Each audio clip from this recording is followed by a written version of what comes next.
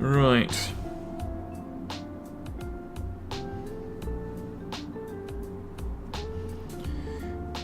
We are in the process of setting everything up.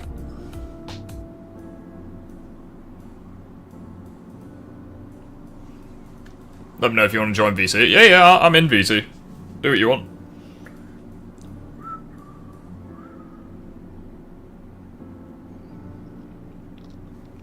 There's actually something very interesting that, actually, I'll just drop him a message.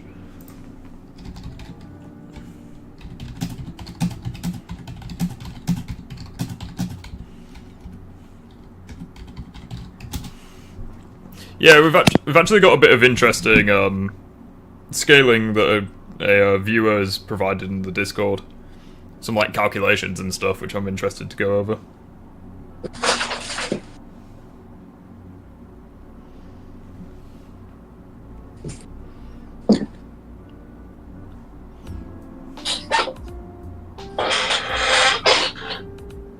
Don't know what's happening over there.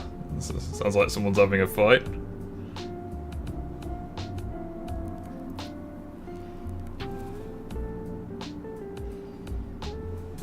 Just setting up, that's all. Sounds like you're like reshaping your room. No, it's just the chair. Just everything's just... That's the chair! Jesus. Yeah, it's the squeak. Like, you ever get those chairs that, like, you go back and it just does that big squeak and crunchiness? That's what it did. Bruh. That's a... The fact that that's a chair is insane. Sounds like... fucking... Sounds like Homelander's fighting someone. I will let you know this. I did see Wolverine and Deadpool, and I'm not going to spoil anything, but just watch it. That's all I can say. Yeah, I was gonna watch it yesterday, but my plans got cancelled. I'm wanting it to be good, because I mean, I still think the MCU will be dead in my eyes. Like, I've just kind of long since given up. I think the X-Men series is like something completely different. So I'm hoping that it's gonna be good, though. All I'll say is it kind of shuts down the idea that you need the MCU to be happy. That's all I'm going to say. Yeah, I mean, I don't need the MCU. I mean, I'm happy. It's just going over that fact. I don't really know anyone who feels that way. Like, they need the MCU to be happy. Especially in recent times.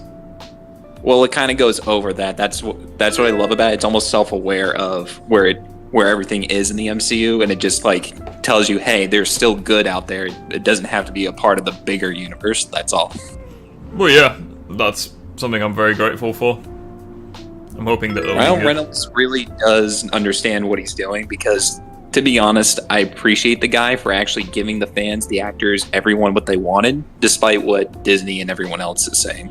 Because if you look at the credit scores, people hate it, but if you look at the audience scores, everyone loves it. Well, yeah, I imagine the critics hate it, probably because it doesn't appease, I very much doubt that a Deadpool film, of all things, is going to appease, like, you know, modern social practices. Like, I don't think it's going to be, like... I mean, I don't want to use the word woke anymore, because, you know, people kind of destroyed the word. People kind of destroyed the meaning of that word because of how overused it was. But, like, I think, like, say, for example, you know... You have, like, strong female characters, you have, you know, men being competent and stuff. It's like, no, you have Deadpool, who's funny as fuck. You have Wolverine, who's the fan favorite. I think Sabretooth was in the trailer. Granted, not many people really give a fuck about Sabretooth in comparison to other X-Men villains, but, I mean, it's part of the Wolverine mythos, and obviously he had his standalone film. He had his standalone series. Phoenix mentioned how a member of the Fantastic Four was in the film. So, like, I think, honestly, they doing what they're doing, where they're just, like, appeasing fans and stuff. Yeah, I think that's the right choice for them to go. Just going. Well, it's not just that. Just going all out and just making the film they want to make. Everything that they could ever want. Closure. Yeah, as well, like, just making something that, you know, they're happy with, making something the fans will enjoy, not being limited by, you know, online or social practices, whatever. Just going all out, making a good film. The biggest issue with the critics themselves is that they want an agenda to be pushed, but Yeah, the whole exactly. point of the film is that you don't need an agenda. That's the whole point of the film. Yeah, and understandably, people won't be happy with that because they've kind of been molded into the thinking that we do need to push agendas. It's like, no, you can enjoy something without any agendas being pushed. But that's what I like about the film. It kind of tells you that you're better for not having an agenda, for simply doing what you think is right. Yeah, and I 100% think that that's a good thing. But I also, I'm aware that people won't like to hear that. People will be in the mindset of, oh, if you're not constantly pushing agendas, you're not doing it right. It's like, no, you don't have to do that. Well, if you shouldn't have to push something for it to be meaningful. That's the issue. I also think that people who push agendas and stuff are just generally the people that are the most hypocritical. Wait, it depends. What do you mean? Well, for example, there are people in school that I knew where they were they were fucking bullies and they were just so unlikable and what have you. Yet you go on social media and they're the first ones that are like, oh, justice for Ukraine, oh, the Palestinian situation, oh, the earthquake in Turkey, etc. It's like, no, you guys don't give a fuck about those situations. You're only doing that to get credit for social media, and I can't respect that. So it's like, and I know for a fact that, those people act that way. Because of, So I just can't respect people who do stuff like that. It's like, there are some people that will genuinely care. There'll be some people who maybe they had family, they lost people in a war or what have you, and they will genuinely be enthusiastic towards it. Okay, fair enough. But you'll also have some people where they'll just post it for the sake of getting credit on social media, and I just can't respect that. It's the reason why I don't do shit like that. It's because, number one, it ain't that deep. I don't need to try get validation by raising awareness, even though if it's a big fucking deal, it's gonna be everywhere anyways. And also, number two, it's like, I just don't feel the need to have validation over stuff like that. It's like, I'll talk about the topics. I'll talk about the topics that I'm interested in, and I'll talk about the topics that I actually know a lot about. Well, it's also one of those things that those who seek validation never gain it, and only those who don't really care about it are the ones who get it. Well, it's as well. I just think that if you're online trying to seek validation, it's like you're just doing it wrong. It's like say for example with YouTubers or what have you. It's like, I think people who go on YouTube to with the intention of making money, they're just doing it wrong. I feel like it should be, the people who succeed do it because they had a goal, they had a talent, they had, enthusiasm for a topic, etc. In other words, they just care. Yeah, it's like I never set out on YouTube to earn money. I mean, obviously that'd be fucking awesome, especially with the way the economy is right now. It would be nice, but at the same time, it's like, no, I just make the content I like based on, stuff I like, and I attract people in the community who has similar interests, and what do you know? I don't want to say I've made it, because in the grand scheme of YouTube, I am a nobody, but, it's like, it wasn't, my ego or anything that grew a community. No, it was just the passion behind Spider-Man and stuff. So. Well, here's the thing. I like keeping us, if I were to ever get a base where people listen to me or hear me, I would want to keep it small, because at the very least I know who actually cares about me and the content, rather than just people who watch it for the giggles of it because of the algorithm. Well, it's like, if people I'm obviously grateful for people who watch the content regardless, because at the end of the day it earns me a little bit of money. But at the same time, obviously I'm going to prioritize people who, stop by the streams and what have you, because they're watching the streams, I'm assuming, for me as well, because of how much I talk about stuff. But the thing that I can't respect though is what I don't know if you guys saw it. I'll just put it on the screen. I'll be with you in a sec, Phoenix. The one thing that I can't respect is the person who did this. How do I zoom in? Can I zoom in? Hold on. I don't know if I can zoom in, actually. Well, anyway. I saw this. I'm very confused on what happened here. Yeah, so, I can't respect this, where someone said, oh, I unsubscribed because you're not uploading, Dark Souls content. It's like, well, why do you need to publicly, state it? Why don't you just unsubscribe and move on? It's just prickly. I don't get think those people. I think my response to that person sums it up perfectly. I think what most sane people would do is watch other people and have their recommended content slowly change over time without the need to unsubscribe. I don't watch PewDiePie anymore, yet I'm still subbed to him. Publicly announcing that you're gonna unsubscribe because you aren't getting what you want screams immaturity and you won't be missed. Yeah. My channel has grown by a ridiculous amount recently, and I'm very happy with this progress. If you don't want to stick around, then by all means, fuck off and watch something you actually enjoy. You know you can do that, right? It's just... I just don't... Why? I don't understand the mindset. It's like, you are aware that, no one on YouTube only watches one YouTuber. Just subscribe to, 10... 20, 50, hundreds of people. It doesn't matter. But saying that you're gonna unsubscribe just because you're not getting the content you want is just fucking pointless. You should honestly rethink your situation.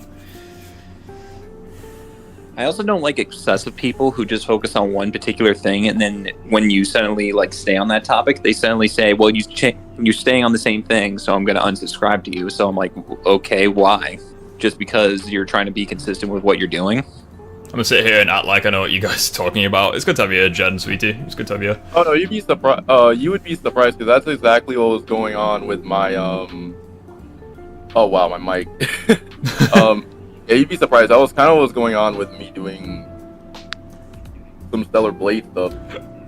Yeah, and people in your chat probably won't know what Stellar Blade is. It's not like what you make content on normally.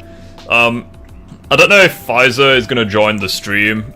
If he does, I'll go over his... he made a calculation and he put it in the Discord where it was Peter creating seismic activity around Harlem. Let's just say I think he highballed it a little too high. Which version, Peter?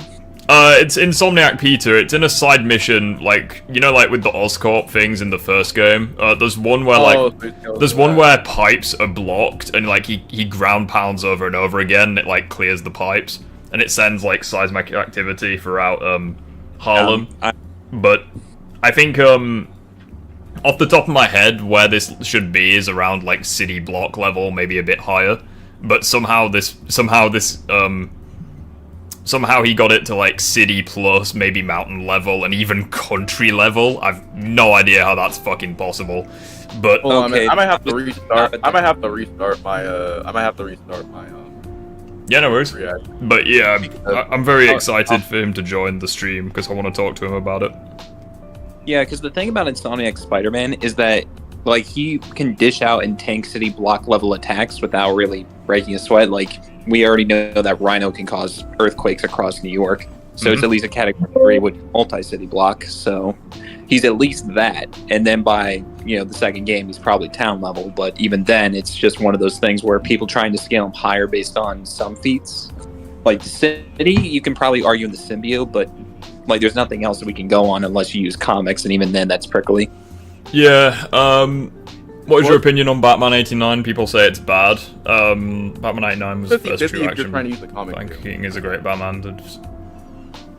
By the way, for anybody in Rift chat that saw Deadpool and Wolverine last night, do not spoil. I saw it as well. I'm just not going to say anything. Just don't say anything. Just watch the film. It's good. I would say that. Please don't spoil it for anyone who hasn't seen it. Yeah, it would just be...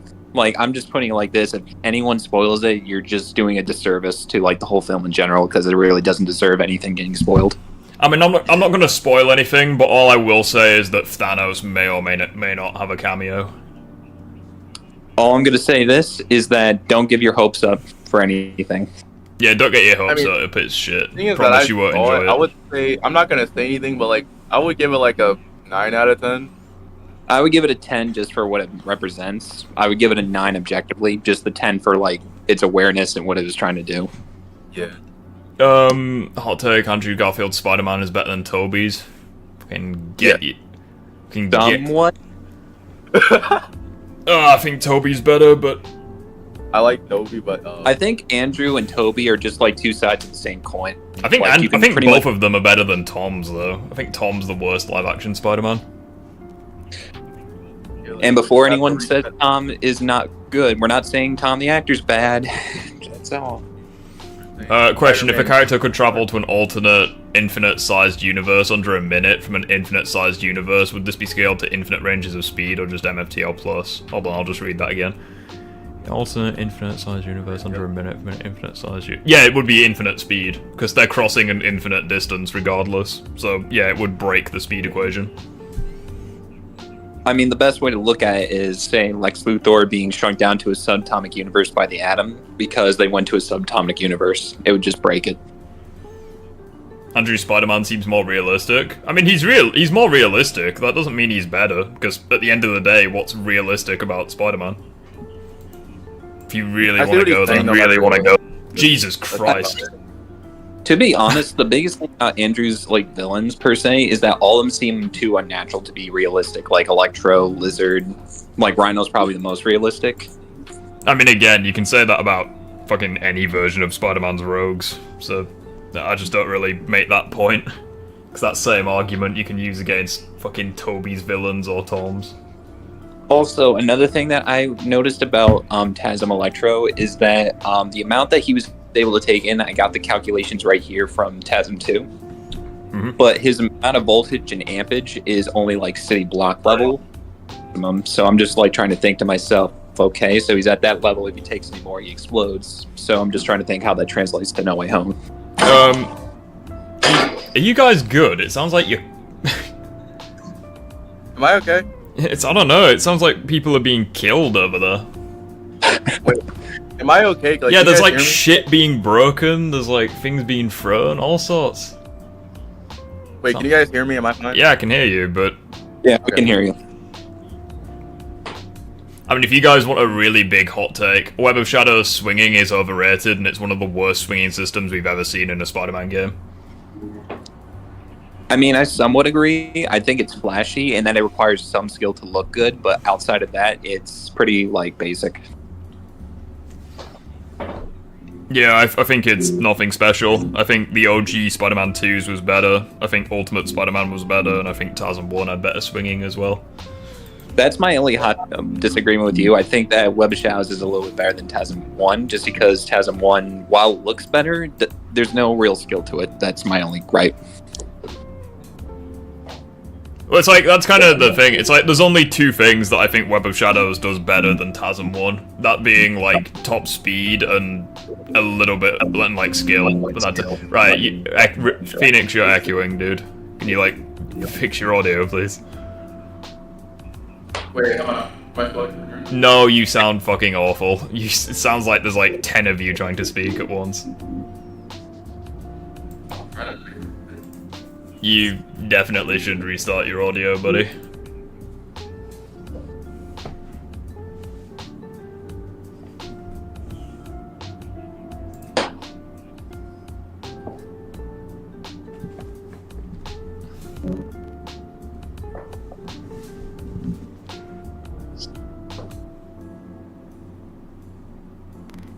Also, Rift, have you seen like the Batman ranking video from another YouTuber who basically ranked every single Batman in power scaling? No, I haven't. Well, it just pretty much goes over each Batman where they rank in both strength, speed, durability, so and you know their brains as well, and basically cool. goes over each. He says that Injustice is close to the is the strongest one outside the comics, which I can't disagree with because, well, there's a lot of stuff that happens in the comics and in the games. I don't know. It's interesting. He did put Batman, Arkham Batman in main, but he's not above like Batman Brave and the Bold. Yeah, Batman Brave and the Bold has some fucking bullshit. Like, I'm pretty sure he fought Darkseid. Yeah, it's like Batman Brave and the Bold is like the ultimate Spider-Man of Batman, where sometimes the cartoon logic takes over. Yeah, like that's a very comic book forward Batman. Like, there's like all the different heroes and stuff. Very Silver Age. Yeah, it's kind of like it's like the 2004 Batman where like you have like the Justice League and you have like different versions of not different versions of the characters. You have well, different heroes, I guess. Like it's just okay? I don't know. Are you? I'm just trying to make sure. Do you hear like any echoing? Not at the moment. Okay. Yeah, I guess what I'm saying is that, like, with some versions of Batman, it's, like, more grounded, down to earth, so, like, the power levels isn't as impressive. But, like, with other versions, you have, like, gods, other heroes, you know, like, a grander scope. So, obviously, he'd have to contend with more impressive threats, which would boost the power levels. Yeah, but he said that the main top 3 Batman is, like, Batman Brave and the Bold, the animated version of Batman, you know, the one from Kevin Conroy from the 1990s to, like, the Justice League Unlimited and Batman Beyond. He said they're up there, then it's Injustice Batman, the comic Batman. I'd possibly agree, but I think in Arkham Batman is a bit overhyped in terms of power. Well, that's why he's an A tier. Like, he's below people who, like, dodge, like, light and stuff like that. He's just above, like, Telltale Batman, the Batman from the Batman TV show, stuff like that. Batson is one of the most grounded Batman, yeah, true. It's actually the weakest on the... Batman 66 is a true Batman. I mean, he's definitely a different Batman, but, like, I think he's good. Cause, like, there's just different versions of Batman. You either have, like, the really serious versions, or you have, like, the more campy versions. It's like, both versions have merits. It just kind of depends. Do we have anything that we can actually watch? At the moment, we just seem to be waiting for Phoenix. Like I said, that Batman video was the only one I can think of. That's why I brought it up. Okay, Rift. Rift. This may sound like a question. Yeah, go on. Okay, so, and keep in mind, like, all of my settings for my, like, OBS are, like, were working for, like, quite a while. What setting do you turn on for OBS to make your mic work, or to make your mic work for OBS? Because, like, there's an echo going on. You just add a source. Okay, so you add a source. You know, for, like, your mic. Yeah. You go onto the mic, you go on advanced audio properties, and then you go on audio monitoring, and, like, the reason why it's echoing for you is because it'll probably be monitor and output. You need to either put it as either turning off the monitor audio or only having the monitor audio.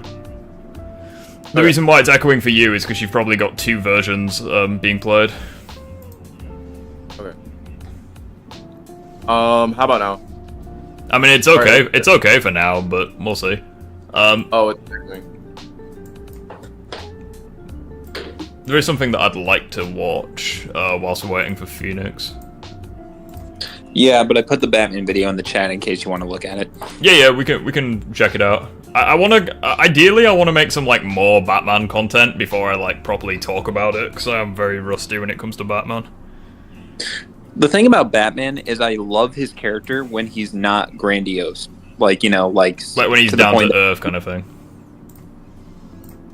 I'm just into well, I don't even mind if he has prep time. I just mind that if people just stop saying that because of prep time, he beats anyone. There's always content. I get that.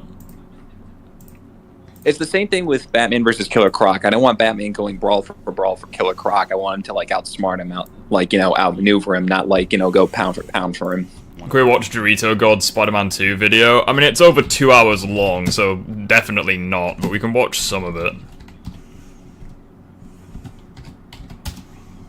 Like, it's literally over 2 hours long, like, fucking...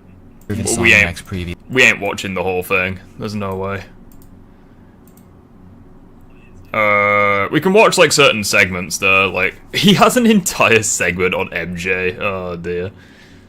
Okay, so I guess I'm gonna have to use regular. Okay, so change the plan. Can you guys still hear me? Yeah, I can hear you. Yeah. Okay. Hey, Chaos, how you doing, buddy? Bankai, how you doing? I got everything working now. You guys should check out Insomniac Spider-Man vs. Arkham Batman. I mean, I intend to make that video one day. I just need to actually know shit about Arkham Batman.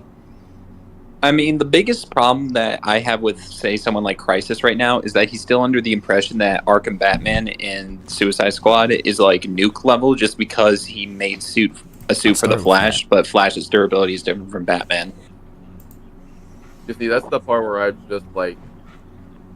Right. How would Anyways. that even? That's the only one that have a problem. Alright, let's see what he says about the traversal in Spider-Man 2. He's got a 6-minute segment on it. Let's start with that. I mean, this video is already based, it's got Sonic music. Spider-Man 2's traversal is, as you'd expect, built off the foundation of the previous games. When I made a video talking about what Insomniac Spider-Man sequel needed to improve upon, I didn't suggest too many changes for the traversal. Really all I wanted was to smooth over many of the aspects of the... No, you sound muffled. Am I okay? You're a bit better now, yeah. Okay. Your audio, it's your audio's time of the month. first game's traversal, and nothing more. But am I did still not good though, suggest or, like- adding Yeah, you're fine. We'll let you know if you're not. Okay. web wings because I didn't want them. I did not suggest adding an option to change the web swinging's functionality to make it more challenging because I thought it would be too difficult to implement. So this game includes both of these features. On a serious note, why do some YouTubers that we've watched quite a few videos on YouTubers now, why do some of them sound dead behind the eyes? I don't know. I just feel like they're just from the script. Yeah, maybe they are just reading from scripts, but like, I feel like if you're genuinely enthusiastic towards a topic, you should sound happy, or sad, or angry, one of the three. And they fundamentally It just changed depends, traversal like, in a way that makes this game far sometimes more I'll fun, sit there and be like, oh, challenging, great. and rewarding than either of Insomniac's previous Like, outings. sometimes I'll- Turning Oh, yeah, your audio's fucked again, dude.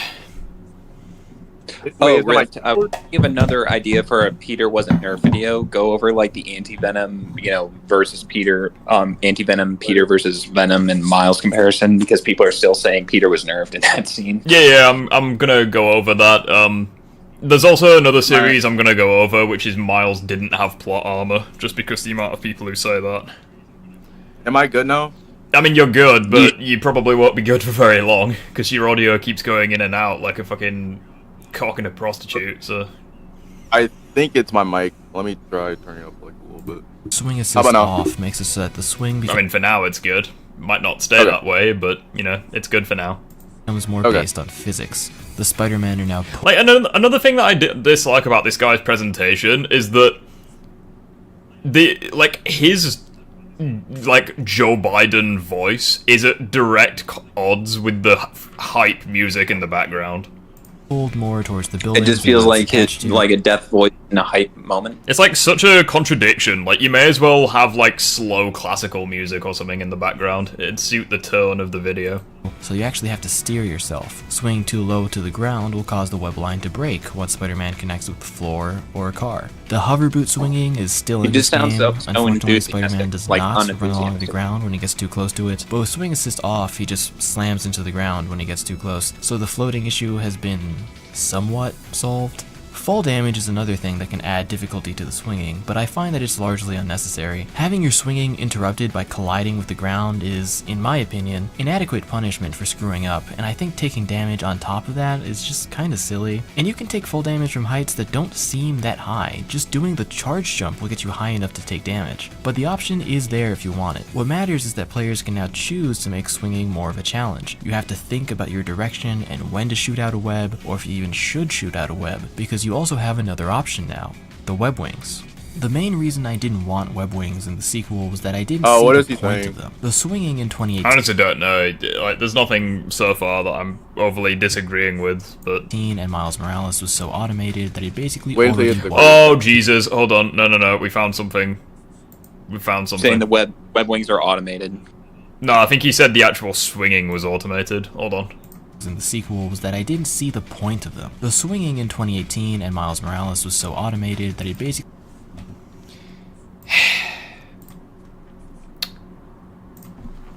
I don't know how many times I'm gonna need to come to this video. I just think people had Like a no kid skill mode. with the previous games, and because of that, they think that it's all like janky. It is not automated. I hate it. hate people who make that argument. I criticize the first game. I think the swinging in the first 2 games is just hold R2. And this is what your gameplay looks like. So you might want to get adapted to the first swing. Wait, which part is it? Hold on. Oh, it's like way fucking back. Hold on. Mechanics of the game, it's a lot more fun than what you're describing. This is what just... Can you guys see this? Yeah. You guys see it? Yeah, so this is literally, for anyone who's unfamiliar, this is all the shit that you can do in Spider-Man PS4 in 2018. Holding R2 to swing actually looks like. If you just spend your time swinging like this, then yeah, it's obviously not going to be as fun as it could be. There's so many mechanics and things you can play around with. You can web zip, you can point launch, and with that point launch, you can control whatever direction you want to go in. Or let's say you want to get some height to clear a building real quick, you can hold down the left stick and it will launch you up. If you want to get more of a boost when you're point launching, you can press X when you're about to jump to get more boost. And while it may not be hard to time the X boost, it's still a form of engagement. You can wall run to the side, you can wall run diagonally, you can wall run up and vault over a by the way, building. Rip. You can wall bounce. You can wall run up and instead of vaulting over a building, one of my, you can hit a tight corner on a wall run. You can dive to gain more speed. You can land and bounce and then transition that bounce into another dive or back into swinging or into some air tricks. You have to time the pressing of X correctly to maintain the speed while you're swinging and letting go of your web, otherwise you're gonna lose some of that speed if you don't press X at the correct time. Or if you want to get more height, you're in control of letting go of your web to make that happen. You have to move your character correctly so that you can keep as much momentum as possible, otherwise you will mess up or you will lose that speed that you've been building. There's a bunch of things in the environment that let you web tunnel through them. You can hit a quick turnaround, which is a lot quicker than the normal way most people would try to turn around while they're... So, yeah, how is the swinging automated in these games? I just think people don't I to be skilled at it. What? I just think people have no concept of trying to have skill with the web swing system. They just assume that it's going to be super difficult and then they have to learn, where it's easy to learn and therefore they don't have to like gain a skill, which is why I think everyone's automated. Was flying. The web wings would be largely redundant, just another way to move forward in a game where you already have a perfectly functional way to move forward. But with swing assist turned off, I find that the web wings now have a legitimate reason to exist. The web wings don't rely on the buildings around you, so you have more control over them when moving forward. This is especially helpful in the new playable area that has much smaller buildings that are harder to swing from. And while it is easy to glide continuously like you're flying, it's still best to web swing every now and then to gain altitude and speed. God, do you build speed in this game. Something that is immediately noticeable when first playing this game is how much faster the web swinging is. Even the more basic maneuvers you could pull off in previous games grant far more speed here than they did before. It's a challenge to keep this speed and not awkwardly crash into things, even with swing assist turned on, though the web wings do kind of circumvent this, especially the full damage, as you will never take full damage when you have the web wings out, even if you shoot directly into the ground at 1,000,000 miles an hour. As long as you have the web wings out, nothing happens. There are other additions here as well. There's a corner tether that allows you to quickly turn corners, which is neat, I guess. I didn't find myself using this one too much until the end of my time with the game. Once I got the hang of it, I used it more, and I think it's cool, but it isn't the biggest or most game-changing addition. There's also the ability to do a loop-de-loop, which is another great new movement option. It takes a bit of getting used to, but once you get the hang of it, it's a great way to gain height or speed while swinging. And of course, it looks and feels cool. And then there's the slingshot, which is fantastic. It feels so good to be able to shoot yourself forward from literally any point on the map. People have said that the first 2 games feel difficult to come back to after playing this one, but I don't really agree with that. However, the absence of the slingshot is the one thing that actually bothers me when going back to Miles Morales or 2018. It's that fun, and is in my opinion the single greatest addition to this game. The charge jump is now part of the Spider-Man's starting kit, and you can do it from perch points now too. That's something I asked for, so checking that off the list. The animation for it has been changed though, and oh my... I'm really not liking this video. Yeah. Seems like it's going for it. My God. Like, I mean, he did the whole the swinging is automated, even though it isn't thing. But like, it's not automated. So it's bad. literally It's not that automated. it's ugly or poorly animated. It's just it looks so silly. Why is he shaking like that? I understand that they want to convey that he's barely restraining his power before he blasts off, but Christ, this is going way too far. The original animation was better. There was honestly no need to change. Oh dear. Do I even want to, like, check out the other ones? I don't think I would want to. find what you would think would cause most controversy. Holy shit. Just looking at this tier list makes me upset. He had the symbiote surge in C tier? Fuck off. How? Why do you have the TASM 2 suit? Why do you have the TASM suit at... That's so good. Why do you have... Oh my god, this list is so... Like, how the hell do you have two versions of the black suit 2 tiers apart when they're literally the same fucking thing? The only difference is the texture and, like, the slight color change. That's it. I mean, props. I mean, having Iron Spider in S tier, like, fair enough, have a nice day. And they got the advanced suit and the TASM 2 suit up there, but, like... There's not much. Like, how I mean, they had the Cumo suit in F tier, understandable, have a nice day. But, like, B, C, and D is just a train wreck. Jesus. Well, it's like good versus which ones you really I can like. understand the Kumo suit being down there, because no one likes that suit. Bruh, this tier list. What is this? Why is Like, most of them Superior in- down at A? B, and then some in C I put in B, and then B and A. Like This tier list is just a fucking like, mess. Probably like N at S, and after that, I don't know where the rest. even the S tier is like meh. Like I can't see. Yeah, I anyone wouldn't putting- have either of those suits in S tier, personally. I would have like Superior in S tier, then TASM 2 suit in the advanced, then both of the symbiote suits. The only suits Like- that I would have in S tier is Advanced 2.0, Symbiote Surge, maybe Anti-Venom, and then that's it, I think. I would put the Raimi suit, the TASM suit, the Advanced suit 2.0, like pretty much all the suits you said.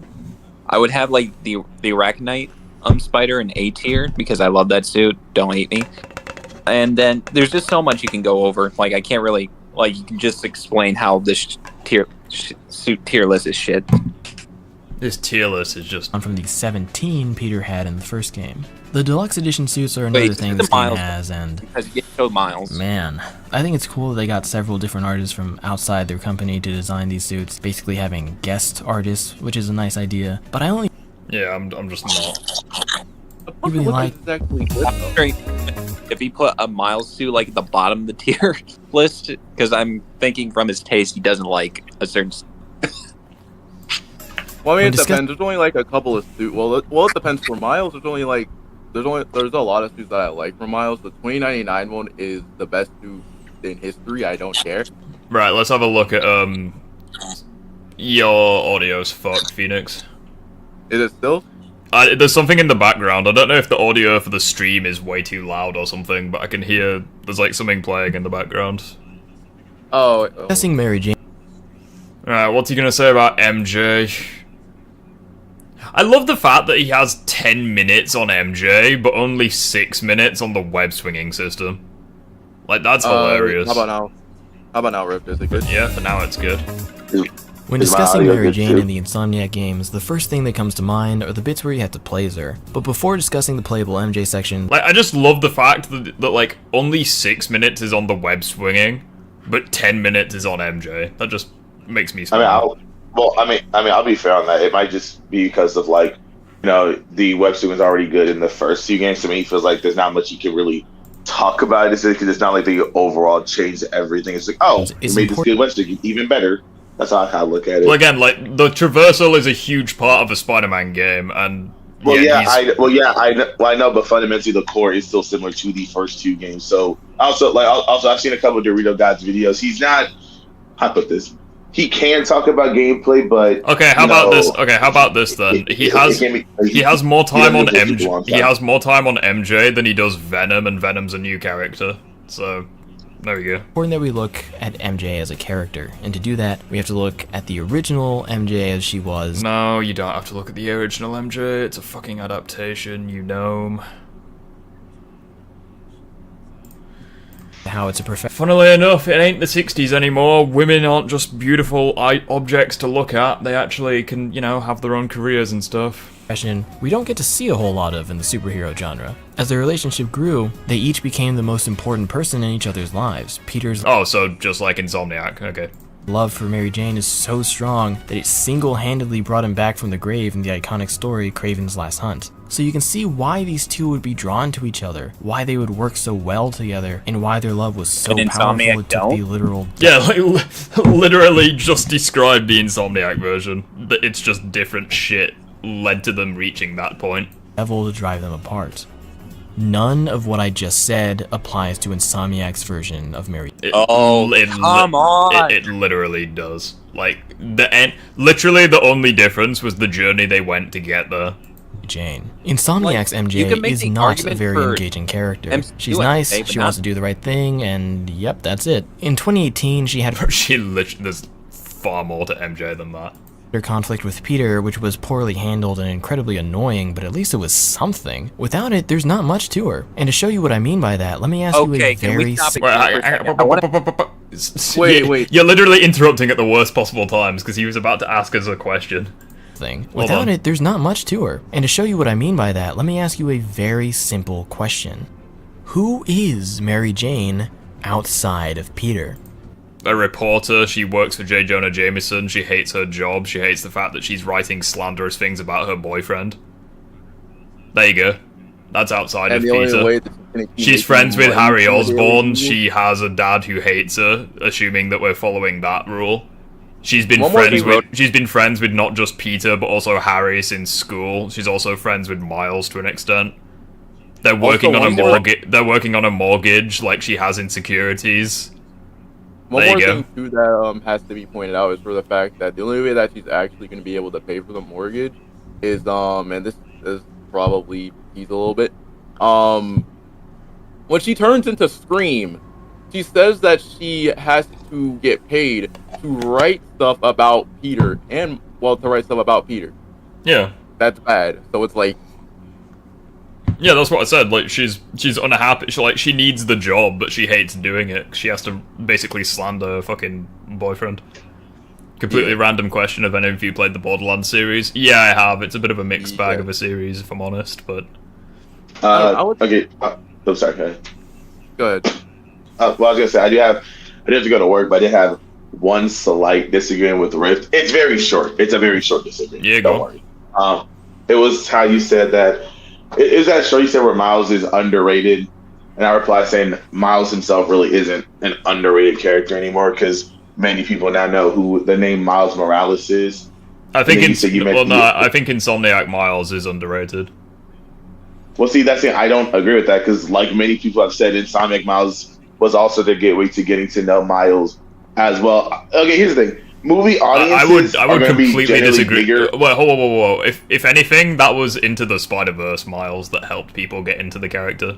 Because that came out before Spider-Man Miles Morales. But to be fair, that movie came out before Spider-Man PS4. Spider-Man PS4 came out. Exactly. Miles' character. Exactly. But yeah, what's your point? My point is that movie audiences are objectively bigger usually than gaming audiences. So saying, Insomniac Miles is underrated. It's like, if you compare, I guess, the Spider-Verse Miles, sure, but by that logic, Insomniac Peter's underrated if you compare it to any movie version. It's like, that's not an argument then. It's like, it is. Oh, but this audience is, no, it's so really not. everyone loves Toby, so therefore they have to love Andrew because they're the same character. Like, no. I didn't say that. Wait, where did I say that? Well, because you're saying the movie audience is bigger, so they like Insomniac Miles, therefore they're guaranteed to like Insomniac Miles. Like, that's not how it works. That's not what I said. You literally did. You said they're gonna. No, you said movie audiences are bigger. You said they're getting into Miles through Spider-Verse. Therefore, Insomniac Miles isn't underrated because they already like the character. Okay, yeah, I think that's not how it works. That's not what I said though. Well, can you explain what you said then? Because that's what I got from it. There are movie audiences that are bigger than gaming audiences usually. So, Into the Spider-Verse is going to have a bigger audience than the Insomniac Spider-Man games. Because, like I said, Miles introduced a Spider-Man PS4, and many liked his character. They already enjoyed him. So when Miles Morales came out, they loved his character even more. And that's why I'm like, he's not underrated. That's not that's not a guarantee, though. You know how many people hate Insomniac Miles? Yeah, and also there are a lot of people now who hate Insomniac Peter. So what's your argument? Because people hate people. People hate Tom Holland Spider-Man. No, Tom Holland is underrated Spider-Man now. No, people blame. There are people who, you know, like the Peter was nerfed thing. There are people that blame Miles because of that. They're like, oh, they're pushing Miles to be the main Spider-Man, so they're shitting on Peter. People do the same with the Cross. Oh, Miles have full armor, etc. People do the same with the Cross the Spider-Verse Miles. Oh man. Also, can I just point? Can I just point out as well that by your own logic, you're wrong. So let's just go over what you said. So, movie Miles has a larger audience. Insomniac Miles doesn't. So, like, by your own logic, he would still be underrated. No, that's not how that would... Wait, no, because you said your own stuff. So, hang on. Spider-Man's objective to be the most popular superhero, right? Peter Parker is, yes. Peter Parker's... Okay, so don't say that logic. Also, you're not necessarily correct, because you could argue... Hang on. You're not necessarily correct, because Batman could be more popular than Spider-Man. I'm talking about from... Okay, fine, Marvel. You want to be pedantic, fine. Oh, Spider-Man's the most popular Marvel hero. Oh, Iron Man's underrated now. He's not as popular as Spider-Man. Well, no, because Iron Man's a completely different character. Okay. Is it okay if I say something real quick? Like, just because, like, also, that's a really bad analogy, because we're comparing two different versions of the same character. Can I say something? What makes someone underrated, the viewership or the character themselves? Well, that's it. Well, that's the thing. No one. There's a large percentage of the people who play the game that don't give a fuck about the character himself. They're just like, oh, he's the main Spider-Man. Oh, Peter's shit now. Oh, he had plot armor. This, that. Like, they don't give the character a chance because they're just like, oh, Insomniac woke. Oh, game bad. And there are some people who skipped the Miles Morales game because Peter wasn't even in it. Okay, so here's my... and it's usually those people that overly criticize the second game, because they're like, oh, fucking who's Miles? He's suddenly overtaking Peter. It's like, they didn't even play the second game. And I would also point out that Miles Morales, the PS5 game, has the least amount of people that have played it, compared to the PS4 game, Spider-Man Remastered, and Spider-Man 2. Well, because people thought it was like a little DLC thing or whatever, when it's like, no, it's in that weird, that kind of like, it's technically a sequel but kind of a DLC. It's weird. Well, I mean, it literally is a sequel, but in terms of content, you could say it is a DLC. Okay, are you cool if I say something real quick about the Miles underrated thing? Okay, so when Miles was introduced, a lot of people knew who he was, but it's just for the fact that in his universe, Peter died, and a lot of people didn't like that. And then after that, they saw him progress to the point where he was like, okay, to the point where they were like, okay, I wonder how he would do if he was paired with Peter. Well, that's why Spider-Man, like when it's Peter and Miles meeting for the first time, 616 Peter. That's considered like one of the best Miles stories, because a lot of people just love seeing like this more adult Peter, like not mentor, well, kind of mentor. It's weird, but but in a good way. It feels different. It kind of feels somewhat like Insomniac Peter and Miles in a sense, where like it kind of feels like a mentor-mentee kind of thing, but like Miles is kind of fanboying because he gets to finally meet a version of Peter Parker, technically the OG. I would also point out as well, another reason why he's underrated in the games is because he's completely overshadowed by Peter, not just in terms of the story, but also based on public reception. Okay, but everything you're saying, like he's for Across the Spider-Verse, Miles. You know what I mean? Because in meat riding Miles. Hang on, let me finish. Hang on. You guys, it's all how my kid gets to finish my sentences. I'm saying because you're saying bullshit. No, I'm not. I know this because unfortunately, I'm not gonna say his name, but you know what I'm talking about. I hope you do. Like, who hates Across the Spider-Verse? He's showing me playing these videos saying, "Oh, Across the Spider-Verse is woke and it freaking ruined Miles for making firstly a snow bunny because he's a black guy who's attracted to a black woman. That's just stupid, whatever. And then he also has to beat all these other spider people by outrunning them and outsmarting every single spider person who's objectively more experienced, like Miguel O'Hara or Insomniac Peter. It's like Wait, was he running away from Insomniac? I would also. I understand what you're saying. I understand what you're saying, but there's one very easy point that debunks it. Are you ready? Yeah, go ahead. Well, because I say, I don't agree with those takes, but it is. Well, no, I'll say this. Okay, so this is why you're objectively incorrect. Because in the Spider-Verse films, Miles is the main character. In the Spider-Verse games, he's not. So, like, in Spider-Verse, the entire journey is from his perspective. We spend the most time with him. Therefore, people like him the most. It's the same with Infinity War. Like, most of this film is spent with Thanos, so people view him as the main character. And it's the same with the Insomniac games. Most of the time is spent with Peter, so he's the most beloved. Not even factoring in the fact that he's fucking Peter Parker. But, like, if you ignore his legacy and just focus on the games, like, obviously he's gonna be the character that everyone loves most, and he's gonna overshadow Miles. Especially since basically every boss fight in Spider-Man 2... Not only is his solo game much longer than Miles's and generally well received, but also in Spider-Man 2, basically every important boss in the game is done with either Peter by himself or Peter and Miles. In terms of Miles himself, the only important thing that he does is fight negative. So, like, even in Spider-Man 2, where the whole point of the game is being better together, most of it is, like, just focused on Peter, because he's the main character, which would logically make Miles underrated. And that's under the assumption that everyone played the Miles Morales game and treated him equally to Peter, which people aren't doing. Like, people look at Miles and they're immediately like, oh, woke, etc. They don't give his character a chance. Whereas with the Spider-Verse films, they do, because we both agree, the Spider-Verse films is a larger audience, so more people do give him a chance. But also, number two, he's the main character. So, like, it's either you give him with the Spider-Verse films, you don't really have a choice, because the entire film is from his perspective. It's a case of... But people, so if anything... Or that they're woke to find Miles already. So if anything, the Spider-Verse films have, like, an advantage in that regard with representing Miles, because literally the entire thing is from his perspective. So it's either you watch the films or you don't.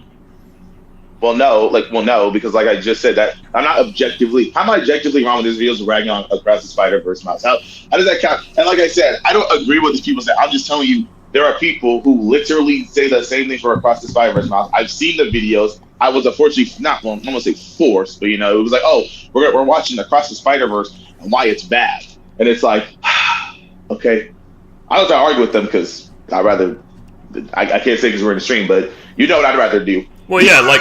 I don't doubt that you're wrong, because at the end of the day, Peter Parker is in the film, so, like, and he's the most loved character, so, like, obviously, there are gonna be some people who don't like Miles, they only watch for Peter, like, that's fine. But, like, regardless, you still have a much larger audience watching the films, which would make the games more underrated. And also, you have, like, the films do a much better job, because it's mostly from Miles' perspective, you get, like, insight into his character more than you do the games. Well, I mean, I can see where you're coming from with that, but, like, with the Spider-Man 2 stuff, I would say there was two major character arcs.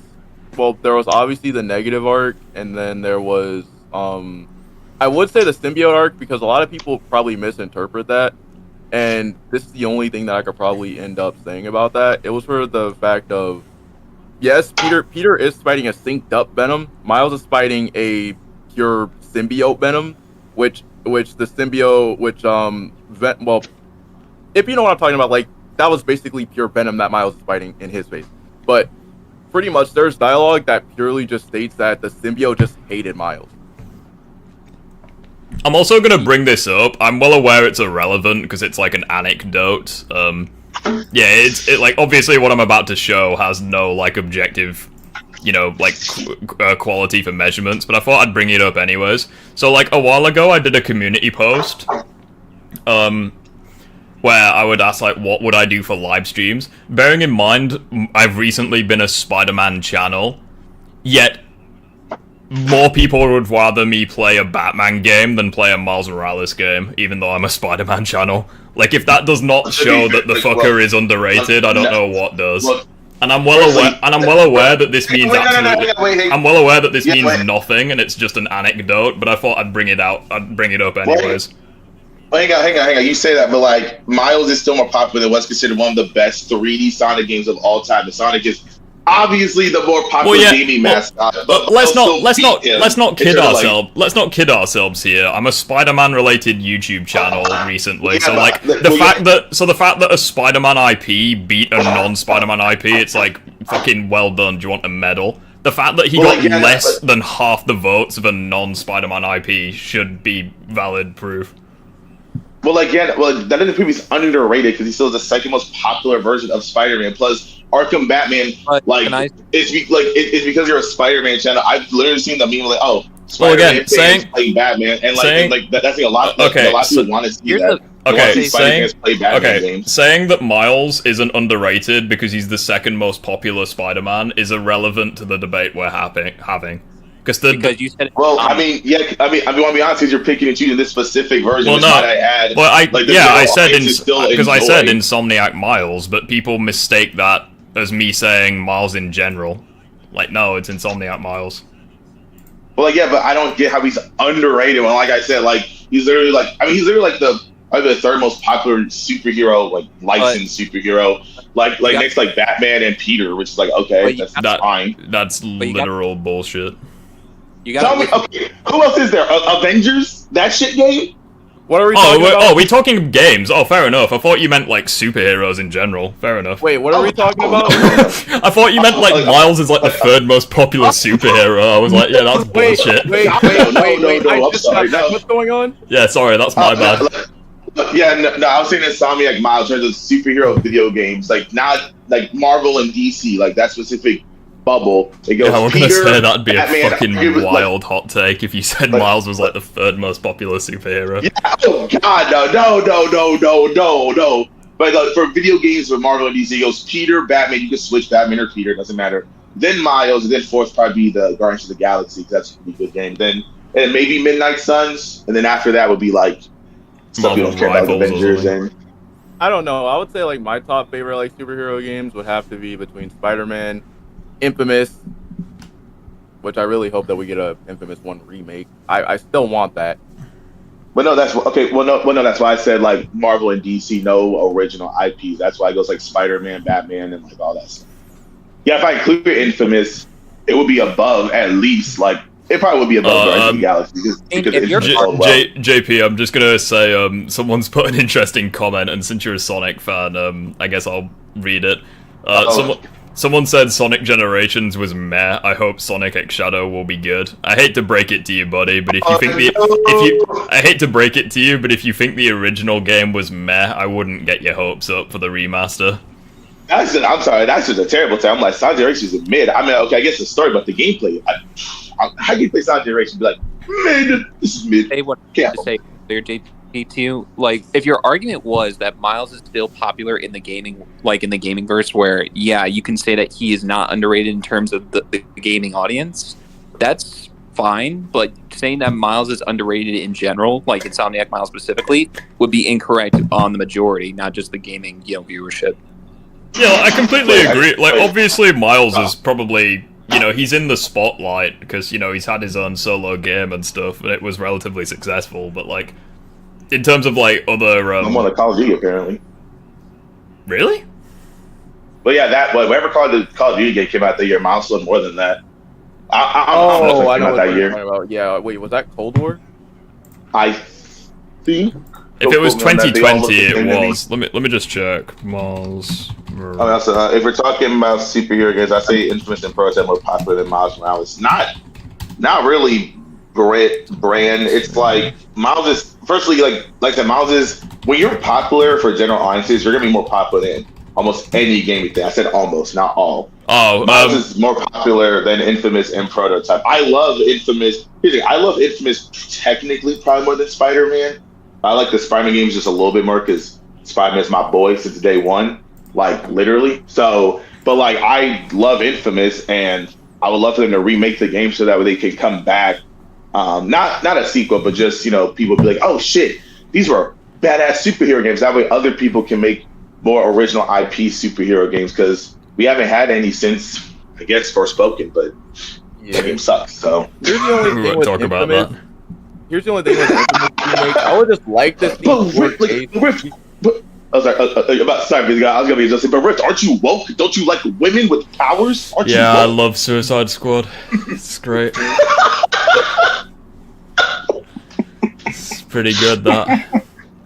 I promise I don't have a gun to my head saying that. No, it's a genuine opinion. Wait, hold up. I got an idea. Okay, just how crazy. I'm actually gonna say this. Okay, Rift. How many members do you need to get? I just randomly just had this idea in mind. How many members would you need for you to play Suicide Squad? Like, if I actually set up a fundraiser, I have a worrying feeling that we would reach that fundraiser. I like this. The question is, would you drink though? Like, anytime there's a cringing line, you have to take a shot. Nah, that'd be fucked up. Either if we get 10k subs by the end of the year, or if I set up a fucking fundraiser and we reach that amount, I'll do it. Oh no! Listen, you gotta finish Arkham. Oh my god, you're playing Arkham, which is the perfect. So that'd be so messed up. As you finish everything in Arkham Knight, you hit 10k subscribers. You're like, fuck. Yeah. Just like we're about to beat fucking Arkham Knight, and then there's just a just like 10k subs. You look so mad. You're like, I was like, well, you're not happy you got 10k? I do, but I gotta play this shit game now, bro. But yeah, it's all over now. Those fond memories of the Arkham games are about to get tarnished. Yeah. By the way, Phoenix. By the way, Phoenix, I've been trying to convince Riff to play Infamous. He said that he's interested. I think he's seen a bit of gameplay. Like you're not the first person. People have suggested Infamous and Prototype, and the Prototype games are actually on Steam, and they're on my offer quite a lot. So I was thinking of trying them. Oh, you're gonna like Prototype. Oh yeah, I mean you'll enjoy both. It's just I just know fuck all about both of them. Literally, the only reason I knew about their existence is from that Synthetic Man video where it was like, oh, remember when superhero games were good? And it's not really a fair comparison, because it's like you're comparing games from the past to like one of my favorite superhero games of all time, that being Spider-Man 2. So. Well, yeah, that's why I hated that. Plus, he doesn't even like. Plus, as well, it's Synthetic Man, so he's not going to represent the games well, is he? So... Oh, he's not. He's not. He tried to. Someone told me that he thinks Second Son is a bad game, and I'm just like, yeah, that makes sense. Do you want to know why? Because it takes place in Seattle. You look over, you'll see some LGBT flags. I'm like, oh dang! If this was on PC, they would mod that shit out of that. I mean, Synthetic Man's probably one of those same people who hates, like, the new Assassin's Creed game, because, like, the main samurai is, like, black. It's like, it really isn't that deep. I mean, fucking, the character in Second Son, he's Native American, so he probably, Sucker Punch is Wait, Delson is? Wait. Yeah, deadass.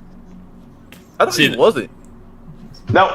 See, well, you look like Trey, but no, he's Native American. He's Native American. A Komish is a tribe Sucker Punch made up to not be offensive to to them. That's why it's kind of like a made up tribe or whatever. They got a little bit of controversy, but not that much because it's made up. So it's kind of like when everybody was panicking, probably because of Cole. But Cole.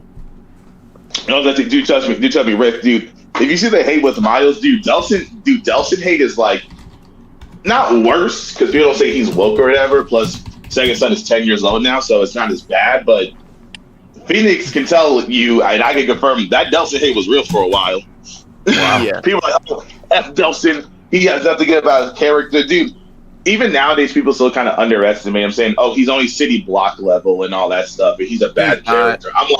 I'm like, city block. Okay, I got someone who thinks he's a super. Who's the character that you guys talk? Some people have been talking about. Is it Alex Mercer? Is that Prototype, or is that something else? Yeah, that's Prototype. All right, I was wondering what you guys were on about, but Delson and Cole, they're infamous. Nice. Yeah, it's just Infamous is better than Prototype, so that's why we're talking more about it. Like, if you want, like, Whoops, I said that out loud. Prototype is the game you want if you want a hack and slash anti-hero. Infamous is like if you want to choose to be good or evil. That's pretty much it. Oh, cool. Yeah, regarding the Insomniac Miles like underrated thing, is there any more like things you want to talk about, or are we kind of? I think that's about it. I will be fair to Dorito God. I don't think with.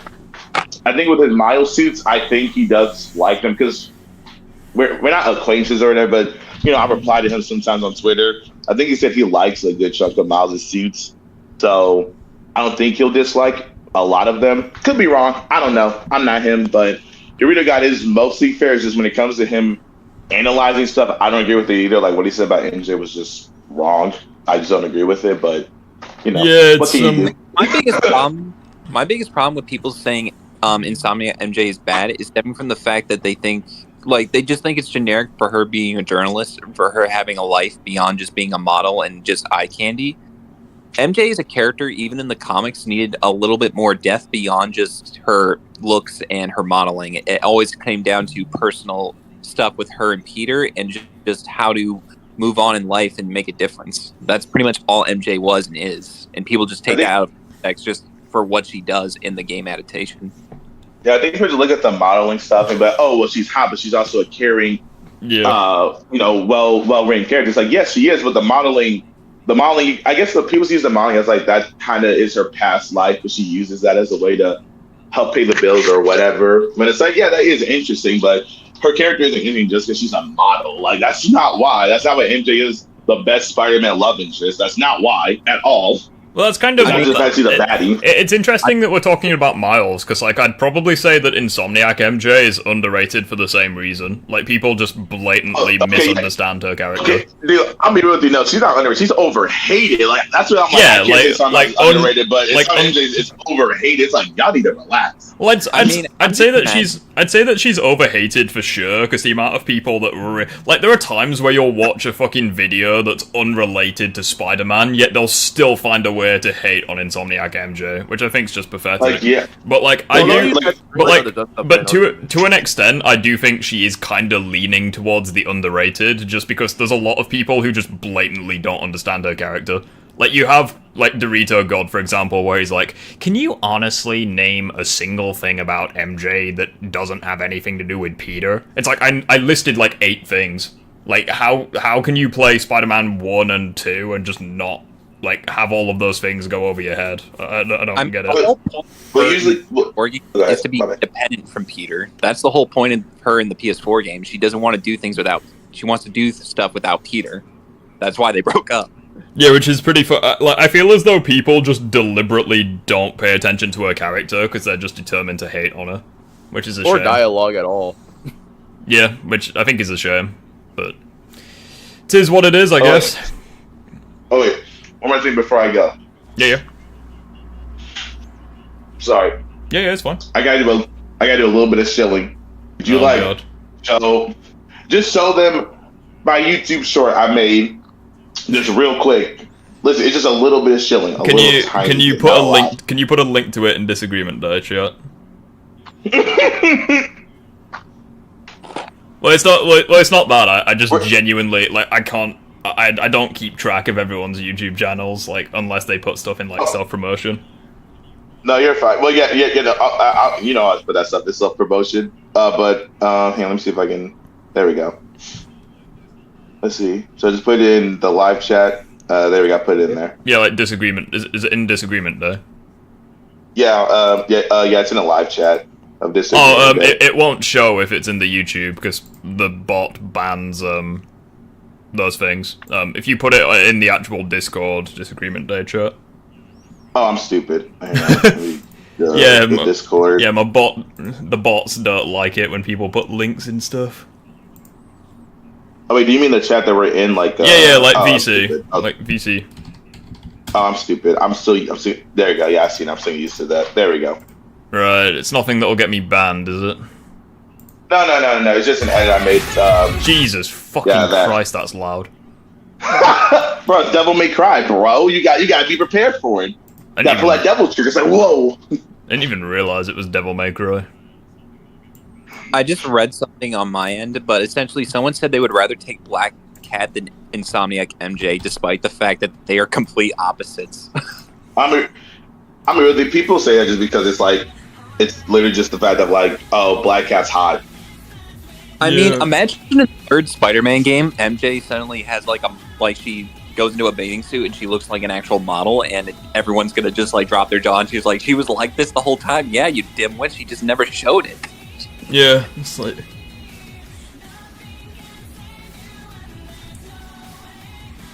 I feel like for Spider-Man 3, Black Cat should return, but she only wears like thick jumpers and like baggy pants, so you just can't see the curves.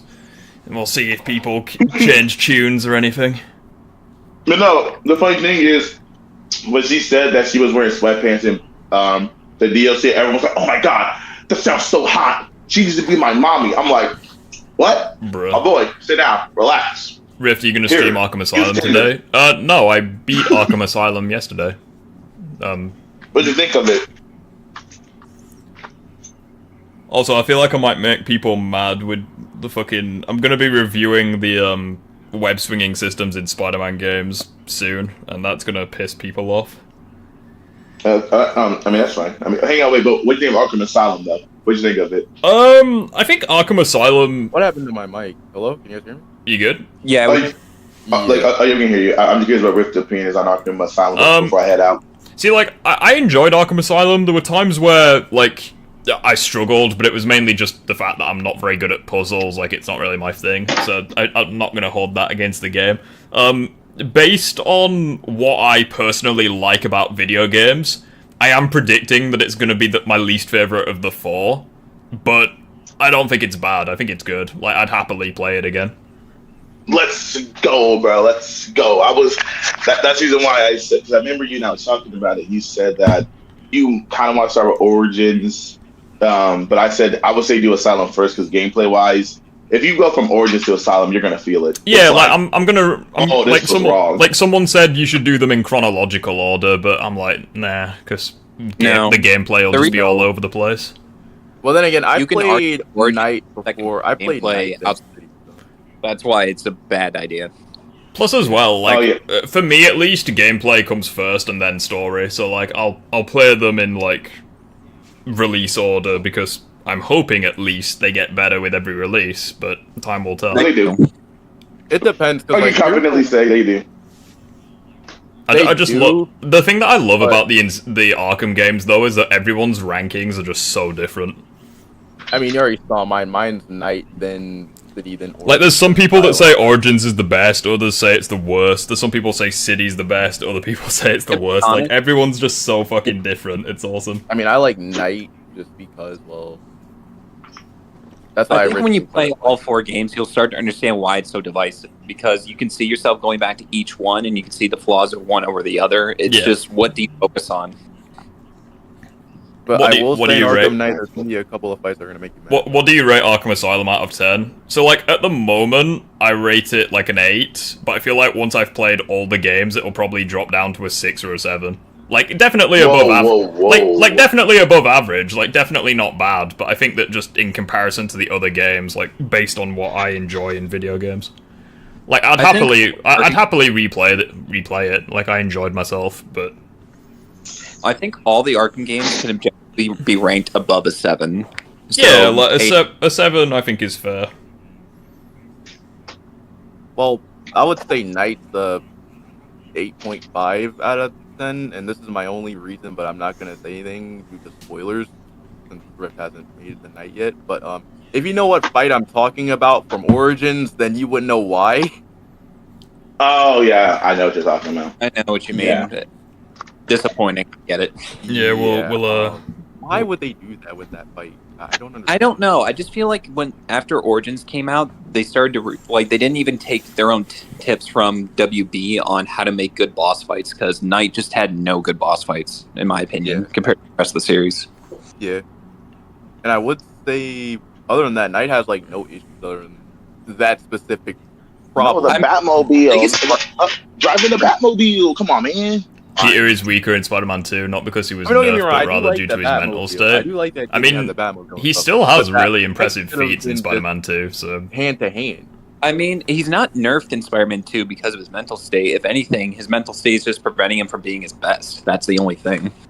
You know what's funny? Oh wait, okay. Only Phoenix will get this one. Hey Phoenix, you know people are mad about Peter supposed to be nerfed in Spider-Man 2, even though there's a reason for it. There's a Bro, reason could you imagine for it, but people don't like that reason. Yeah, bro. Could you imagine if these people played Infamous 2? They're like, oh, excuse me, why is Cole nerfed? He's objectively nerfed. What's going on? See, like, I feel like there are some people that will play Arkham City and then play Arkham Origins and complain that he's nerfed in Origins. It's like, yeah, no shit. It's at an earlier point in his career. Hang on, wait, Actually, argue that Origin has better feats than he does later on in life. Like, Suicide Squad argue Kill that the Justice League is not canon to the Arkhamverse. Now that right there is a cope, my friend. The unfortunate truth is that it is canon. You just don't want it to be. I don't know. It's canon, but for me, the canon ended after Night. The canon ended right after. I mean, the only way they can change it is if it's a different multiverse, like a different universe in the multiverse. That's the only way they can. But it still can't. It depends. The new season actually proves that. You remember that clone theory that everybody was having? Yeah, that's fucking bullshit. Yeah, you would say that. And I saw the scene for Flash. I saw. I don't really. Well, scenes I guess don't really care. Apparently, Flash is actually alive. But that could be a different universe Flash, not the same Flash that we killed. I don't think that's a different universe Flash because like he seemed like he didn't know what was going on. But that still doesn't make sense. Arkham City better than Arkham Knight. Knight. Everyone just says different things. I love it. Because I don't believe at all. The best way to look at it is from a different universe because it's a multiverse. You can't that's the best way to explain it. I mean, that's the only way. Yes, well, I mean, that's the only way you can explain it. It's just like, because like my friend sent me the video last night. Apparently, he said Flash is alive, and I'm just like, okay, so if this is gonna be something that is ripped straight out, then the clone theory might actually be either true or I'm still 50-50 on that. The only way that I will know. Yeah, no worries, John. The only way that I will know that it's true is like if I see proof of Arkham Batman surviving. I mean, even if Arkham Batman is alive. It's just like, what do you do once you get the League members out? Exactly. But in chat, do we have any disagreements with anything? And before I go, I just want to do one more thing. Phoenix wants to understand this, but I want to try to, could you imagine if Infamous came out today? All the people who are saying, "Oh, Cole was nerfed," and that they wokeified Infamous because Delsin has like arguably the best power of the series. They made a Native American woke or whatever. It's like that would be so. It would be so funny to sit there and just be like, Infamous fans are like these modern day Spider-Man fans.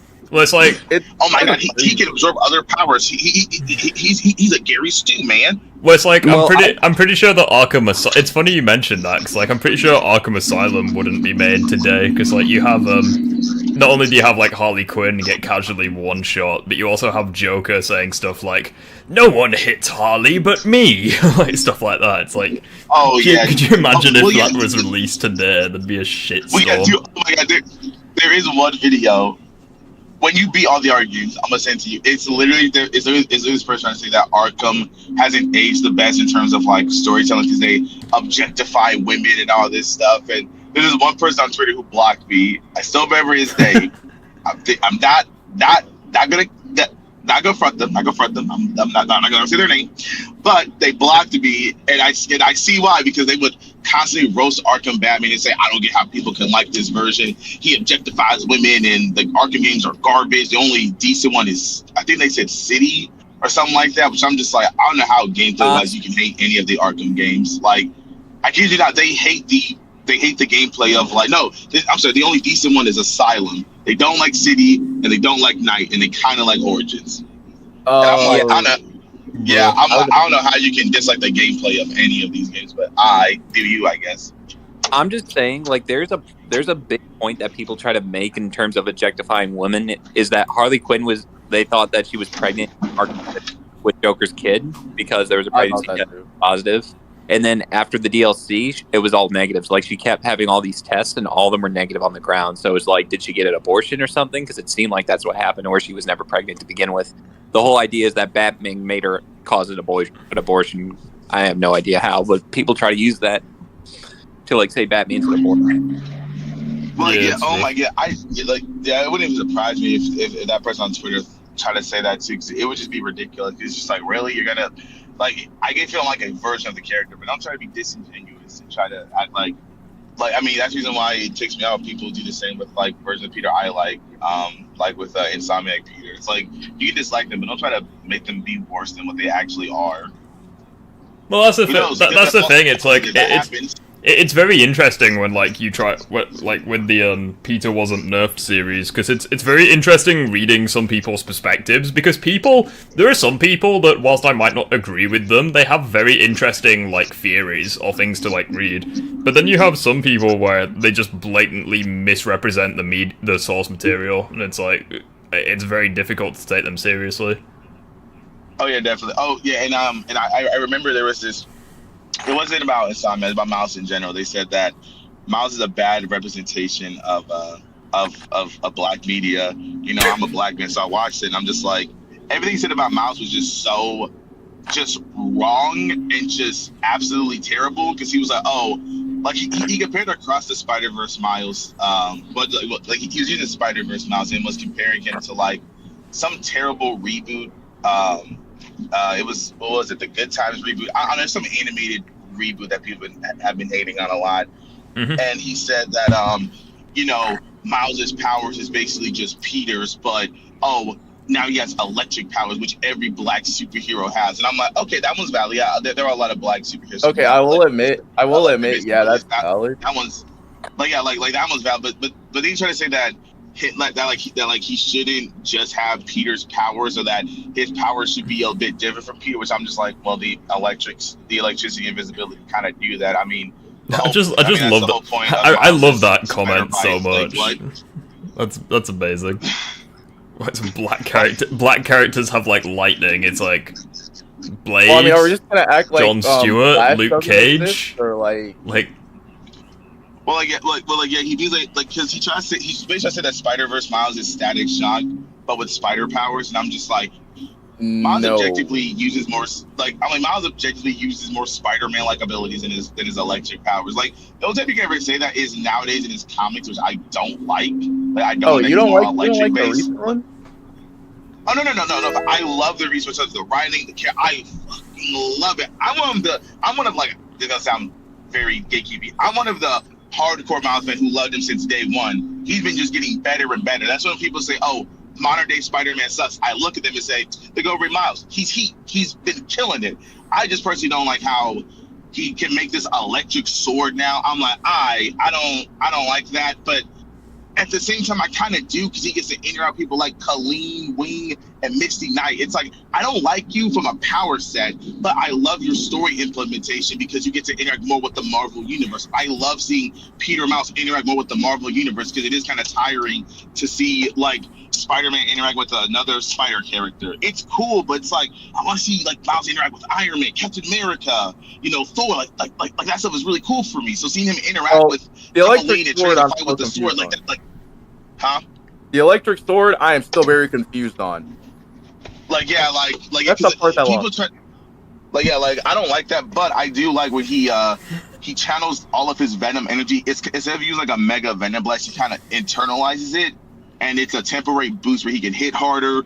I think he can move faster. Like, basically, all of his attacks are like amped. I'm like, that's fine. That's a cool way of doing that. I think a lot of people who have electricity can do that themselves. But like, I just in the Spider-Verse movie though, like you know what I mean? Like, in Spider-Verse movies, it's like I don't understand how you can say he's like Static Shock, because it's just like he barely uses electric powers. Like how many times does Miles use electric powers? He Venom Blasts Peter. The more that I listen to like takes like that, the more I really want to like actually go on Twitter and like just post something really out of context, like Miles is like massively better than Peter or something, and just see all of the fucking comments come in.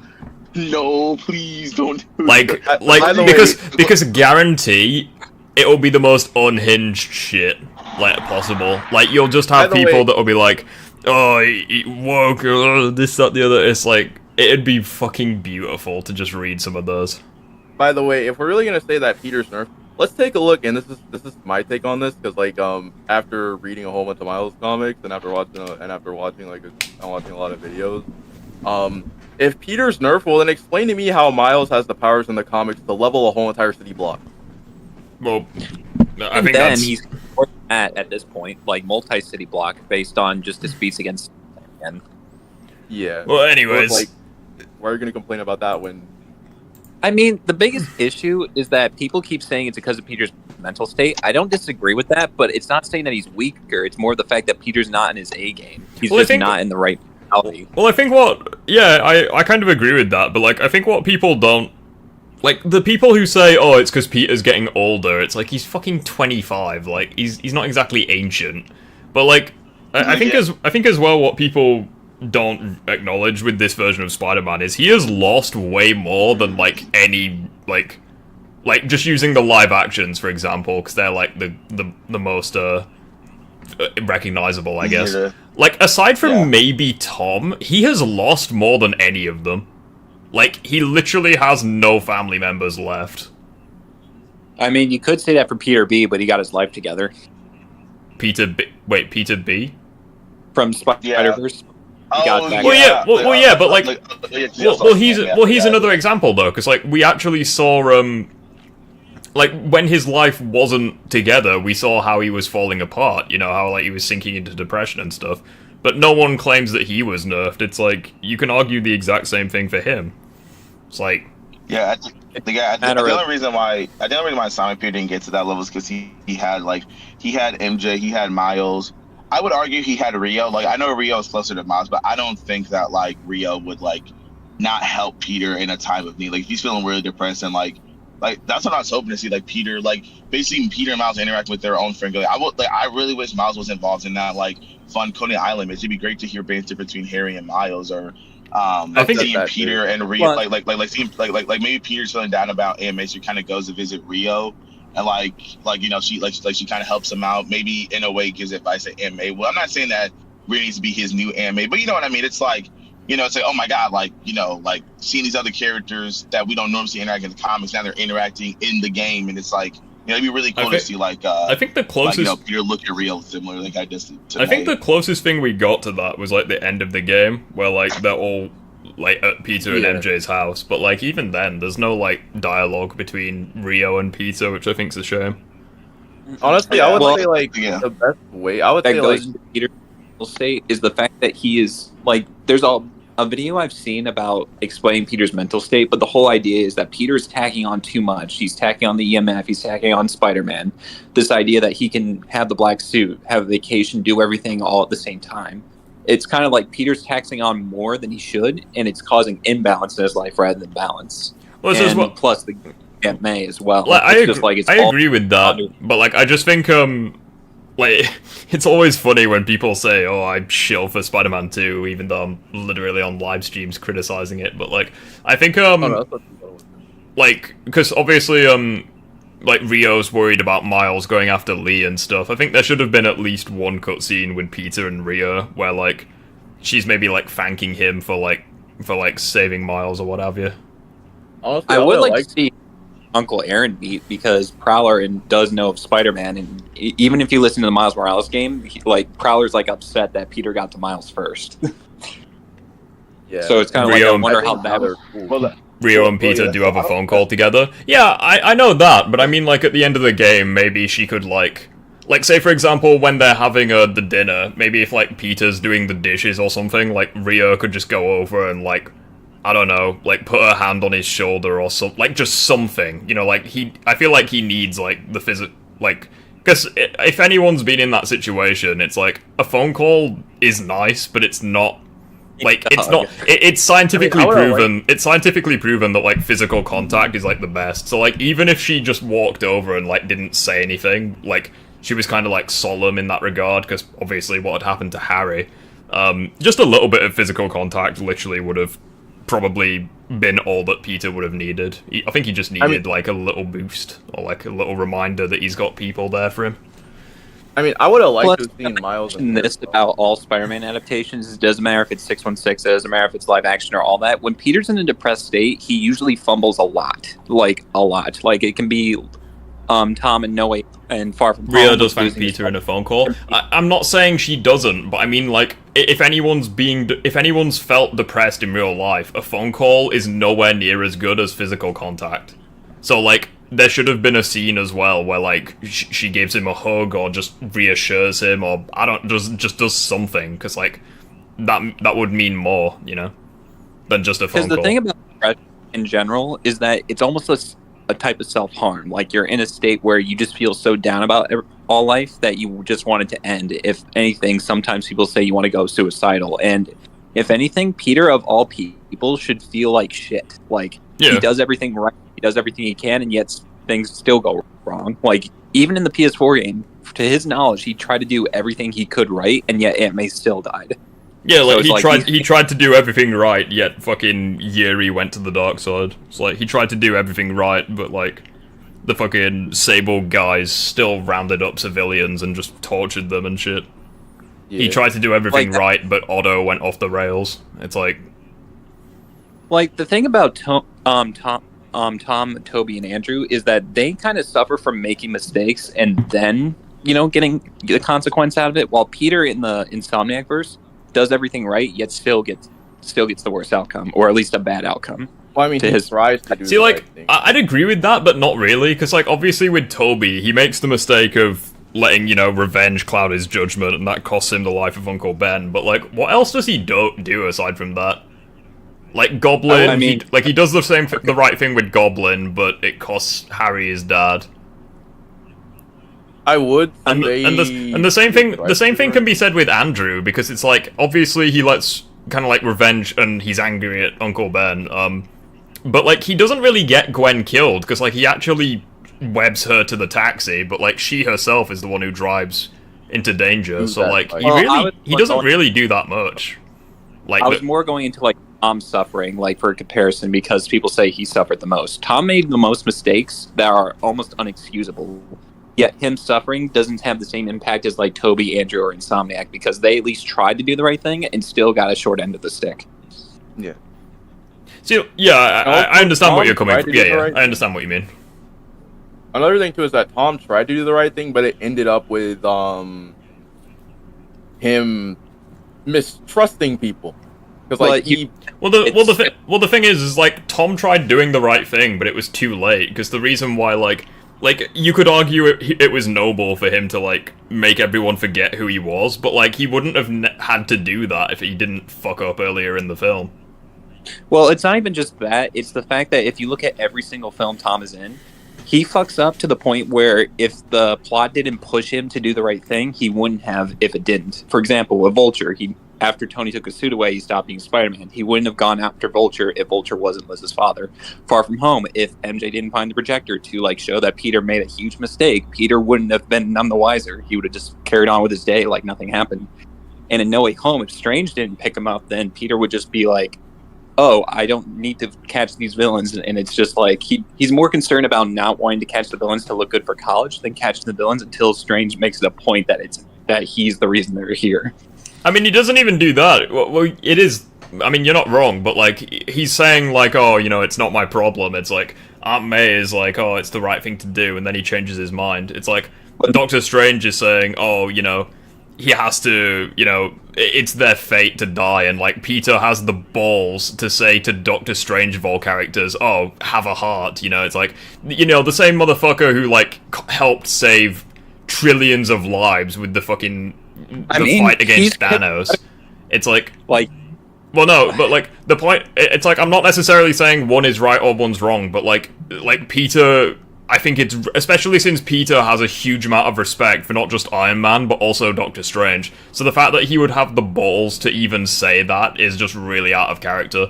And also you have like after Aunt May dies, he's immediately depressed and he's like, yeah, I don't care anymore. Like fucking kill the villains, I quit. And then literally in the same scene, the two Spider-Men change his mind and he's automatically, right, I'm not gonna quit, we're gonna save everyone. It's like, he just ping-pongs back and forth, like, when the plot needs him to. It's ridiculous. Yeah. It's like, when Tobey quit being Spider-Man, he quit for, like, nearly a quarter of the film. And it's like, canonically, when Andrew quit being Spider-Man, he quit for, like, nearly a whole year.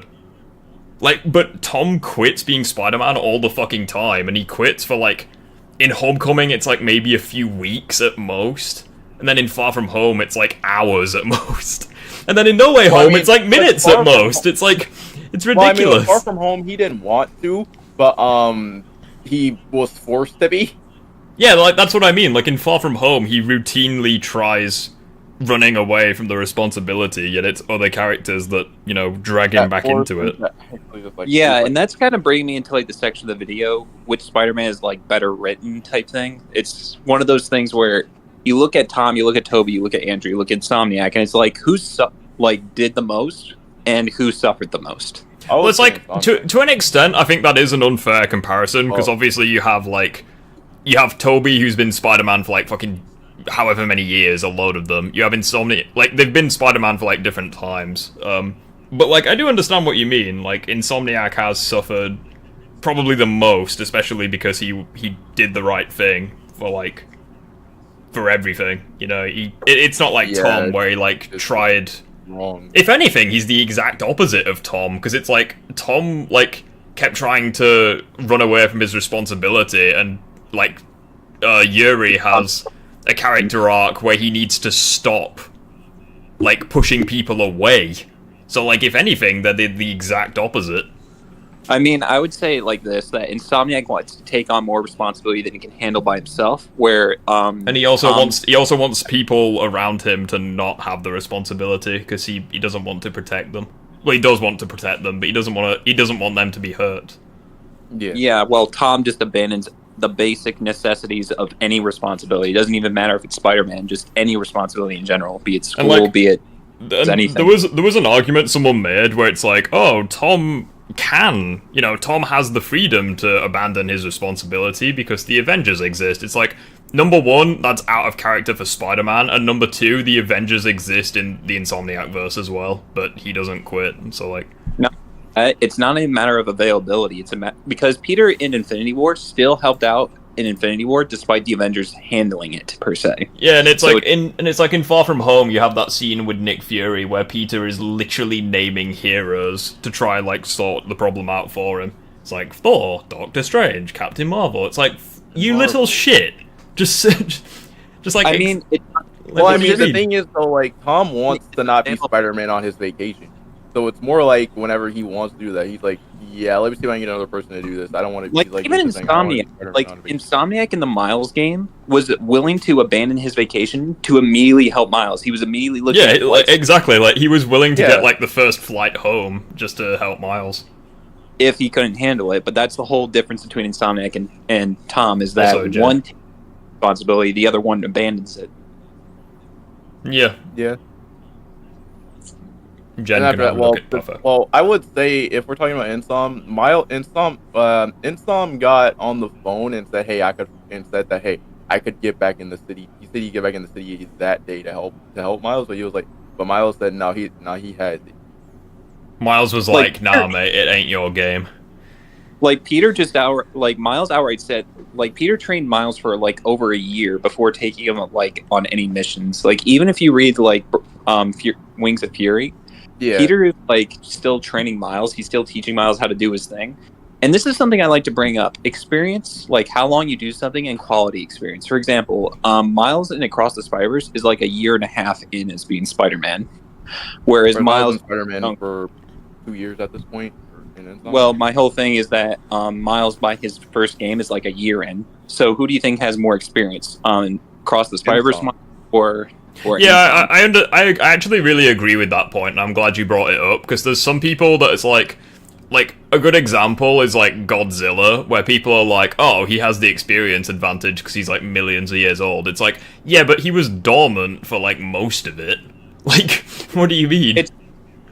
it's the same thing with Toby, Andrew. Like, we don't know what they did between, like, after their films, but what we know is that Andrew didn't really fight any villains more. Well, yeah, like, that's why whenever people compare, like, the experience thing, I say that Tom is more experienced than Andrew, because it's like, even though he's younger, he's fought, like, way more impressive battles, and he's fought, like, more of them. He might not be a better fighter, but in terms of, like, the battles he's done, he's done, like, way more. I mean, it's comparing Spectacular Spider-Man to, like, Tom Spider-Man, where it's like, yeah, and Spectacular's fought more Rogues Gallery, but Tom has fought more Avengers-level threats. It's like, at that point... Or like Ultimate Spider-Man versus Spectacular. It's like, Ultimate's just fought more battles. Yeah, it's just quality and quantity. Yeah, literally. Brand says in his headcanon, Tom became Spider-Man because he was inspired by the Avengers and he thinks it's cool. He doesn't really have a strong sense of responsibility like most other. I mean, you're not entirely wrong, because like in not Spider-Man 2, in Iron Man 2, like that random kid that Iron Man saves is confirmed to be Peter Parker. So like, you're not necessarily wrong. And obviously from like a kid's perspective, like you have Iron Man, you have Captain America, you have Thor, etc. Like, honestly, you could very well be right, but at the same time, at the same time in Civil War, he does say like, you know, when you can do things I can, but you don't, then the bad things happen, they happen. So, like, I feel like it's only partly that.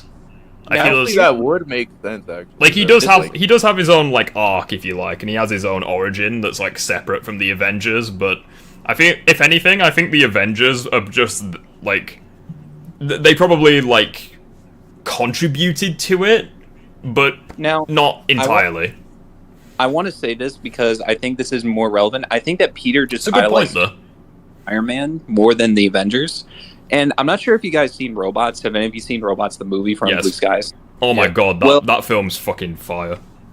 I know, but my whole point is that Peter looked up to Tony in the same sense that Ronnie did to Bigwell. The one thing that I think Ronnie did that Peter didn't is that he kind of outgrew Bigwell in the sense that, yeah, he still idolizes him, but he sees the flaws. He's like, yeah, I wanted to be like you, but it's like I'm going to try to be better in his own sense. I mean, I feel like one-to-one comparison's not super fair because they are different. Well, but like, I get what you mean. But like, we even see with characters like Doctor Strange, where like Spider-Man's literally never shared any screen time with him up until that point, but like he still respects him. Wait, can we count Endgame? Well, my whole point is that Peter should have had a sense of maturity, a sense of growth beyond just this idea of Iron Man, because this is why people call him Iron Boy Jr. is the fact that he can't, like, Ronnie did what Peter couldn't do in like almost 30 films, which is grow past his idolizations and try to be better himself, see the flaws in better. I'd also point out as well that even as far back as Civil War, like, he was fanboying over other characters, not just Iron Man. Like, he was fanboying over, like, Falcon, Winter Soldier, obviously Captain America.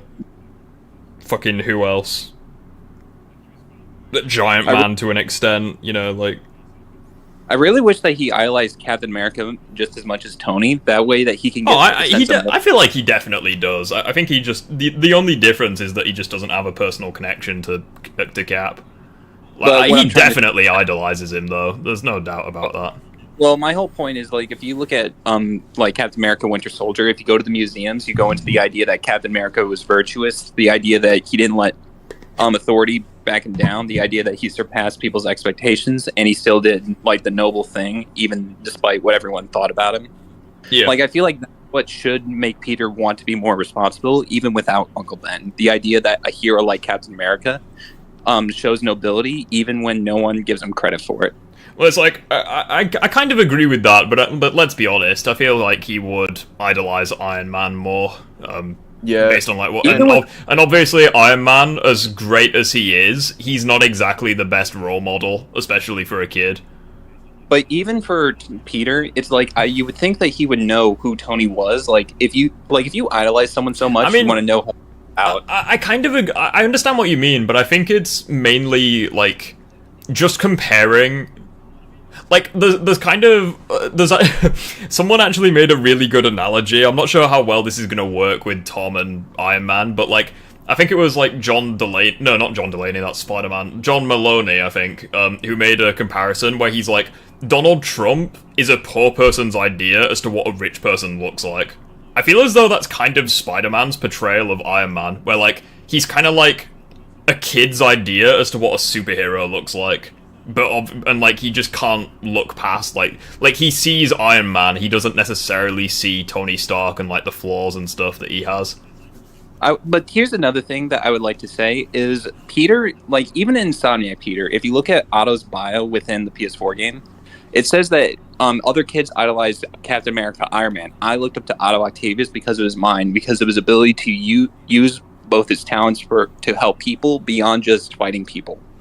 Well, yeah, I understand that, but like I think as well it is just different adaptations, and you could argue the exact same thing for like Tom. You know, like some people would idolize Thor and Hulk, but like he'd idolize Iron Man because of his brains. Well, I mean, I'm gonna be honest with you. Iron Man was pretty cool. My whole gig is that if Peter really cared about doing the right thing, he would see what Tony's done. He would see that he's trying to do the right thing despite the mistakes he's made in the past. That's why he idolizes him so much, rather than just seeing him as a perfect hero. Yeah. Oh wait, this is actually an interesting one. This is actually interesting. Ultra Hero says, off topic, but I think one of the biggest problems with the CW Flash is since he's so dependent on Team Flash, he can't do anything by himself. Yeah, that's the same problem Tom has. It's like you rely so much on help, you shouldn't need it if you were working by yourself. I mean, I don't necessarily think it's Team Flash specifically. I think it's just other people, because obviously you have some episodes where like I think it's in season 5 where like him and Nora go back in time and like he's interacting with Thorn because Thorn has to Thorn like creates a piece of tech that can like steal a piece of Savitar. No, not Savitar. I think it's like Cicada or some a meta-human, anyways. Wait. Yeah, it's Cicada. But the point I'm making is that like I think he can do things himself, but again, it's just one of those, you know. If he doesn't have help from Team Flash, he has help from like Jay Garrick, technically Hunter Zolomon when he thought that he was, you know, he was Jay Garrick. Thorn he has help from, and obviously he has help from like Oliver Queen as well. I think it's just like that kind of hero. Because like you could say the exact same thing about like Supergirl and Oliver Queen. You know, like they're really good heroes, but they have help. I think it's just like the CW is just based around that kind of hero. I would say here's the only problem is that Dawn specifically wants to specifically kill Barry. He doesn't want any other villain to kill him. So all Barry has to do is go up and say, hey, this person's trying to kill me. Help me. You're the only person that can... Like, Dawn's whole entire thing is that he wants to be faster and he wants to kill Barry. He can't do that when somebody else is trying to kill him. To what you said earlier, Rift, about, like, Team Flash and the CW, that's more of, like, Insomniac's help group. Like, Insomniac can do everything by himself, but he has Genki, he has Miles, he has, like, people in, like, a back... like Team Spider-Man, like helping him out on little things, but he's doing most of the grunt work along with Miles. Well, like I agree with what you're saying, but I think it's different with Insomniac because like he was doing his shit long before those guys were even like on the scene. So like I feel as though they just slowly integrated themselves into his life. Well, what I'm trying to say is with Tom, it seems like without the integration of like a team or just people helping him in general, he can't do shit on his own. Oh, okay. Yeah, that makes more sense.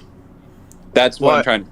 Like, even in No Way Home, if it weren't for the other Spider-Man helping him, I doubt Peter by himself can, like, beat all 5 villains. Yeah, of course he fucking couldn't. Well, it's like in every film he has help. Be it from Iron Man, be it from S.H.I.E.L.D., be it from his friends, from his family. It seems like Peter, not once, like, even if you look at Toby, he fought Goblin on his own. He fought Otto on his own. Like, sure, you may have had some people help in the background, but it's not like they were detrimental to his success. I think the only time you could argue that Toby didn't do anything on his own is in Spider-Man 3, but, I mean, he was outnumbered, you know, he was getting his ass kicked, like... Yeah. I think that's fair. Like, yes, he did eventually go on to, like, kill Venom, but, like, I mean, Harry had to, like, sacrifice himself for him to do it. I mean, but what I'm trying to say is, like, if you look at Toby in, like, Spider-Man 1 or 2, the only people he has, like, help from is, like, people in the background throwing stuff at Goblin, but it's not like that he needed help from someone to, like, beat Goblin in the end. Yeah, he just needed the power of love.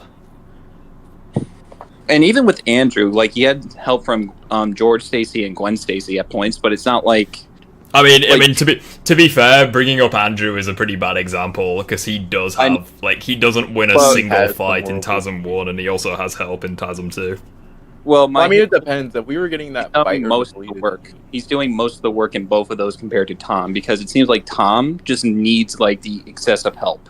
I mean, yeah, I agree with that. Like, obviously, with Lizard, for example, it's like pretty much every single time he fights Lizard, except for the final one, he basically does it. Like, yeah, he loses, but like it's a 1v1. You know, it's not like.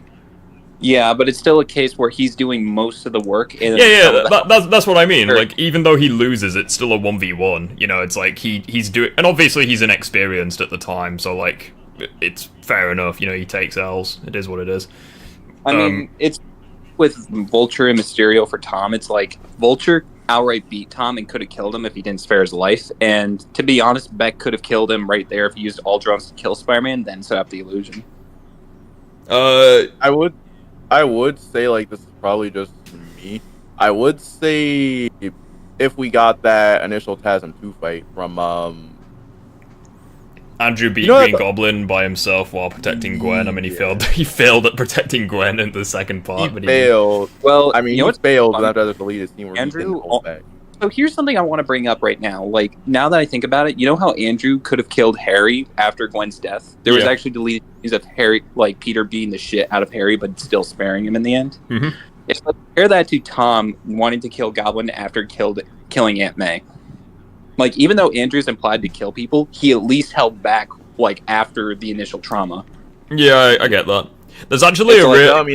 That would not gonna lie. That would have been one of the coldest lines of dialogue I think we've ever seen in a Spider-Man film. Because like I think they didn't film it, but I think what they were intending to go with, like assuming that he actually did beat the crap out of Goblin. You know the line where Goblin said where like Gwen's trying to reach out to Harry and he's like, Harry's dead. You know that line. Yeah. They were gonna replicate the exact same thing, but with Goblin and Peter, where like he would have been like Peter, and then Spider-Man would have just been like, Peter's dead, and then he just starts beating the crap out of him. I think that would have been way colder if they did that. Yeah, that would have been the first time we ever seen my whole point was, if you compare all the Spider-Man like tempted to kill, be it Toby, be it Andrew, be it Tom is the one who comes closest to killing any villain. I mean, you can say Toby, but he had the black suit on, so I don't. No, I mean, you could say Toby in the first film was very close to killing Goblin. The only reason he stopped was because he finally realized his identity, because like Goblin gave it away. But still, like after he was begging, he still didn't know who Goblin was. He just outright stopped after he. Also, you have Dennis Carradine, where like even though Peter didn't land the blow, it was his actions that led to his death. And it's like, Peter didn't really have much remorse about killing Carradine, until No Way Home, at least. Well, my whole gig is that when you compare all the Spider-Man, like, pushed to their point of wanting to break, like, their loved one dying, and then, like, nearly dying, and then almost trying to go kill, at least Toby held Goblin's, like, begged for his life. Andrew stopped, despite Gwen, like, nearly dying, but Tom was going to go for the kill. I mean, to be fair, though, like again, I think it's just situations different, because, like, Goblin in No Way Home, he didn't, like, beg for mercy or anything. Like, he was actively taunting Peter. And if anything, you could argue that Tom held back as well, because, Goblin was like, I might have stabbed her, but you are the one who killed her. But, like, instead of, like, taking his head off, he instead cured him in that moment. Well, so, that like, was... But that kind of brings us back to what you were talking about. Like, he doesn't do it by himself. Like, it's because Andrew throws him the cure, kind of thing. It's also actually, because Toby stopped him from killing Goblin. What that's what I'm trying to say is that like Toby and Andrew didn't have anyone to stop them from taking their respective goblins' lives, while Tom did. Without Andrew or Toby like stopping people, Tom, he would have gone through with killing Goblin. Actually, there was a moment in that movie where he wanted to, but it was just due to the fact that after he handed him the cure, what I think should have happened is that I think Tom should have looked at the cure and was just like, and should have just been looking at the cure and looking at Goblin, just deciding which one's way better. Wait, hold on. New Ultra Hero and Justice movie Flash was wasted potential, since his voice actor was Yuri, who was the perfect casting choice, since he got killed by a saw, which he should have dodged. It is a shame. He definitely shouldn't have been killed by that, but oh well. I'm just gonna go for a piss. I'm gonna get a drink. I'll be right back.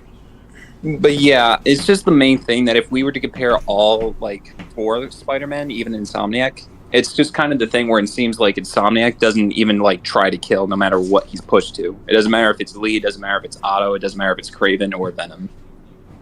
Like, all 4 of those people, you can argue that he would be somewhat willing to kill, just, like, given the stakes and what was happening.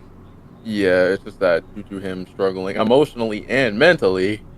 And physically, because he's pretty. Yeah, and also he doesn't know how strong Kraven was at that time. Well, my whole gig is that if you were to compare all 4 Spider-Men, just, like, regardless of power scaling, so to speak, Insomniac would just be the objectively best choice out of all 4. Yeah. Well, let's just say, because, like, he was gonna be in No Way Home. Yeah, I saw a concept art of that, and I love that idea. The issue is I think it would cause too much confusion. Plus, it would have caused way too much confusion there, because, like my biggest with No Way Home, that they should have brought more villains in and then have each Spider-Man, like, fight 6, like, villains at a time, just to kind of show where each Spider-Man is at. Like, have Tom fight Goblin, like, solo, and then have, like, you know, Toby and Andrew, like, fight multiple villains of their rogues gallery, if not ones that we haven't seen, like, let's say Toby's Vulture, or, like, villains that Andrew's gonna get, something like that. Like, that way we get more than just a 3v3, because I feel like when you do that, you're kind of making, like, each Peter seem like if they were, like, to fight their own Sinister Six, they lose. Yeah, because here's the thing, like, if Insomniac was supposed to show up in that movie, it would have just been a 6v1 at that point. Yeah. I mean, my biggest thing with the scaling of Insomniac Spider-Man is that he's implied to, like, be on the level of, like, the cinematic heroes, whether it be Spider-Verse characters, whether it be, like, the MCU characters and stuff like that. Yeah, just because we don't see it in game or it all connect means that he doesn't scale. I mean, it's just like you see the writer's intent is there. It's just that it's not actually realized within the content. Yeah.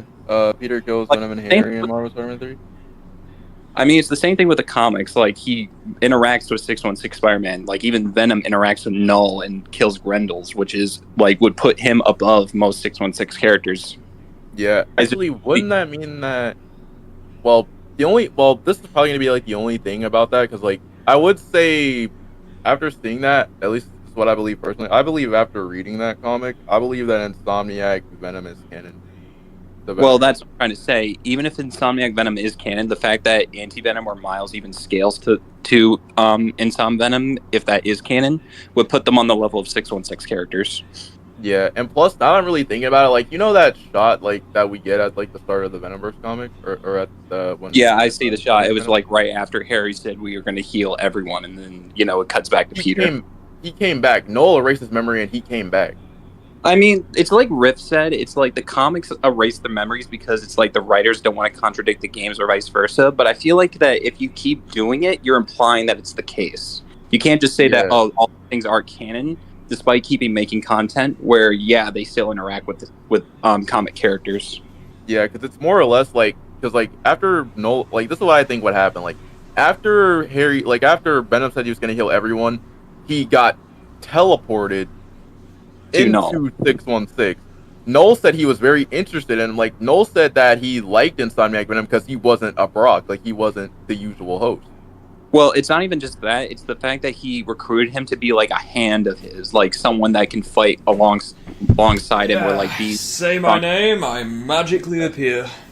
That's what I think. Yeah, we were just going over comic stuff, but... Yeah, I stand by what I said, like, I think it's really, I think it's really stupid that they keep doing that with the comics, where, like, if they do genuinely intend, like, say, for example, everyone's on the same page, like the game developers, comic writers, etc., for those comic tie-ins to indeed be canon, stop erasing their fucking memories, like, make it... I know. Like, stop erasing, like, it's so annoying, like, it was fine the first time, but now they keep doing it, it's like...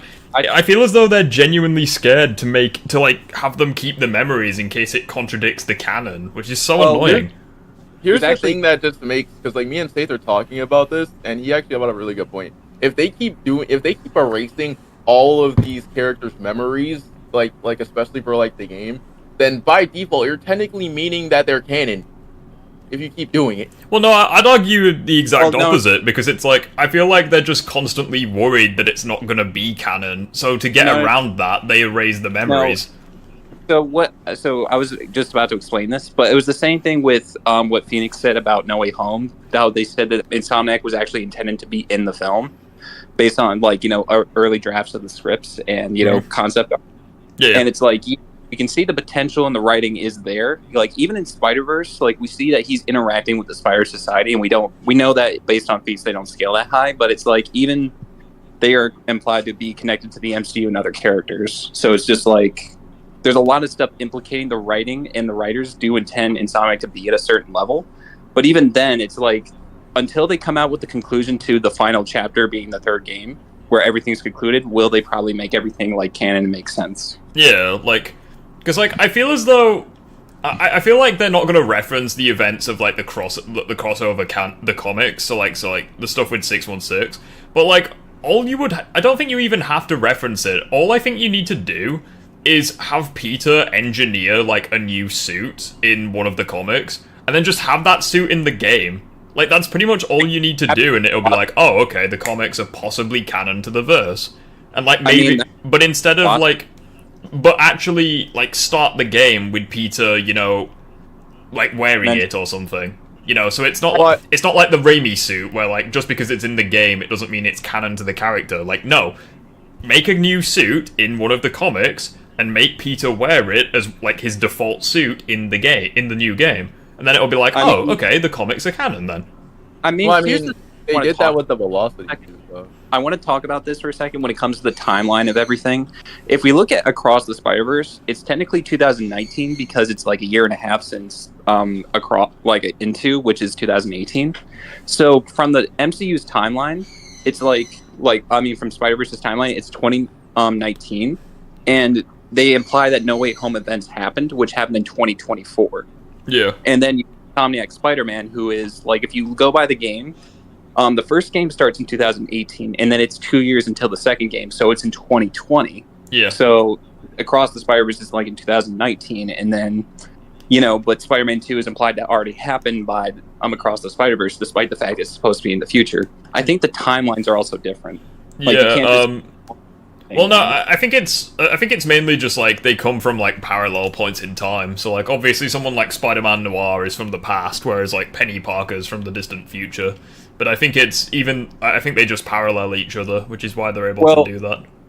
Well, it's also weird because it's also going by the same token of, like, if you look at the Miles Morales game, for example, and how everything sets up, it's actually very parallel with, no, forget what I said, but what I'm trying to say is that different versions of the characters can cross over into different parts of the universe. For example, like the No Way Home villains, like they're from certain points in Toby and Andrew's points in time, but they don't parallel like the main universe or the universe. Brad, before I forget, I once got into a debate with a guy who thought DCU Superman beating Zod was bad writing. Superman's slightly more powerful and skilled use of their powers. Zod, why is that bad writing? Like, it's not bad. The most easiest person ever. The whole point of he gave Zod multiple opportunities to stop, and Zod was like, "Yeah, like the only way this ends is either you die or I do." And Superman had a choice. It was either kill Zod because like he couldn't physically stop him, or have Zod kill that family with his heat vision. I mean, some people say Superman should have knocked Zod out, but even if you knocked him out, where would you put him? I mean, he didn't he like fucking like. I mean, yeah, fair point, but, like... Because, like, it's implied in the second half of that fight where, like, when Zod got rid of his armor, that, like, not only is he a better fighter than Superman, but, like, his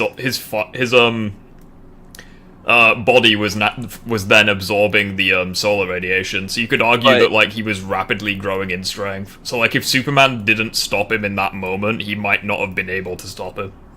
Well, it's also the case, if you read the script to Man of Steel, it actually says that Clark had more power because he's been on Earth for much longer than Zod. So the whole time he was holding back, he just wasn't as skilled as Zod. So Zod was going all out, Superman was holding back, but Zod was like being more skilled and just getting more adapt to his powers is what making the fight more even. Well, yeah, but that's exactly what I mean. Like, not only was Zod, like, Zod was a better fighter, Superman had the strength advantage, but, like, Zod was rapidly learning, he was rapidly getting used to his powers, and he was starting to absorb solar radiation, so he was growing in strength as well. So, like, if Superman didn't kill him in that fight, they might have reached a point where, like, he wouldn't have been able to kill him, because, like, Zod would have just reached the same strength level, but been the better fighter. Yeah, it's just one of those cases where if you're on, like, when you have a stronger character and then you have a weaker character getting to the same level, if there is a skill gap, the person with more skill at an even level will win. So yeah Zod was going to win regardless if Superman allowed him to live. Pretty much. Yeah. And also he would have killed the family, which obviously Superman wouldn't have allowed. I mean, he could have put his hand over his eyes, but I don't know how that would go. But fucking not very well, probably. At the same time, though, I can't really say anything, 'cause, like, after watching the Flash movie... I mean, you've also got to... Well, no, that would have been a really bad idea, because Superman at that point in time, he was, like, restraining... he had him in, like, a chokehold. So, like, if he covered his eyes, Zod would have just beat the crap out of him. Yeah. Well, the only issue... At least this is what I see, like, the only issue with, Superman, yes, Superman did beat Zod, but, like, after watching the Flash movie, does Supergirl scale above Zod?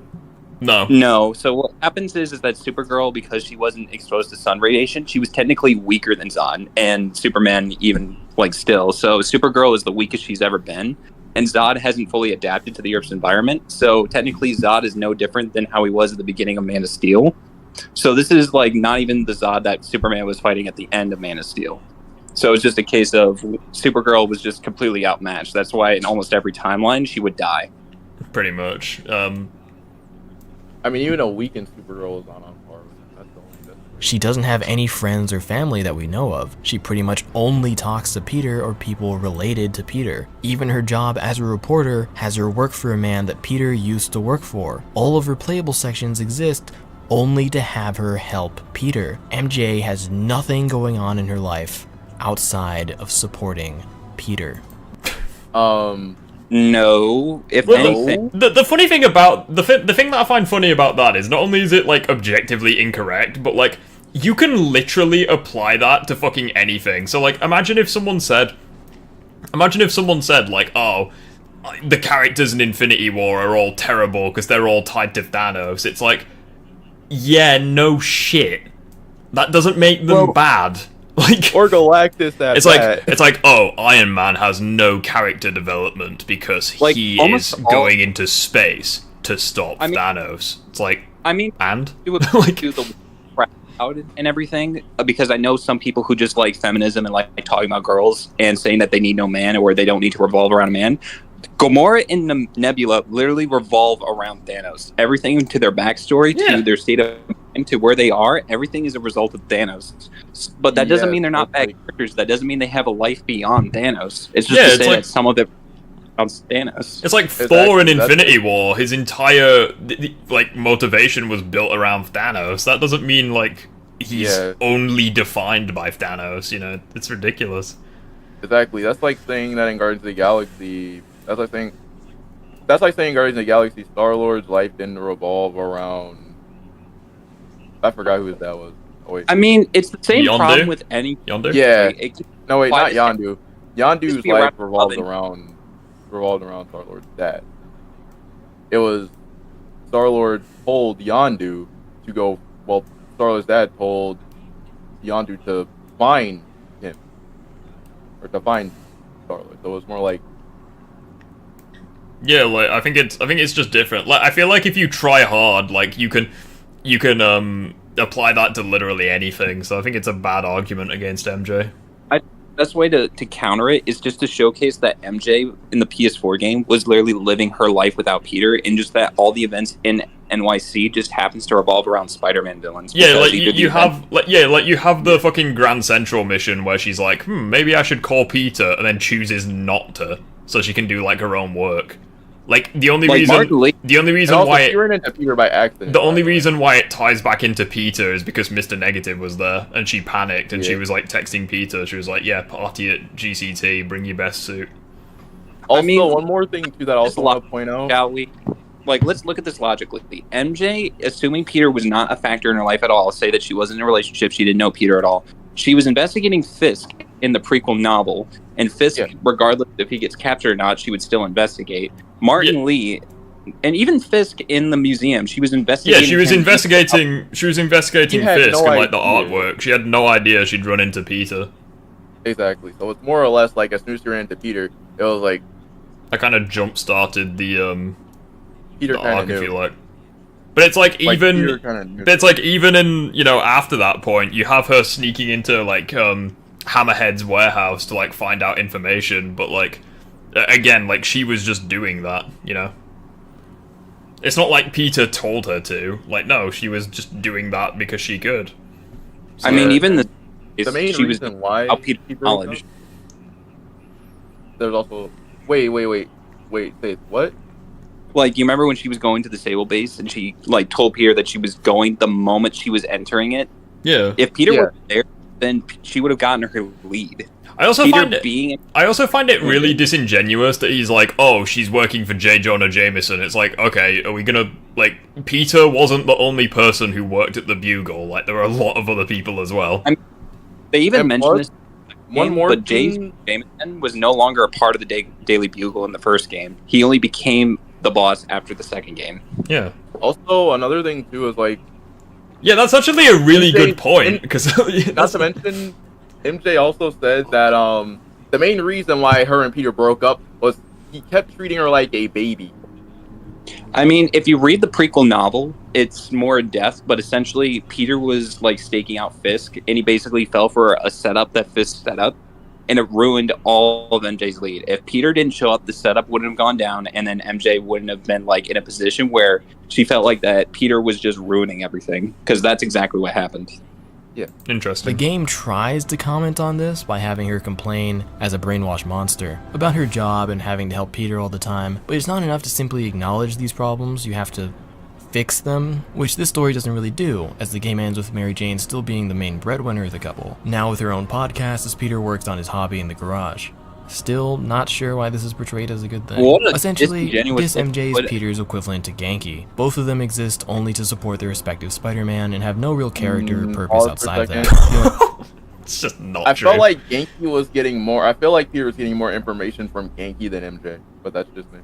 Jesus Christ. I mean, the differences between them are that Mary Jane has more screen time and is playable.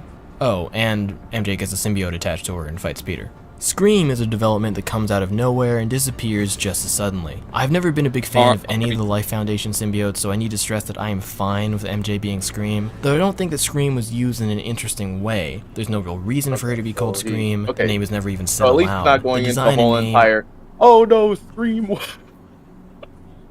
Jesus. I mean, the argument that he's making just doesn't make sense. Like, he's saying that Scream wasn't utilized well. Well, it was literally bringing out the worst in MJ. Like, in every degree, so that when Peter and her like finally get out of it, their relationship's stronger because they deal with all the negative shit. Yeah, it's ridiculous. Yeah. Also, I think it's really disingenuous that people say stuff like that, because at the end of the day, MJ is a side character, and the story is mostly told from characters like Peter's perspective. Especially in Spider-Man 2, where it's like Peter and Miles' perspective, so it's like there's only so much you can do with a supporting character. Yeah. Oh, I'm Rift, glad he I didn't want bring up the freaking wolf thing. Restarted again, but essentially, I found like the old script to Insomniac's like Spider-Man 2 thing, and it basically goes over more details that weren't in the game. But like I said, it's an old script; it's not necessarily canon, but it gives you an idea of what Insomniac was doing. Like for example, Peter and MJ were actually going to get engaged in the second game, but they kind of scrapped that because they thought it would be too soon. No, fair enough. Why or an Easter egg, nothing more. So I'm not upset by this, but I don't really like it either. It just kind of is. Once she becomes Scream, it's clear what the intention is. Scream is used as a way for Mary Jane to vent her frustrations about her life and Peter. It doesn't work for 3 reasons. Firstly, we know that the symbiote is capable of making people act in ways they never would otherwise. Even Mary Jane catches when the symbiote is making her flat out lie. Well, no, she's resisting at that point. Well, it's like what Mr. Active, it's not what you think, but it's how you feel. Like, well, read it. I'd also point out that to say that this section doesn't work, you'd have to say that the Peter and Miles fight doesn't work, because they're literally the exact same scenario, just with different characters. Yeah, because like I mean, here's the the thing, best that's you- all her thing. I mean, the worst thing you can say is that it makes the host say what they feel, not necessarily what they think. Like Peter Yeah, saying like that it brings out like what you're like feeling, like things that you bury deep down. It's like, yeah, it's like how alcohol makes you say things that you wouldn't normally say. You know, Another thing Like, too Peter- about this it fight kind of is, removes the inhibitions. another thing like too, I made you, you owe me. Like that coming from Peter. Peter would never say that Yeah, to Miles. he would like, never say at that. all. But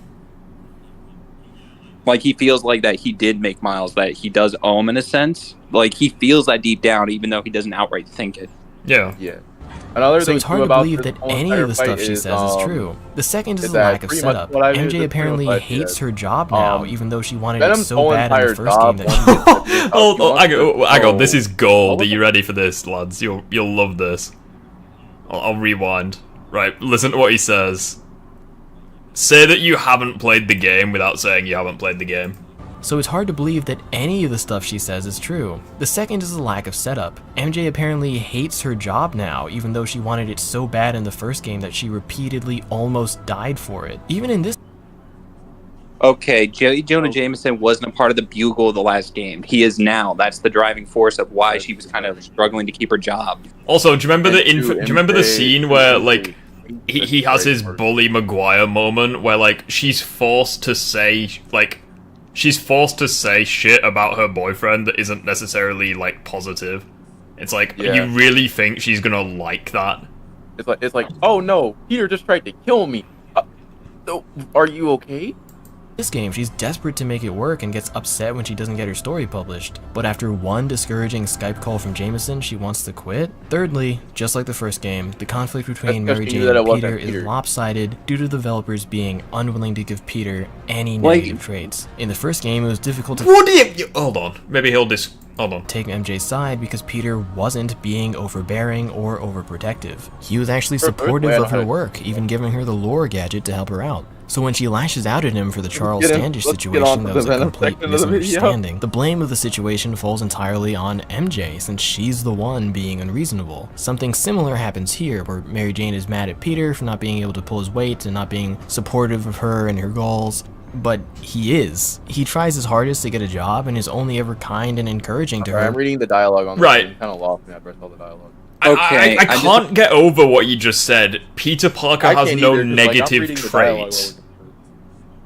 Okay, let's put it this way. Peter, despite being Spider-Man, despite doing the right thing, can't keep a stable job and an income. So he's basically working out of pocket. And he's kind, but he's unreliable. That's the issue. It's like that's kind of the thing is you have to make a distinction between Peter and Spider-Man, because obviously Spider-Man can basically do no wrong, at the very least without the symbiote, but like Peter is different. Like Peter does things wrong all the time, largely because of Spider-Man, and also because of factors that are beyond his control, like what Otto Octavius did. So Well, it's you like can argue that- to say that he's like a perfect character or whatever, or he has like no flaws, like that's just fucking bullshit. I mean, the best flaw that you can say for Peter is that he focuses too much on Spider-Man, that his personal life as Peter affects everything else. Like, you could argue that if Peter did help Otto at the beginning of the PS4 game, Otto probably wouldn't have gone down the road he did where Norman goes, takes away his funding, or, it's just like, you could say that Peter equally does just as much good as Spider-Man. And because Peter focuses too much on Spider-Man, it's causing issues in it, like in everything. Like, be it with Otto, be it with his life, anything. Also, I find it funny, he's like, Peter's the perfect character, where he's like, oh, the symbiote brings out the worst in you. It's like, when he screams at Miles, he's like, I made you, you owe me. Like- It's like, yeah, do you really Like, think no. that is the sign of a perfect character? That's not the Like, sign of- even He's Peter- literally, he's at that point in Yeah. time, he's like, he's addicted to the power, he's willing to do literally anything he can to avoid losing it. It's like, yeah, Another that's not a thing, too- perfect character. Another you thing see- too is that in that fight, it's clear that Peter is very worried that Miles is more powerful than him, and he likes this dude because he's on his level.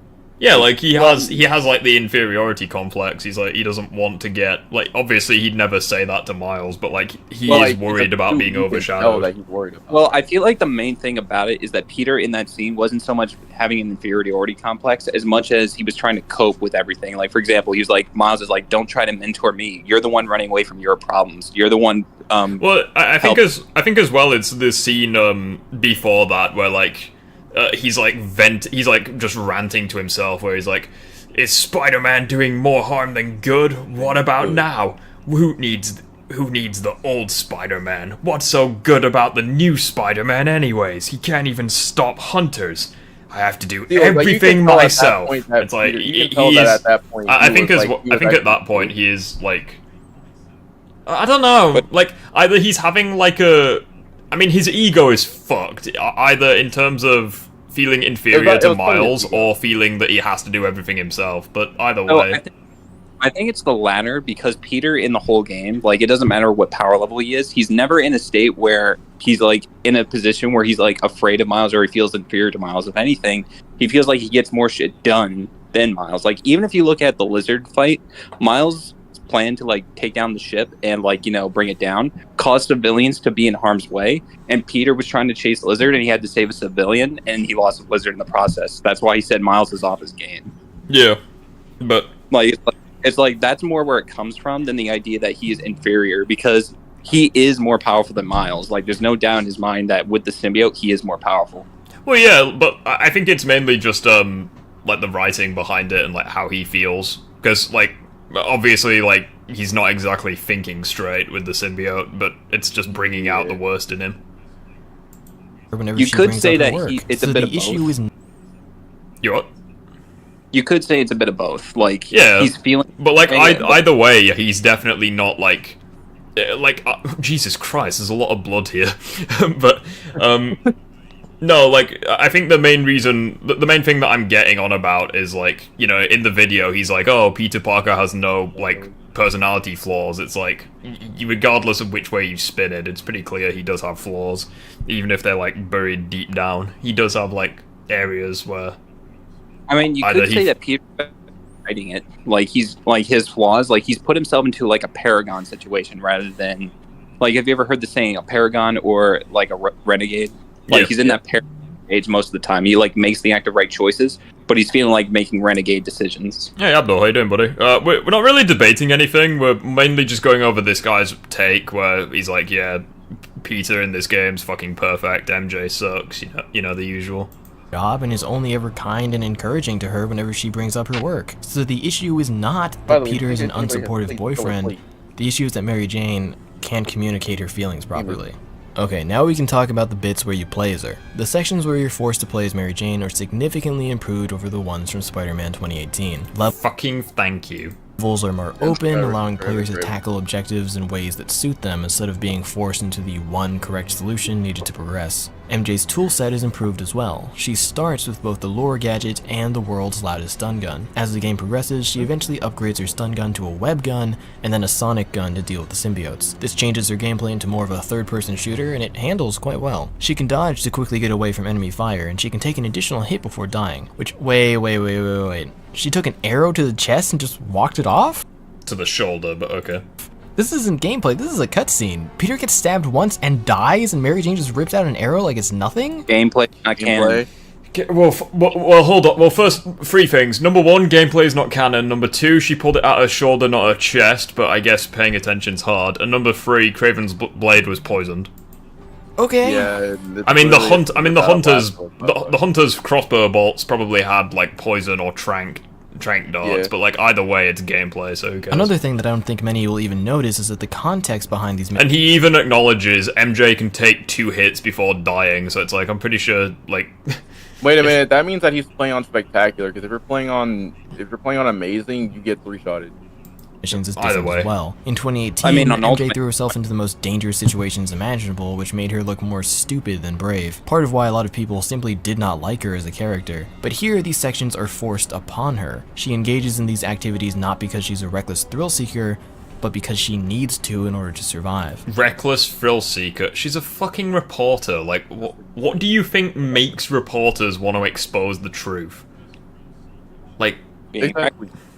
This is a more subtle distinction. do you know what this reminds me of? It reminds me of those fuckers. Do you guys remember Outlast? Yeah. Yes, It's Outlast. those same fuckers that are like, who goes to an abandoned asylum in the middle of the night alone with nothing but a cat? It's like, he's a freelance reporter, you know? It's like, what do you expect? they put themselves in danger to expose the truth. Like, this is not a new concept. Like, Like, it's at like- that point, they're probably the same people who criticize the fucking Secret Service for forming like a protective shield around like the president. It's like, oh, those guys are just putting themselves in danger. They're morons. no, It's they're like, not. no shit. Like that's what they Like, do. There's a reason. It's like, yeah, there's a It does reason. make the character. Like it's mean- so stupid. I don't get why people criticize that. I mean, even if you were a journalist, you would ask yourself, what would you do? It's like, do you put yourself in danger to expose the truth, or do you not get paid? It's literally that simple. A lot less. Especially if you actually work with someone. If you're freelance, obviously it's a bit different, but It's frustrating. even then, you're not getting paid if you don't act. And lastly, Right. there are far fewer of these, a measly 3 compared to the original's 5. Altogether, these changes make the MJ sections more palatable, but I still don't like them. The problem with the MJ segments wasn't that they were boring, slow, and derivative stuff. The funny thing about this, though, is that you can guarantee if they released this as a whole game, but instead of Spider-Man, they made it like The Last of Us, guaranteed people would have liked it. The only reason people don't like it is because it's in a Spider-Man game. Sections. Yeah. Like, I'm looking at this, and I'm turning my brain off, and I'm seeing The Last of Us Part 2. The problem was that you had to play as MJ. Honestly, I'm seeing The Last of Us Part 2 as well, but like it just depends on like it just depends because like after replaying these sections a lot, I speedrun these sections, so it's more or less just due to the fact that like once you get like all of the missions. Well, down, no, and, like, that's kind of what I mean, though. I think the reason why people hate these sections is just because it's in a Spider-Man game. Like, if this was like The Last of Us Part 2, which, I mean, it looks very similar to it, but like, people wouldn't complain as much. I mean, obviously, you do have people who hated The Last of Us Part 2, but like, I loved it. well, I mean, you like it, you hate it. The point is that I think it's not being reviewed accurately because it's in a Spider-Man game. People want to play as Yeah. Spider-Man. I mean, here's the thing about each MJ mission in the Spider-Man 2 game that really aggravates me that people don't get. Each mission has MJ in a position where she is powerless, if not for, like, say, Spider-Man or, like, anything to, like, move forward. For example, in the Kraven Hunter base, they say that, yeah, these are the best hunters in the world and all that, but MJ had training from Sable, and they were trying to show how she was competent, but against Kraven, she's fodder. And, like, this Peter section, she was basically, like, at Peter's mercy. Hey, yo, can't be saying stuff like that. Fucking people will get mad. But, yeah, I get what you mean, obviously, but it's actually a fair point, yeah. And two, like how is like two and well, this is just me. If Peter was there, the hunters would just shoot on sight. Anyway. As I established earlier, this version of MJ isn't a very likable or exciting character, so on that alone, Why? I do not want to play as her. But really, She's the not issue is that unlike- this is a superhero game. I don't want to play as someone who is not a superhero. This is a viewpoint that really shouldn't That's need to be the point. defended. When you play a fighting game, you're going to be fighting pretty much all the time. When you play a shooter, you're going to be shooting pretty much all the time. So when I play a superhero game, it shouldn't be unreasonable to expect that I should be a superhero all the time. Side quests are exempt from this, as those are literally made to be diversions from the main gameplay. But when it Oh, comes okay, so we're just You're picking and fighting choosing. Okay. symbiotes. to the main Yeah, you're campaign, fighting- I should be... he's fighting symbiotes. It's basically a gunfight with symbiotes. I love people that do that sort of thing. They make a point, they're like, oh, you know, they should, you know, have like... They should have, like, you know, you should only play as superheroes. Oh, but side quests are an exception. It's like, how can you debunk your own argument literally in the next segment? It's like, it's funny with, it's like Ultimate Joker in that video where he was like, oh, gay stuff doesn't belong in games, but it belongs in 18 rated games, or like rated M game. I'm like, alright, nice contradiction there, mate. Before you start, Be I would doing like to say superhero- this. It's the same logic with, like, say, games like, say, Street Fighter. If you were to play a game that's weak that you're supposed to lose to, or, like, get a sense of how, like, weak they are in comparison to, like, the main character you play as, it's Yeah. to just show discrepancy in power, is to make you feel what it's like to be human in these games. That's the whole reason MJ Yeah. sections even exist in these games. Yeah. It's to make you feel like, okay, you, a normal human being in these situations, how would you fare in these situations at your best? And MJ is that example. Or it's kind of like in the Dark Souls games where it's like you face overwhelming odds and, you know, you die in 2 hits, but like it's the thrill of overcoming the odds. Or just the idea of what it's like to be in that. Like, different games do it differently. It's like, obviously in like games like Outlast, you can't fight back at all. It's like different game, you know, different genre. Right. Whole time, Also, I do not want to play as a normal human being. And Yeah. I would also like to point out, if the argument can be made for MJ being in the game and like you want to play as Spider-Man, that logic to technically, massive spoilers if they're playing at Arkham City or playing as Catwoman, for some of the sections. If that's the case, the same thing can basically be said for Arkham City. I mean, Catwoman is like technically a super villain, even though Yeah, but it's like when people see the title for Batman, they're like, I want to play Batman. Why am I playing Catwoman? I mean, the best example you can make in Arkham City is the fact you play Bruce Wayne at some point, and you kind of feel the vulnerability of what it's like to be a regular guy or someone who doesn't have everything that Batman has, and then become Batman. Spider-Man 2 hate cycles, Insomniac's Fall from Grace. Fuck it, we'll watch that after this. stealth Wait, and what was or it? third-person shooter sections. tell you in a If sec. I wanted to play a stealth game or a survival horror shooter, there are plenty of fantastic games that I could go to for that. But Hey, you did the amazing Lucas argument. If I wanted Planet of the Symbiotes, I'd have read Planet of the Symbiotes. if I want to play a Spider-Man game on modern Or hardware, if I want to play a Spider-Man game, I'd play TASM 1. there aren't too many great options. Believe me, I have tried. So originally I had a quick, Avengers doesn't lighthearted segment here about Mary Yeah, Jane's Avengers face not looking meant I love that he did that argument, though. I love that argument so much. Or if I wanted to play zombies, I'd fucking play Left 4 Dead 2. strange in this game, but because of recent information that's come out, I feel like I sort of have to re-record this and really tackle the situation with the seriousness it deserves. So if you don't know, Stephanie Tyler Jones. Oh, fuck off. We're not dealing with...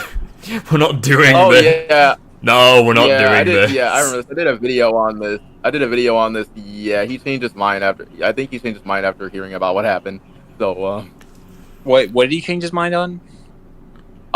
pretty much from right here, the MJ base model quit, and I'm assuming that he was working on the video midway through and heard about this.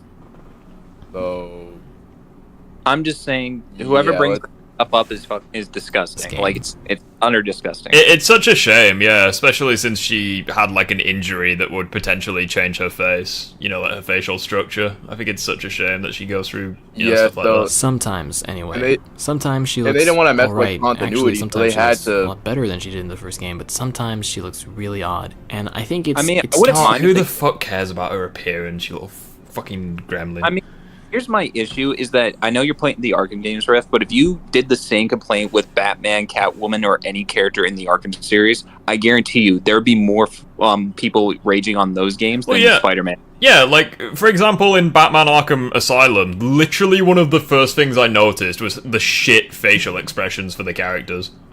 I mean, look at Jim Gordon in each game. Like he'll He change. changes, yeah. It's like... It's like like, you he don't have changes people each game. about that. It's like, Like even Barbara Gordon, you'll see her change in every game. You don't see people complaining. Yeah, it's like... I just don't understand these arguments. It's idiocy. Like that's all it is. Two main reasons as to Yeah. why Mary Jane looks odd. and apparently The first is people, that and through this a combination even of though, factors, even though this may sound weird, Mary it's Jane mainly looks a people lot that want older than to, the character should be. do The character is something like with 25, 26, Pause. somewhere there, but her mannerisms, her voice, and her wardrobe are all those of a person that is at least a decade older. And when you put her next to... It's just such a... Oh, fuck, I hate that edit so much. Like, I hate that argument, like, the clothes and mannerisms from a person a decade old. Like, what? She's Peter, sure. whose What's new the face problem? looks a lot younger than his original Like, one it's did. better Oh than yeah, being look at Peter. He's not wearing something that a 25-year-old would wear. Look at this shit. Like What 25-year-old wears this? One thing that I want to mention about 2018, games or only female serves- characters in general is that women don't have to like wear something that's more appealing to the ages or make it seem like more sexy because This also usually reminds me of something. because the issue with people who play games mostly is they treat women as objects, which is not only just dehumanizing, it's just to make them feel like, hey, this is something I can get into, which is Yeah. completely, you're not in it because of the character. This is what a little bit of research will get you. So guys, look at MJ's clothing, okay? So a yellow, like, jumper or sweater. I guess dark-colored jeans and shoes. If only there was a version of MJ that wears that. That actually wore that. Yeah, and you're not complaining about this one. Yeah, you're not complaining Yellow about this jumper, one, granted but yeah, pink you're stuff, going to like jeans and complain about boots. It's like the You know outfits what's are crazy about that? like the outfits are basically exactly the fucking same. The only difference being is that You know what- basically every 90s character had unrealistic proportions. I mean, look at Gwen Stacy and- as the movies. Like, she didn't wear any. Stacy from the Cosby clothing. movies and the Wearing- shows. They all look different. Like, the way that MJ dresses in the Insomniverse is similar to how Gwen does in the TASMverse. It's Like, like, well, you're not gonna. Yeah, bear me a second. Oh wait, I remember. I had, like if oh, like if we're wait, gonna I know what- like this is a this is a something if Rift can start thinking. Yeah, like this is what a character look like. Yeah, Fucking Christ, my the, camera keeps hiding it. Stop it. It's 90s old guy. I'm working on it. The point I'm trying to make is basically every character in the 90s had unrealistic proportions. I mean, this was Bruce Banner. He looks like he don't even need the Hulk. Yeah. Like, that's even the problem with other movies and shows. Like, people over exaggerated the superheroes and just people in general to be like supermodel level, which is like not just realistic. Well, say like I said before, like a lot of like mainly a lot of people that play this, like a lot of people that play this, they see women. They see women and they're just like, oh wait, face isn't good. I can't. Oh, face isn't good. I can't do what I want to. I can't play. And yes, I'm sorry, Rift, and I'm sorry all the Rift viewers, but you might probably want to mute the stream for a second. Why? Oh. But because I'm about to say something that's probably either gonna get your stream demonetized or it's probably gonna end up just doing something. Okay, just mute it so nothing happens. Yeah, maybe. So, I physically can't do that, so yeah, you're gonna have to. yeah, that's what I told Pat to mute it for like a second. But no, I literally can't though. So you probably Yeah, might, just- I'm just might, okay. You might okay, want I'll to just- you might want to like type it out in fucking Disagreement Day, and I'll just like hide the screen. Yeah, I guess. Bruce Banner's supposed to be a nerd. He looks like a fucking bodybuilder. Yeah, exactly. It's like, and she's literally wearing almost the exact same outfit as in the 90s series. The only difference is that she doesn't have the pink sweater underneath, and she doesn't have the fucking boots. Other than that, it's exactly the same. Age her up Like, my even issue more. is like, And the other say that thing, the other Insomniac big made they like wear a swimsuit and make her look hot, like Black Cat, for example. It's like, well, that shut everyone up. Like, that's how bad it is. People just want to see flesh. It doesn't make sense. MJ's clothing is comic accurate. Yeah, exactly. Yeah, like, I will agree, like, the proportions don't look very good, and obviously in this shot, her face doesn't look great, but, you know, it's, like, complaining about the clothes of all things is just so fucking petty, but anyway. I'm curious as to what... I hope this video isn't gonna be fucking... I don't think it should win a Game of the Year. It's just very... Hey, it's Penguin. Oh no, not RSG. Okay, we're gonna do it. I've not watched one of these videos before, so I feel like I'm in for a treat. very safe. It's the same cringy Marvel Reddit humor that you've seen time and time again. It is not a perfect game. This game is, honestly, now the more I think about it, it's a little mid. So yes, Insomniac is dead. Oh my god, bro. Which I was happy to see them do very well. Is this fucking Raimi music? It is. Last time, and then they will immediately fuck it up this time by putting in the wrong flag in his apartment. You gotta see it to believe it. Levels of woke. Eat that. Yeah, it is. It's the Tobey Maguire music. Yeah, it's like when he's thinking about Uncle Ben when Aunt May's coming in the room. That shit's ass, bro. Now, after watching those clips, you might be thinking, dude, I know, Spider-Man 2 is mid-L, old news, bruh. And I almost agree. Spider-Man 2 is a good game, but it's not a great game. Even though I definitely preferred it over some games nominated for Game of the Year, I believe Game of the Year should be awarded to the super defining games, and Spider-Man 2 was not that. This is common knowledge. I mean, what the Knowledge. You It's a can't mod. just have a 15-hour I campaign wasn't ready for that. with weak writing in a Ubisoft team. I mean, props for giving love to Elden Ring, at least. World and expect praise. But wait, what the fuck? What do you mean you can't just make a safe open world game and get praised? Before Spider-Man 2 came out, the people were on Insomniac's dick. I've said this 5,000 times, but I am not a Spider-Man PS4 fan. It's still a quality game, but like I've said before, most people will love it and only the more seasoned gamers will see its cracks. I think the biggest thing that flies over people's heads is that Spider-Man PS4 just has weak writing. Now, while I do remember this video being a lot more divisive than it actually Why does it have a weak writing? I was agreeing with him up until he said that. Like, yeah, the PS4 game definitely has flaws, and it's not a perfect game. But then again, what game is perfect? Okay, I can somewhat see where he's coming from with this. I want to see what he says. Maybe he'll go into it. It's safe to say that it still struck a lot of people's nerves. Other stuff that we were supposed to get from the art book, because like while I was reading the art book, there was supposed to be another Venom section. Spider-Man PS4 hate circle, the worst critics ever. I can't. I'll dislike the video. Fuck it. But like, I don't know if I can actually see how many dislikes it actually was. It's safe to say that it still struck a lot of people's nerves. People were out here trying to clap. This guy must be a genius writer with all these tips he's giving out. Can't wait for your screenplay. This is an extreme level of cope. Back at me. And what these dudes don't understand is that I wasn't trying to attack Spider-Man PS4's writing. I was instead shedding light on the skill and efforts of good writing. But with how many people were praising Spider-Man PS4 for having great writing, it's crazy that now with Spider-Man 2, they're all gone. What the fuck happened, Insomniac? Well, today, we're gonna find out. We're gonna see what these great Spider-Man critics have to say. So first Reddit, because Reddits are the smartest men alive. Is this entire video literally like coping over what people say for the game? I think, because it's like, why would you go to Reddit? Is this unironically what we're about to watch? Fuck's sake. I'm confused. Why Reddit, though? If I wanted one of these videos, I'd watch someone more interesting. Spider-Man 2 is disappointing. So firstly, why does my man have a picture of him holding his controller? What does this add to the overall point? I guess let's just read. Playing through this now, and I use the term loosely, there's an awful lot of player agency removed. This is the same guy who got dogged by Colin in a debate. Hang on, is he who I think he is? But what's his name? RSG. Oh, yeah, I think I know exactly who this guy is. Colin RSG Invincible. Yeah, it was this guy. Yes, that's where I know him from. I was wondering why he seemed so familiar. Yeah. I'm on the same page.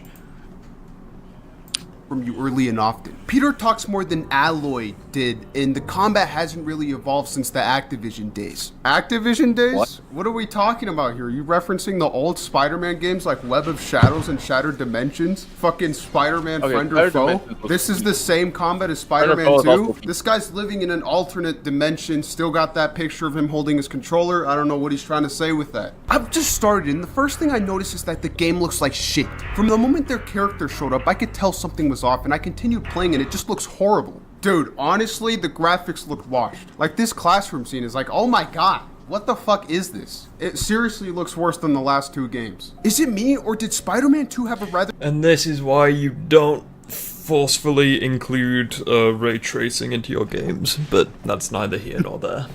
Short honeymoon phase. Ooh, honeymoon phase, when everyone loves the game before collectively agreeing on an opinion. Dude, the fact that the term honeymoon phase even exists is just Reddit embarrassing. A good game should probably maybe still be a good game even years later. Spider-Man 2 was nominated 7 times and got 0 awards. Yeah. Deserved. Hopefully Insomniac will do better for Spider-Man 3. Oh wow, I couldn't agree more. It was genuinely too safe and cookie cutter of a sequel. And in many ways, it was a step back, surprisingly, from the first game, which is never a good thing for a sequel. Okay, I mean, not really explaining much. Yeah, it was garbage. I mean, like, name a sequel that is objectively better than the original game in, like, every single way. Like, you will probably struggle. Yeah. I would think God of War Ragnarok is better than 2018. I just want to know what you thought about the writing, because it's just like, I don't see anything from. Yeah, I want to know why he thinks the writing in the PS4 games shit. But I guess we'd have to watch the PS4 video for him to go over that. Get rid of the pink-haired dev team. I don't know if I'm still following. The pink-haired dev team. These games is unreal. They're really well-crafted games, but I just finished one, and it had to be some of the worst writing and storytelling I've ever experienced in a modern game. Predictable story with some of the worst character relationships. Oh shit, dude. That was actually a good explanation, and I'm starting to wonder if we're getting to the point too soon. Insomniac's writers are pretty mid, in my opinion. That's kind of the point of this video. I'm waiting for the actual point. I'm waiting for them to get to the writing, because it's like he's not getting to it. In my opinion, basically every Insomniac Spider-Man game is better than all the Spider-Man games that came before. Yeah, I'd agree with that, for the most part. From a writing perspective, I know it's a game, but if you were to ask me where Insomniac's writing would be, it would probably be above, like from a story perspective, above, say, Tom and Andrew's, but maybe below Toby's. Yeah, I'd probably agree with that. An argument could be made that it's better than Toby's, but again, it's kind of hit or miss. Like, I love Toby's writing, and it's probably the most. I think they're both. But I think Toby just has a little bit more heart to it, but that's what it's meant for, where the games are just more action-packed, you know. Yeah, Toby's is definitely more down-to-earth than Insomniac's, which is insane, because Insomniac's is more down-to-earth than the MCU. It depends, because with me, I would say that Insomniac's writing is on par with Drew's. Like, no one's saying it's perfect. Like, I'm reading this right now. Like, no one's saying that the writing is 100% spot on, but it's better than anything, mostly, of what we've gotten so far from either on screen or some other products. Like, that's the best way you can put it. Yeah. Alright, anyways. Grips to hell and back to make sure they're as bland and inoffensive as possible. Fuck! Here's the thing. When I was first playing Spider-Man 2, I found the character's extreme lack of charisma pretty funny. Oh, by the way, if you go... like, unironically, I think Facebook is a worse platform for, like, terrible fiction takes than Reddit. That is an insanely hot take, I know, but honestly, I just looked on my phone on Facebook, and, like, you just get the worst takes imaginable. You would be. I remember even emphasizing it in my review. But on replay, I was just not laughing. And I really started to notice how fucking dull these characters were. I know it's gonna sound like I stole this guy's comment, but I remember thinking to myself that these characters were... I mean, there was one that I saw on Facebook recently where it was like Thanos with the Infinity Gauntlet versus Omni-Man. And like... Thanos with the Infinity Gauntlet, what is Omni-Man? My biggest... I'm pretty sure it was comics Thanos as well. It's not even like it was MCU Thanos. And the amount of people that still said Omni-Man won, I'm like, Jesus Christ. Like, my biggest issue with what he's saying right now is that you can apply all the saying of all these characters are badly written or they're two-dimensional or all that. You can literally say the same thing with all the MCU sidecast for MCU Spider-Man. Like, excluding Peter himself, tell me one thing about the other characters that is endearing. Well, the thing as well is that you could say about other video game characters. So say, for example, The Legend of Zelda, Link literally doesn't speak. Like, are you gonna say he's a shit character, though? I mean, maybe. I think he doesn't a better speak, example... you know, he's not as funny, you know, as other other characters. characters. Also doesn't speak in every single Pokemon game. I mean, the other example I can think of is, like, say, some of the Infamous games. Like, you could say some of the side characters are not all that well fleshed out, but at the same time, you can make an argument they are.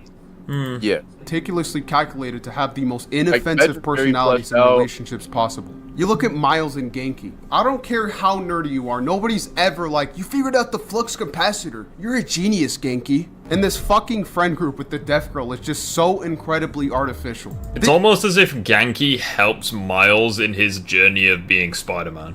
This 10-second scene in Spider-Verse shows so much more character for Genki than anything in Spider-Man 2. He's literally doing fuck all. He's on his, like, fucking Atari 2600. He's not doing anything. Peter in this game is also embarrassing. Like that part with Genki where he's making the drones and he's like, we don't spy on people, Genki. Like, oh my fucking god. Peter's relationship with I mean, yeah. MJ is just so bland, fucking computer generated. Harry too. Like, when I listen to the dialogue between these two, I just cannot... I mean, he's literally not seen Harry in fucking years. Like, literal years. Like, of course he's gonna be a little awkward around him. I mean, put it in this perspective. Which Harry, out of all the Spider-Man media, be it Toby, be it Spectacular, be it Andrews, like, which Harry is the most endearing? Like, that gets you be like, wow, this is actually a good character. Like, I would say, like, Toby's, but... and maybe Spectaculars, but if you were to tell me Insomniac Harry, yeah, I would say so too. Exactly, I think Insomniac Harry actually has a shit ton of, like Like, I think once he gets the symbiote, he becomes way better. Like, not even, like, Venom. Like, just when he's, like, Agent Venom. Like, that one scene where... Like, it's very... Like, I don't really cry in video games unless it's, like, fucking really, like... Like, obviously... Like, when Peter, like, died and Harry was, like, saying all those things, that got me. Like, that was... Like, to me, that scene was, like... It completely convinced me that those guys were best friends. Like, the way they were interacting.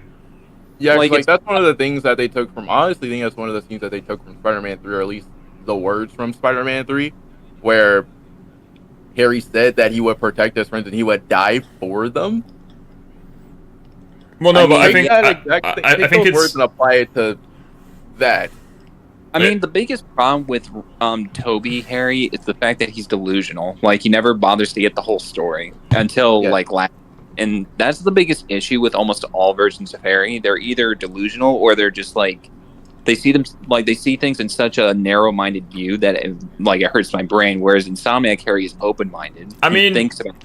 I think as well, like, the main difference between them is just different context. So, like, most versions of Harry, like, hate Spider-Man because he believes Spider-Man killed his dad. It's like, in Insomniac, Norman's alive and well, like, and the way that he finds out about, you know, Peter and Spider-Man is different. So, I feel like it wouldn't really make sense for this guy to act the same as different versions of Harry.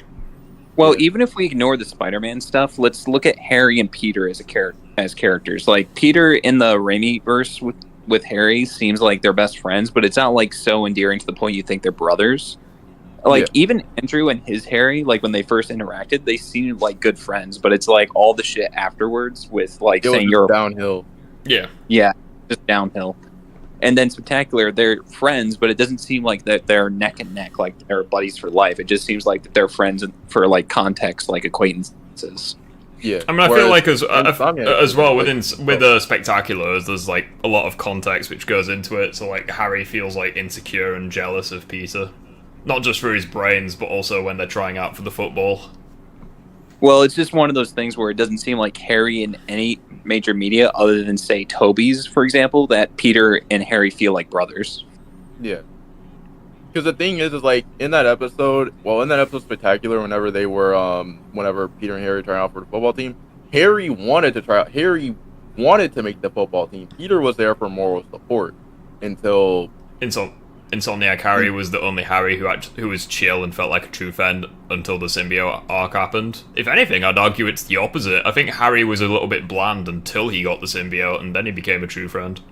Obviously, not including Venom, obviously. But like even when he was Venom, like, and there was like Anti-Venom got a couple of moments where he could talk to Harry. You know, there was a couple of really good moments between the two. Yeah. I think what's most endearing about Insomniac's Harry is that Harry just feels like he's doing things because he's compassionate, because he actually cares about people, not just because he wants to prove himself to his dad or anything. Like, he's doing everything. Go back to the first game. With the research stations, despite his dad like not having faith in the projects. Yeah. Like, his dad was going to shut them down. Yeah, like Norman really had no faith. So these attempts at fun dialogue are just so fucking nothing. I cannot stress enough how hard it is to stay awake during these moments. Honestly, the game that comes to mind right now is Last of Us 2. Now, I'm not saying that the overall plot is perfect, but why do I consider this to be one of the best stories in gaming by default? Because the people actually sound like people. Character and dialogue writing are the most important aspects, because then you can actually grasp the narrative. The story isn't just a bunch of events that... I just forgot you could do that. If you hold down the mouse, it doubles the speed of the video. That's hilarious. A second. Wait. How are we going to compare it to Last of Us? Even though I really do like that. I know that they're not the same. Yeah, I think it's rough. That happened. It's what those events mean to the characters. Most video games that come out these days... I'd also point out the context between, like, Last of Us and Spider-Man 2 could literally not be more different. I mean, and also holds up Uncharted 4 as if it means something. I mean, the closest you can make a parallel to Spider-Man and Last of Us is like the reverse ending for Aunt May and Peter. Like, what if Peter gave the cure to Aunt May instead of saving the world, where Joel like prevents the cure to save Ellie? Like, that's the only parallel you can. Yeah, like, because obviously you have like die. obviously the interactions between Ellie and Joel are awkward because they're literally strangers that have no fucking choice but to like stick together. So it's like comparing that to Spider-Man, and again, like, Harry hasn't seen Peter in like over like a year, maybe 2 years, probably longer. It's like it's gas in 6 writing months. that loses my interest and forces One me more to look thing, past too, it. is, I'm not saying one that more thing, Spider-Man too, 2 is, is a if you completely really take worthless that and story look at because that, there are some aspects about it that I like, it but the does be a good weak point parts because, are genuinely Joel miserable. technically saved Ellie from dying. So, like, if we're gonna look at that,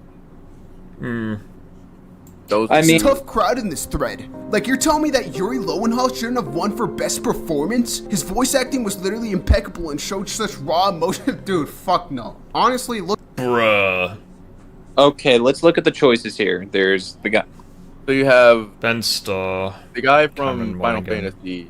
I actually really liked Jedi Survivor, so I don't really mind Like, when that. it comes to voice acting, it comes down to their performance, not necessarily the person that they're representing. Like, for example, in Cyberpunk, I don't remember the character's name or anything. Like, there's nothing very impactful with the voice acting. Yeah. Yeah. Yeah, I feel like Yuri should have 100% won best performance. I don't I know. feel It was a toss-up for me between Yuri and Cameron. Yeah, like, Cameron's good as well. Like, I liked him in Jedi Survivor. I But just thing don't is that I one. play like I mainly think. like Like, Neil like does play in Baldur's Gate, but Baldur's Gate is like one of those games where the dialogue can be very, very awkward. So it's just like, I don't know how it won best performance. Looking I at think this he also lineup, played I James can't Gunn really as the decide who human did too. better. Like, I If really it was couldn't up to decide. me, just cut the fucking category. Is anyone else not enjoying Spider-Man 2? I love that. He'd rather get rid of... I fucking love that. He'd rather get rid of the best performance category altogether than say that Yuri was best. I love that. Better. If it was up to me, just cut the fucking category. Is anyone else not enjoying Spider-Man 2? I honestly can't stand the dialogue. It's like it was written for... He didn't have the illness, he would have been Like, I can't... Like, the thing is that I can't tell if he likes the game or hates it. Because, like, there was a guy who said, like, he liked it, but then RSG's saying, no, like, Yuri's voice acting shit. But he seems to be dogging on people who don't like the game. So, like, I'm so confused right now. I think it's so damn annoying to listen to. He's hitting at people who tag on both sides. He's like trying to be in the middle ground where he's like, it's not good, but it's not bad either. Well, like, he just mid. So why? So if you agree it's mid, why are you like making fun of both sides? Like, because if you're in the middle, then surely you agree with both sides. Because you acknowledge the good whilst also acknowledging the bad. So, like, if you're in the middle, why are you taking the piss out of both people? Like, I it's think so weird. He's, like, exposing, like, the extremes of both sides. Like, Spider-Man is absolutely shit, or Spider-Man's absolutely perfect. I think he's, like, going over those. Why is it that deep, though? Why can't you just... It's not that deep. Like, it would be like if I liked a really unpopular game and then I attacked people who didn't like it. Like, no, I'd get the shit kicked out of me. Oh, man. What a dumpster fire this is. Genki and his deaf friend are Yuri Lowenfall's voice acting was so great. Yeah, I loved it. so bland. I roll my eyes every time they're on screen. The way Peter talks when he's... Like, unironically, to literally pick at random a scene with the symbiote and tell me his voice acting is shit. Like... Mad in the black suit is also extremely more cringe. undertone. I was completely... His voice dialogue acting off with the the black symbiote is cringe. Fuck me. What did he say? He said his voice acting with the symbiote is cringe. Jesus Christ. Watch the 90s series? Yeah, true. Fair point. When Peter was riding a bike Really, through a are we park really to gonna set rip the 90s checkpoints, series? the batteries... He probably, unironically... He was going after Stalker and just... Yeah. Starts smoking. He's like, oh no, I have to make it to the charging station or this bike will explode. And I just remember thinking, dude, you're Spider-Man. It's a tiny battery. Chill the hell out, dude, and got crazy. So here we have another decent review, and I'm not trying to be like, if you agree with me, you're a real ass guy. Obviously, this review has a lot of things that I agree with, but it is a pretty standard Reddit emotional dumb review. Spider-Man fans when they're 15-hour mid-superhero. Someone who thinks that he's the middle ground. But in reality, he created an entire other side that is just full of incredible stupidity and disaster state. Oh, Jesus. Oh no, no, no, no, no, no. No. Thanks for your honesty and great video, I appreciate that. Oh dear. Being honest is not the same as being incredible. Oh shit, that's wrong. Completely wrong thing there. That was something personal that I didn't want to get leaked. It's 1, 2, 3 miles. Well, not even that. Hold on, we'll try another one because like he already hates the symbiote one. So let's try this. Bear me a second. Not that. Where is it? Find the dialogue, you bastard. Is it right here? Yeah, like listen to Peter's dialogue in this and tell me it's cringe or shit. Go back. Oh yeah, I can go back. Hold on. There's actually a... like before Venom, like right here.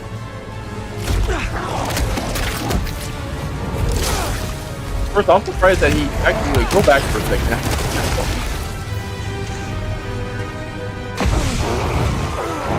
Oh yeah, Peter was nerfed. He also recovered faster than Venom. Don't at me. Fight, Harry! Fight! I can't. I'm done. You have to kill us.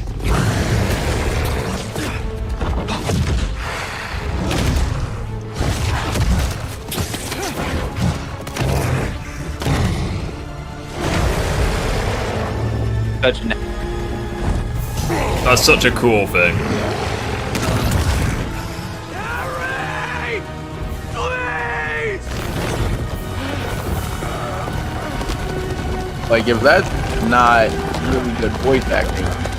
Oh yeah, Peter was nerfed. Also, he's like restraining the strongest guy in the verse. Also,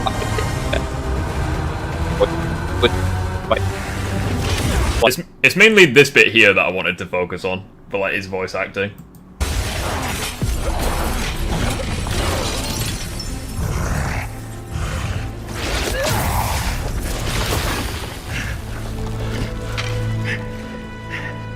I'm done. Either way, Pete. No. We still have time? No, we don't. It'll kill them. And then it'll kill you.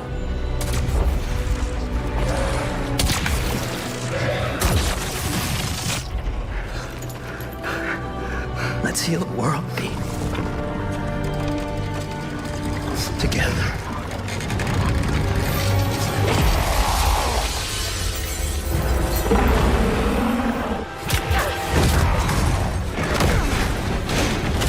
Oh, never mind. I guess he was nerfed after all. Oh wait, fast forward to the ending. Yeah. Fuck. Where is it? Like right when he's getting it off him. Oh, I think I went a bit. I went really far ahead. Wait, yeah, that's right, right here. Right there. I'm sorry. I'm sorry. Cringe or shit. I want you to look out for that.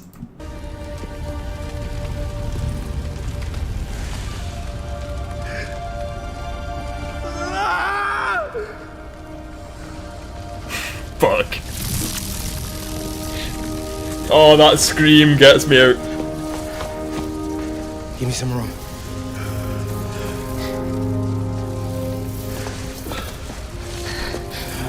Bruh, that scream. But yeah, if you want symbiote voice acting, go to like the Kraven boss fight because Peter just outright just goes savage on Kraven. Oh yeah, he roasts him so hard. Like you're just a dying old man looking for a way out. Or like Lizard, maybe. Well, that one was less impressive. I'm just talking about like him in a pure symbiote voice. Him right like here that. with the pure symbiote just walking my head. Let us make this a glorious ending. You destroyed my city, took the lives of so many people. Or if he just yeets a battle axe at him. Just as this is ours. Your followers treat you like some kind of god. But you're just a dying old man looking for a way out. So you know then. And you know I will not die in a sick bed. Only an evil may taste my last breath. Props to Craven's voice acting as well. It's also really good.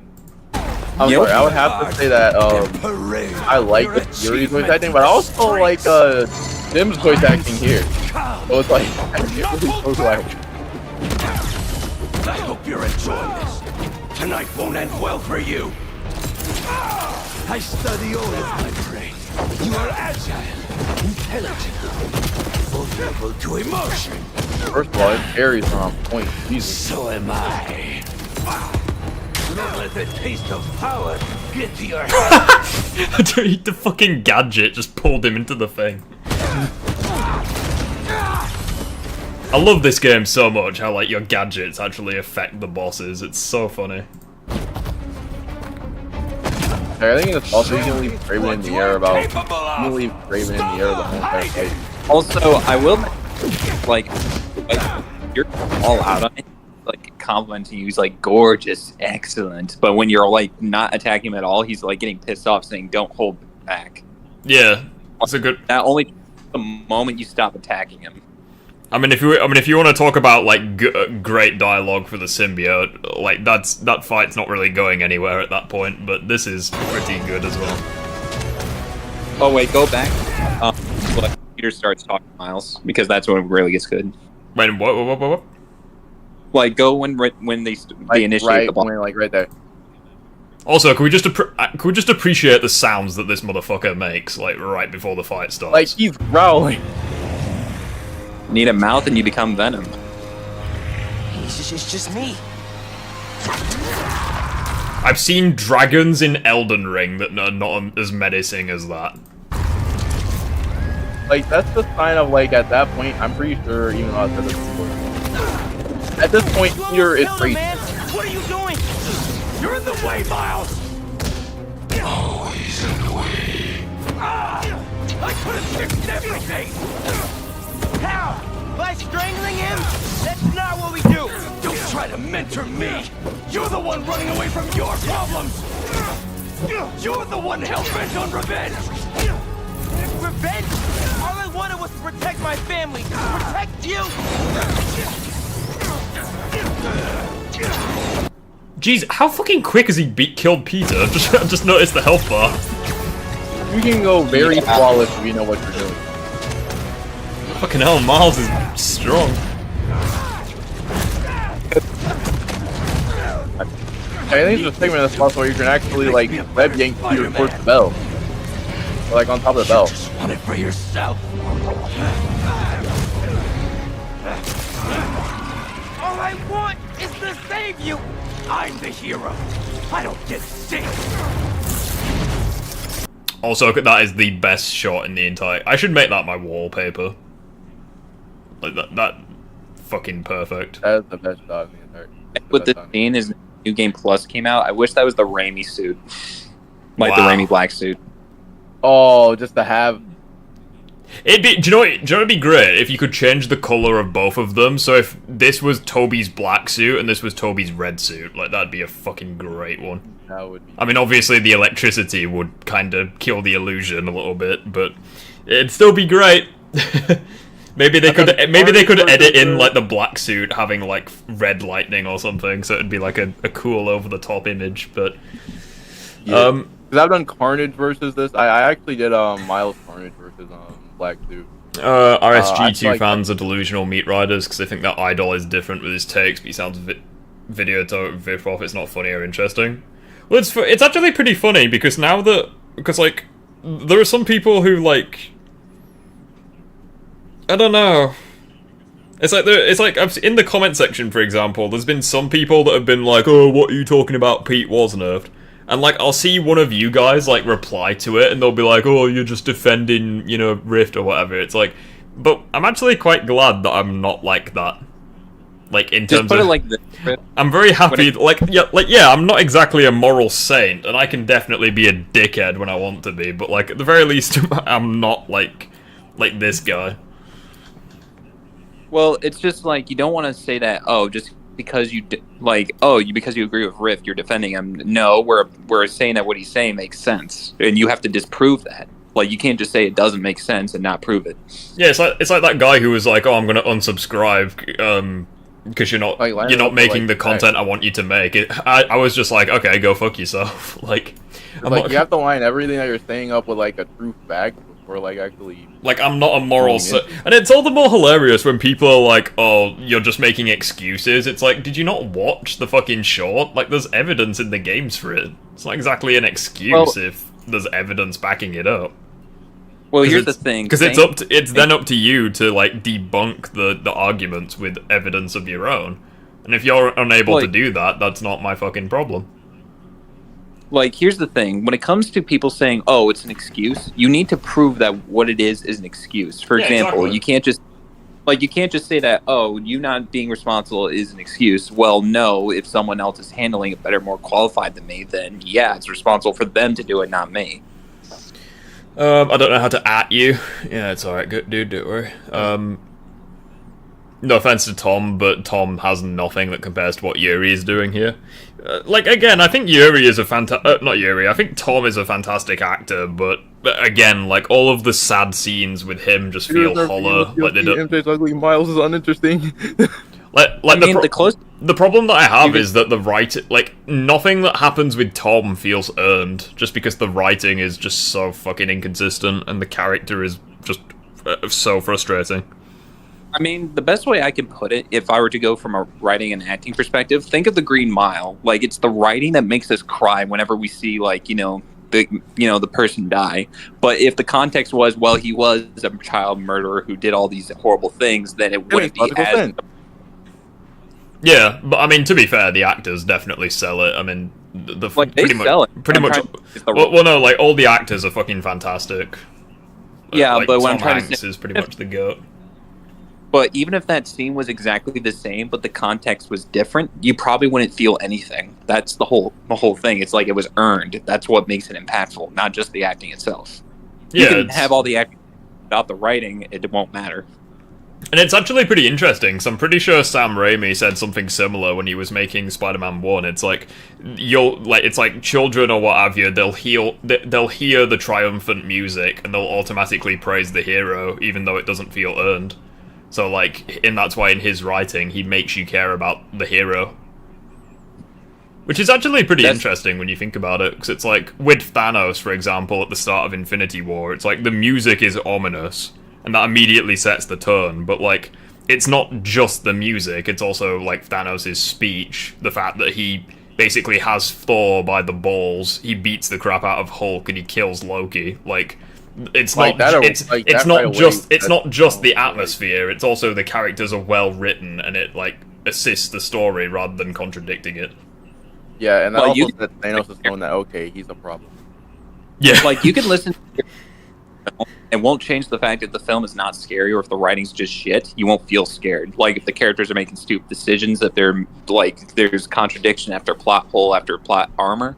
Like, you're not going to feel as scared when the scary music is on. Yeah, it's not going to feel as earned. It's like if you're watching a horror film and then out of nowhere, like, the main, like, serial killer or monster, it suddenly looks like a Teletubby. It's going to betray the tone. Yeah. You know, and that's kind of the thing. It's like, I feel like you need every single aspect to work, otherwise it just won't. I mean, even if you have the right good, I will say this, even if the writing's good, even if everything makes sense in context, if the film doesn't look good or if the acting's shit, you probably won't feel as good. That's why when you see some people like saying this person is acting bad, it's because everything going up to that moment is making it sense, but it's just the acting that's so shit that you can't buy it. And the thing that's also really interesting is that you can have some films like I don't know if you guys have seen The Thing, the 1982, from John Carpenter, but like that film basically did everything right. Like the actors were great for the time. Obviously you had Kurt Russell, you had a few other people who for the time were like really good. The music was sinister and, assisted the tone. You had, scenes that were in the dark, horrifying visuals, etc. Pretty much everything about the film was perfect, yet people still hated it. Because it wasn't like because obviously you had E.T. released the same year, and E.T. was like completely different tonally, but both of them were like alien-based films. So like one was loved, one was hated, but now obviously because standards have changed, like, what we like now is different to what we liked 40 years ago. Now The Thing is loved and it's reviewed as being a masterpiece, but like when it came out, it was one of the worst films in the year. So I think it's pretty interesting. Like, you can have everything going for a project, yet depending on like external factors, people will still hate it or find reasons to dislike it. I mean, it's the same problem with, like, if we look at the Spider-Man games, for example, people love the PS4 game, and it was, like, giving, like, 33 million copies now. Yet people are saying that because of Spider-Verse coming out, it was because of Infinity Wars, because of all the hype that was happening that year to set the tone. And because people are saying the MCU's dying, the MCU's gone bad, or like, other projects have, like, died out. Yeah. That Spider-Man 2 didn't have as much traction as it did for the PS4 game because of all the environmental factors. It's like what you said with E.T. and The Thing. People were more expecting like a good feel, like jolly film like E.T. Yeah, when they see The Thing, they were appalled by it because that's not the setup of the mood of the overall like media. Yeah, well, I think as well, it's mainly because E.T. was just like the fan favorite. So like they see like another Alien film come out and they just didn't like it as much, which is actually pretty interesting because I'm pretty sure the original Alien film came out. Nobody didn't like the original Alien film. No, but wasn't the original Alien in like the late 70s or something? Yeah, I think. Yeah, sort so, of received. Yeah, so that film came out before The Thing, yet it was loved. Yet The Thing, which was pretty fucking similar, like obviously there was clear differences, one was in a space station, one was in the Antarctic, but like they were very similar. Like it was based around paranoia. There was an alien that like was they didn't know much about, etc. But I think it's just, and I think Spider-Man 2 is a fantastic example because it's like you have shit like this. This is like art. This is amazing. But like obviously you have other things like the homosexual elements. You have MJ, who like I don't think it's an issue myself, but obviously other people do. You have Miles, who people don't like. Chaos pretty much just summarized it in like 3 words. Basically every single Spider-Man fan after getting their hands on the game pretty much just said Peter was nerfed, the game was DLC, MJ was ugly, and Miles was uninteresting as a character. Not gonna lie, I think anyone who says this game was DLC is fucking, like, I don't understand how this game should be DLC. Like, the Miles Morales game, you could argue that that was DLC, even though it's, like, not, but... issue with people these days is that they like to be extreme. They like to say that, oh, because it didn't meet your expectations, it's somehow worse than it actually is. Well, that's perfectly fine. I think a good critic will say, like, this game didn't meet my expectations, but you can still enjoy it. Like, there is still, like, good things to be had with this piece of media. Yeah. But, like, I think a bad critic is going to be like, yeah, this game's not for me, therefore it's not for anyone. Kind of like Harmon Smith is a good example, where, like, he hates everything that's not Nintendo, and so he does everything he can to discredit those products, even if it means making up random shit that no one's heard of before. But that's what all these people you just mentioned saying, like even what Phoenix is saying, that people were just summarizing what they just didn't like and making it all about that rather than looking at the overall product for what it is. Yeah, because like this whole side stuff to say why they don't like it, and it's just like even if you go by the idea that Peter was nerfed, it was set up in the game that Peter wasn't at his best, and even then you don't have to say he's weaker, you just have to say he's not at his best given the circumstances of the game. Yeah, and as well, it's like with the PS4 game, I had criticisms of that with the story. Like I think the Sinister Six members didn't get like an equal amount of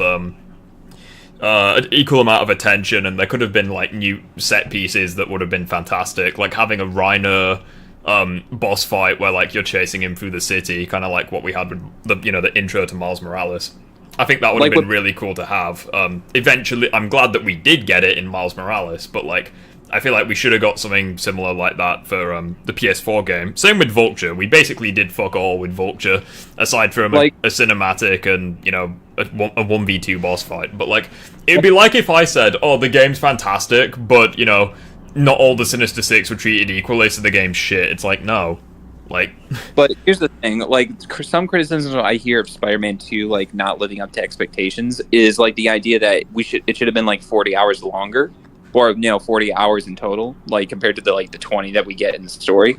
To like build up Kraven, have his family come in, have it like Anna like fight Miles, kind of show like the discrepancy in skill between each family of the Kraven family, and then when Venom comes, he like infects the villains, like he makes Electro into a symbiote, he makes Vulture into a symbiote, like stuff like that. Like people wanted like a Web of Shadows type thing, or even Riot and Carnage. They wanted that's what we got. Realistically, though, I think if they made the game way longer, that would have just killed the pacing. Because the fact of the matter is that like Spider-Man games aren't that long. It's not like it's not like it's not like Red Dead Redemption 2 or like Skyrim or something, where like there's a massive open world that you can really invest yourself in, and as a result you'll have like over 50 hours playtime. It's like, no, like the open world in Spider-Man 2, there's not a huge amount to do in it aside from like side content swinging around, so you have to do like the story. And I think making a Spider-Man game, I think having it like 15-20 hours long is fine. Like, and because like in the first game, it's like the pacing was pretty much perfect. Like you can argue like, like MJ missions grinded the game to a halt, but like if you take those out of the equation, I think the pacing was really fucking good. The story wasn't perfect. There was things that I have criticisms with, but like I think you can definitely tell a good story in like 10 hours. I think the one thing that State said earlier, at least from since they brought this up, a lot of people hate Spider-Man 2, and a lot of the reason, State does have a lot of points, and I'm not even gonna lie. At one point that I will say though is like people will hate it because and a lot of people still hate it to this day, because like people will still like say oh, I hate it because this character isn't if people say like, oh, it's because Eddie's not Venom. I'm sorry. Yeah. People still hate that idea that they still want a one-to-one, and I'm like, okay, cool. And I'll sit there, I'll be like, okay, so cool. So tell me how you would have. Okay, cool. So tell me how you would have done this, and tell me how would it have made sense for the Miles fight. How would it have made sense for Kraven? How would it have made sense for Peter? Yeah, like if you that's the thing that I find funny. It's like if you change one aspect, you have to think about how it's going to affect everything. It's like for example, having Eddie Brock as Venom. It's like, okay, so you're introducing a character that has no chemistry with any of the heroes or villains, and you think that would make a better game. It's like, no. And every single time whenever they try to say that, like every single time when like they try to say that, they're just sitting there just quiet and they're just thinking about how it could go. It's like, I agree with Rift. While I was just expecting a simple Spider-Man vs. Venom story, I was caught off guard when it was a symbiote invasion. Did I hate it? No. Should it have been flushed out? Yes. See, like, I think it would have actually been better if the symbiote invasion didn't happen. Like, that may be a hot take. Like, I think I do prefer Spider-Man stories where they're a lot more grounded and stuff, and I think that Venom... You know what I think should have happened? Obviously, there's... Like, I think, honestly, they should have kept everything but the symbiote invasion. But here's what I'm thinking, Rift. Instead of that, think of it like this. Like, there was just like a small symbiote invasion, but it wasn't like the meteorite. There was no anti-venom. There was just like base Peter, Miles just fighting Venom, who was spawning symbiotes, but it wasn't like... I kind of think that the way that they should have done the final battle, because the problem with the actual final battle is like... You know, because of, like, we know what's gonna happen because of, like, the scene with, like, Harry and he's talking to Venom and it's kind of, like, manipulating, what his mum said, and, like, you see the visualization of, like, the Venom tendrils covering the Earth. I think they should have, like, in the final battle, I'm trying to think of it, like, maybe, like, TASM 1 is, like, a really good example where, like, if Venom reaches the meteorite, it's all over. But like Peter's right there. He just has to keep him away from it until they can fix it, kind of thing. Actually, Rick, you want me to send you this previous script from that came from the leaks? I'll send it in the Discord. Go for it. You can basically look at it. The one thing that I saw in the leaks from what I read was that Harry was supposed to die. They originally were gonna kill off Harry. Like, I don't know, I think the symbiote invasion was like, it makes sense, obviously, with the whole healing the world thing, because the symbiote healed Harry, or temporarily it did, anyways. Yeah, because, like... So, like, it makes sense, and I can't fault it for making sense, but I just don't like it. I would have preferred it if, like, say, for example, Harry told Peter this. Like, he was like, okay... Like, or maybe they did, like, a TASM... Maybe not a TASM 1 thing, but, like, in TASM 1, where, like...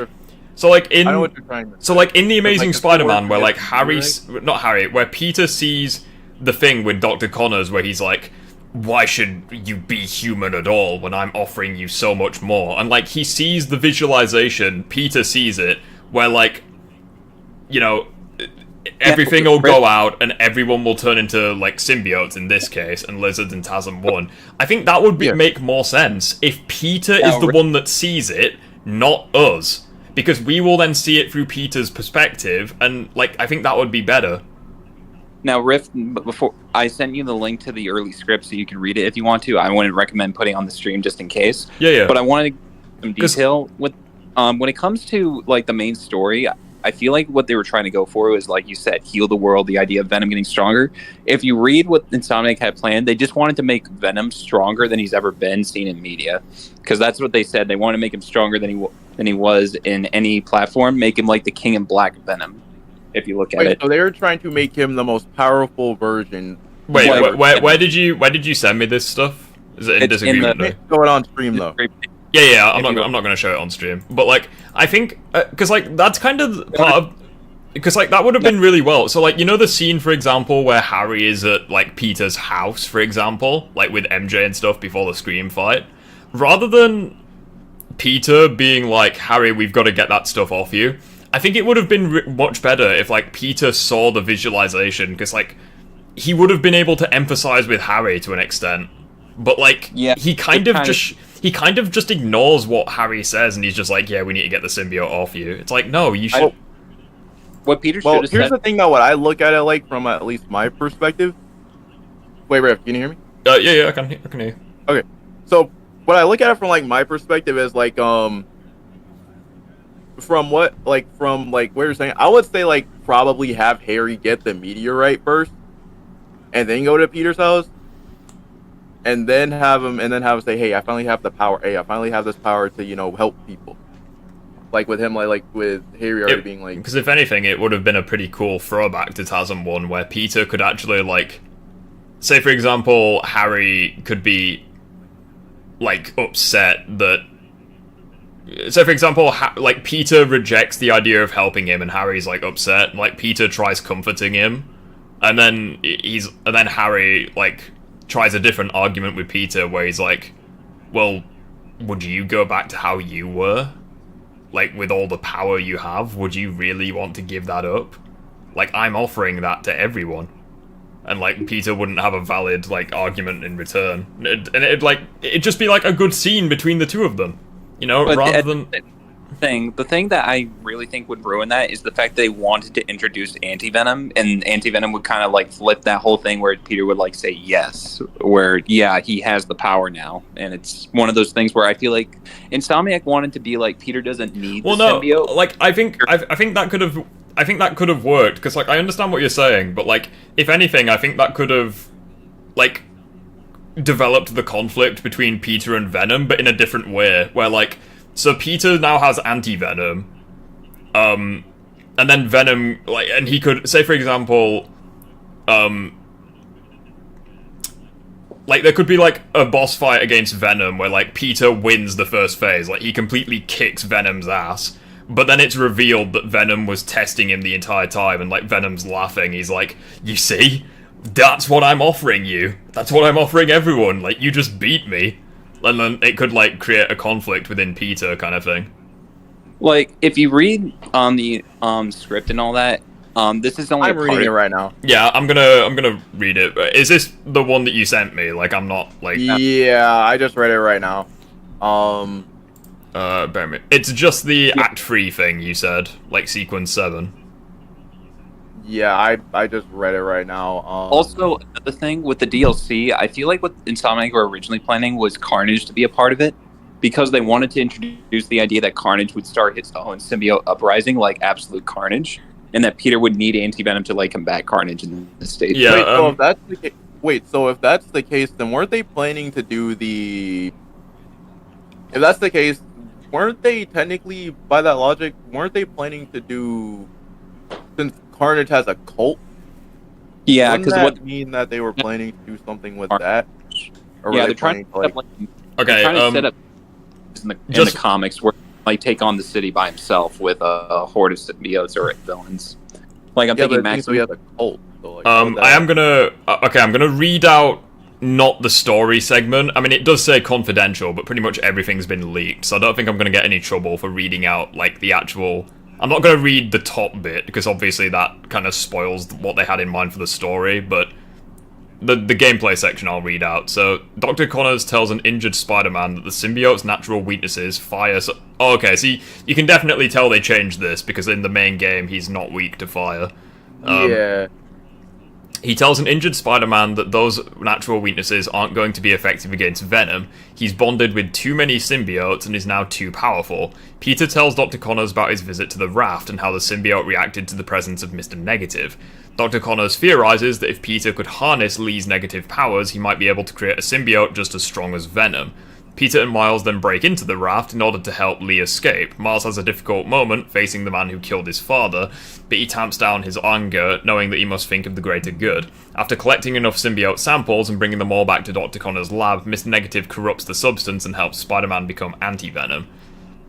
And then in terms of gameplay, Spider-Man now has the power to not just battle symbiotes, but destroy them permanently on a cellular level. Miles works with Peter to help him get used to his new powers, just as Miles had to get used to his new powers in the previous game. It's at this point that the mentor becomes the trainee, and Miles and Peter now realize they are equals. It's kind of one of those things where if you actually read it in earlier parts of the script, both Peter and Miles fight Venom, but it seems like Peter's doing better and Miles gets injured. Again, I think that could have worked. I think it's just two versions of the same story. Like, I liked what we got, where, like, Peter becoming anti-Venom is kind of at the conclusion of Miles' arc. I don't know. Wait. Okay, I see this part where Carnage you're talking about. Yeah, like MJ fights and then Peter fights. This is with supposedly without anti-Venom. So this is like normal Peter, because if you look at the time date, like anti-Venom doesn't come part of it until later on. So this is base Peter versus Carnage. Yeah, because I'm looking at it and I'm like... But it's also Spider-Man and Wraith. Yeah, but Wraith is not really that impressive. Well, yeah, obviously, but like she could, attack him on a psychological level, because obviously she's got experience dealing with people like Carnage. Yeah, it's weird because apparently it's like Venom is stronger than Carnage, like base Carnage, because they're trying to make Venom super powerful to the point he's like King of Black level. That's the whole reason they had anti-Venom in the first place, because if it was just base Peter and base Miles, then they can reasonably beat Venom. Yeah, it's just like the... I'm just gonna read some stuff in chat. I'm gonna show the screen again just because it's pretty much over. But Rift, Venom repeatedly saying that he's healing the world because he's giving everything what they ever wanted. Venom is like a genie, and Harry thinks people having symbiotes will make them better. It's what symbiote did for him. I know, but fuck. I know what you mean. But I just don't think it should have been viewed as an invasion. I think the whole everyone becomes symbiotes should not have happened, but Peter should have known well ahead of time that could happen. So then because then they didn't know though. Maybe he I don't know, he'd view now, a Rift, camera feed of Venom saying it to Harry or something like that. So Rift, if you look at the bottom of the script, it actually mentions Peter, Venom was trying to open a portal to Clintar. So that was the explanation of having the symbiotes come, and all the symbiotes that you've been seeing are Venom spawn, but he's trying to get the home world to come to Earth. I see. That's enough. Wait a minute, was that the original one? Because if they were trying to do that, then that would automatically mean that they were... What's interesting about the original script is that Venom would have pretty much taken control of Oscorp's science division and made a device that was going to teleport a planet of symbiotes to the Earth. Yeah, I read that. That's the part where I... Chaos. Anti-Venom represents the dark side of Peter that would never leave his side because your darkness does not automatically go away when dealing with the symbiote. He has control and balance of it. Yeah, I can understand that. My biggest issue with anti-venom in general, and just I understand, like, if you're gonna fight Venom in like an almost King in Black stage, Peter would need the anti-venom, because I don't even think base Peter or Miles can beat like King in Black Venom. I just don't see it. But it's like, if this is King in Black Venom can only be beaten by potentially Null. Well, anyway, it's go on. King and Black Venom can only like be beaten by maybe 3 people: Null, an anti-venom like substance, or Cosmic Spider-Man, or Captain Universe. Yeah. Those are the 3 things. So they kind of went for anti-venom because it made more sense, I would think. But even then, it's just one of those cases they wanted to showcase Venom at the most powerful he could ever be. Or so that's the reason why we didn't get it. That's the reason why like they were trying to see like base Peter could go. Yeah. Like my biggest thing is, want base Venom and base Peter to fight each other, because we saw what base Venom is capable of. He's capable of almost no different Craven. Yeah, it would definitely be interesting. I just think as well, like if they'd changed certain parts of the story, it would have like given What I find is like the MJ and Peter sections. Like 5 years ago, did MJ figure out Peter was Spider-Man? So that means like when Peter was 5 years into being Spider-Man, did MJ find out?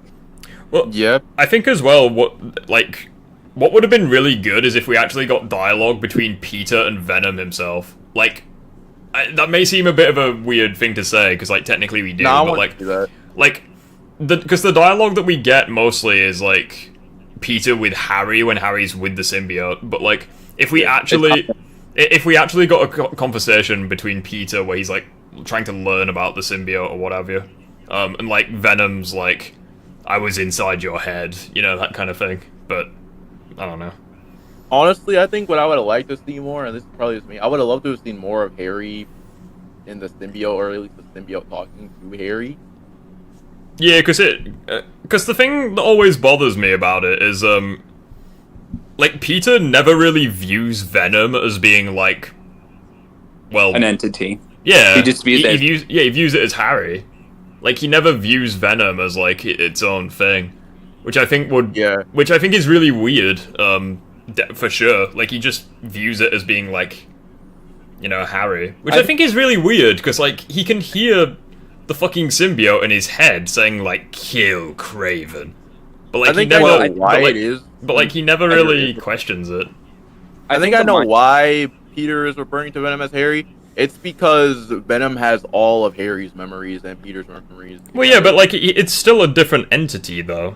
Like, yeah. But here's the thing. What I'm trying to say is, like, it's a hive mind. Peter thinks that the symbiote individually is not as intelligent individually. That's why it's the hive mind. So he's, like, thinking he's talking to the hive mind rather than, like, a single entity, which is Venom. Yeah. And another thing... It's like, every time the Venom speaks to him, it's mainly, like, saying stuff that Harry would say. So, like, this is where we became friends. And, like, Peter responds, like, he's like, he doesn't question it at all. He's not like, you're not my friend, you're a thing, or something like that. Like, get off my friend Harry kind of thing. Harry hates it being called a thing, or Harry hates it when... Well, yeah, but, like, the only time that I'm aware of that Peter really questions it is when, like, they're actually fighting, and he's like, give me back my friend! Like, that's it, though. At that point, that's a great moment, but we should have got more of it. I think that's just because, like, I will agree. Like, I will say, like, that's pure Venom. That's at the end. Peter's fighting a synced up Venom. Nicholas, it's good to hey, buddy, how you doing? Peter's fighting a synced up Venom, and towards the end of that, he's fighting a corrupted Venom. If you look at Venom, Venom, like, you hear Venom say, like, we are your friend. It's like, I'm gonna just go put some food in the oven, because it'll take a while to cook, but, like, at the end of... Basically, the way I view the story is that you wouldn't have to change it much to make it, like, way better.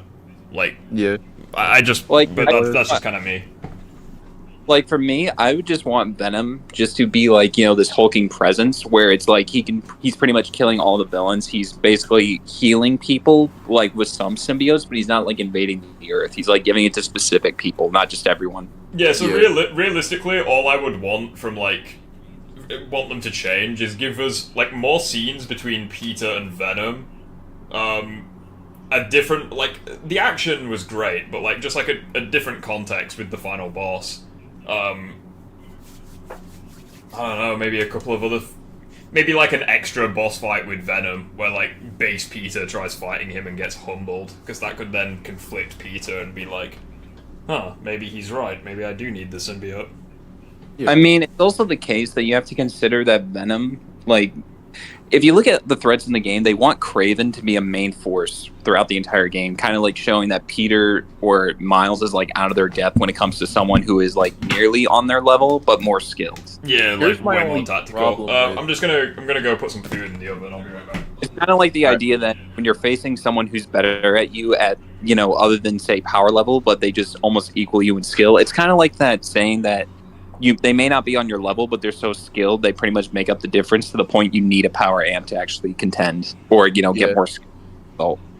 That's like, here's the thing that I would say about the whole entire Venom stuff, like, and a lot of people already know this. I felt like Kraven should have been the only villain in this game.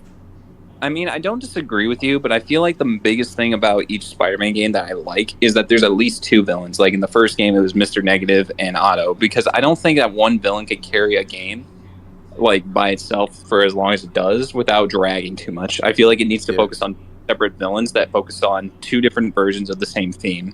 Yeah. But then again, though, like after playing it a lot, it's kind of like, because like at first, like I didn't really understand. They said that Kraven was like going to be the cause for everything. And while I can see that he's the cause for Venom, it's more like I just felt like there was this more. I just felt like Kraven gave more of. I just felt like Kraven was more entertaining than Venom. I think the whole point of Kraven is Brian Intar said that they wanted to showcase Kraven at his best too. Like the whole point of this game was to like showcase Kraven and Venom at their best. Like Brian and views like showcase that these are people that like Peter would either struggle with or need help against. And I don't disagree, but at the same time, it's like one of those things where I want to show that Peter is competent by himself, but also show the need for help. Like, for example, he could possibly beat Kraven, but it would take everything out of him. And then fighting against Venom without exploiting his weaknesses, he's just fodder to him. Yeah. Because that's the same with any version of Spider-Man. Spider-Man never wins against Venom without exploiting weaknesses. Exactly. Like, even if you're about...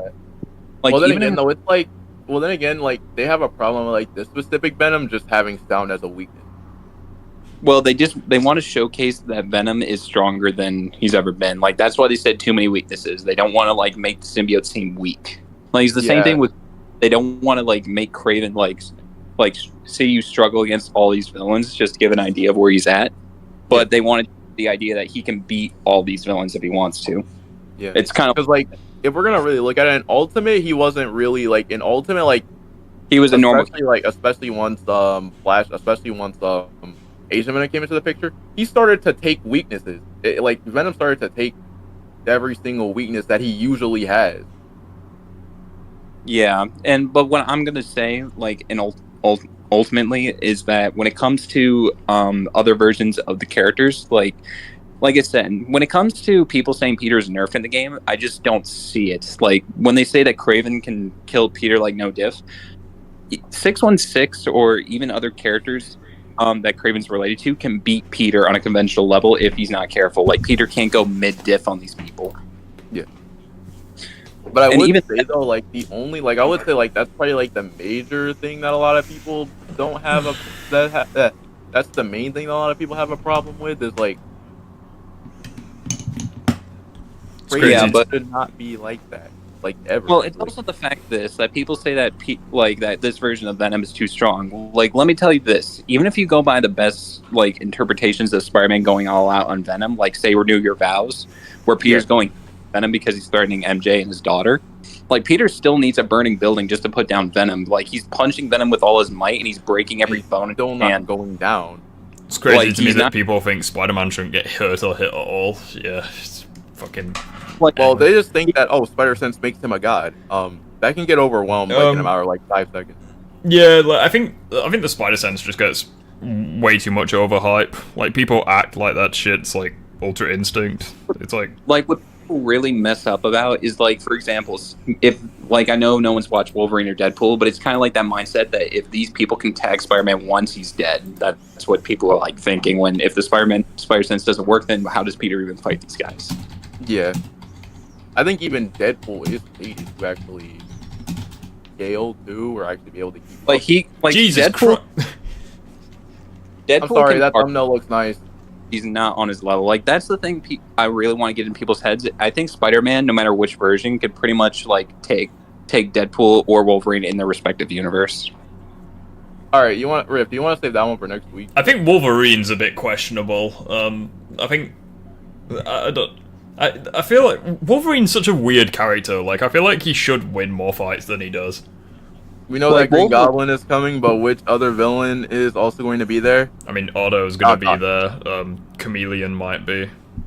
Doc Ock, obviously. Actually, there's a hint that Chameleon may be DLC with Beetle. Actually, there's something about that. You know Prowler, how he said that there was a girl that basically got one-upped him? They were saying that's Beetle. And making Carnage DLC, Spider-Verse DLC. So they got a lot planned. It's just nothing. We have... Yeah. Oh, and by the way, do you know how many people are going to complain about Green Goblin not being comic accurate in the next game? I couldn't give a fuck about the comic accurate argument, because fucking no one is comic accurate in this game, let's be honest. Yeah, because, like, I can't wait to hear what they're going to say about that. That's going to be funny. Yeah, Chaos, it's 50 minutes long. We ain't watching that today. Sorry. Like, even Raimi Goblin wasn't comic accurate yet. People were saying he's the best villain in cinema. I want to see what he says about the whole rushed thing for this game. Oh wait, is this?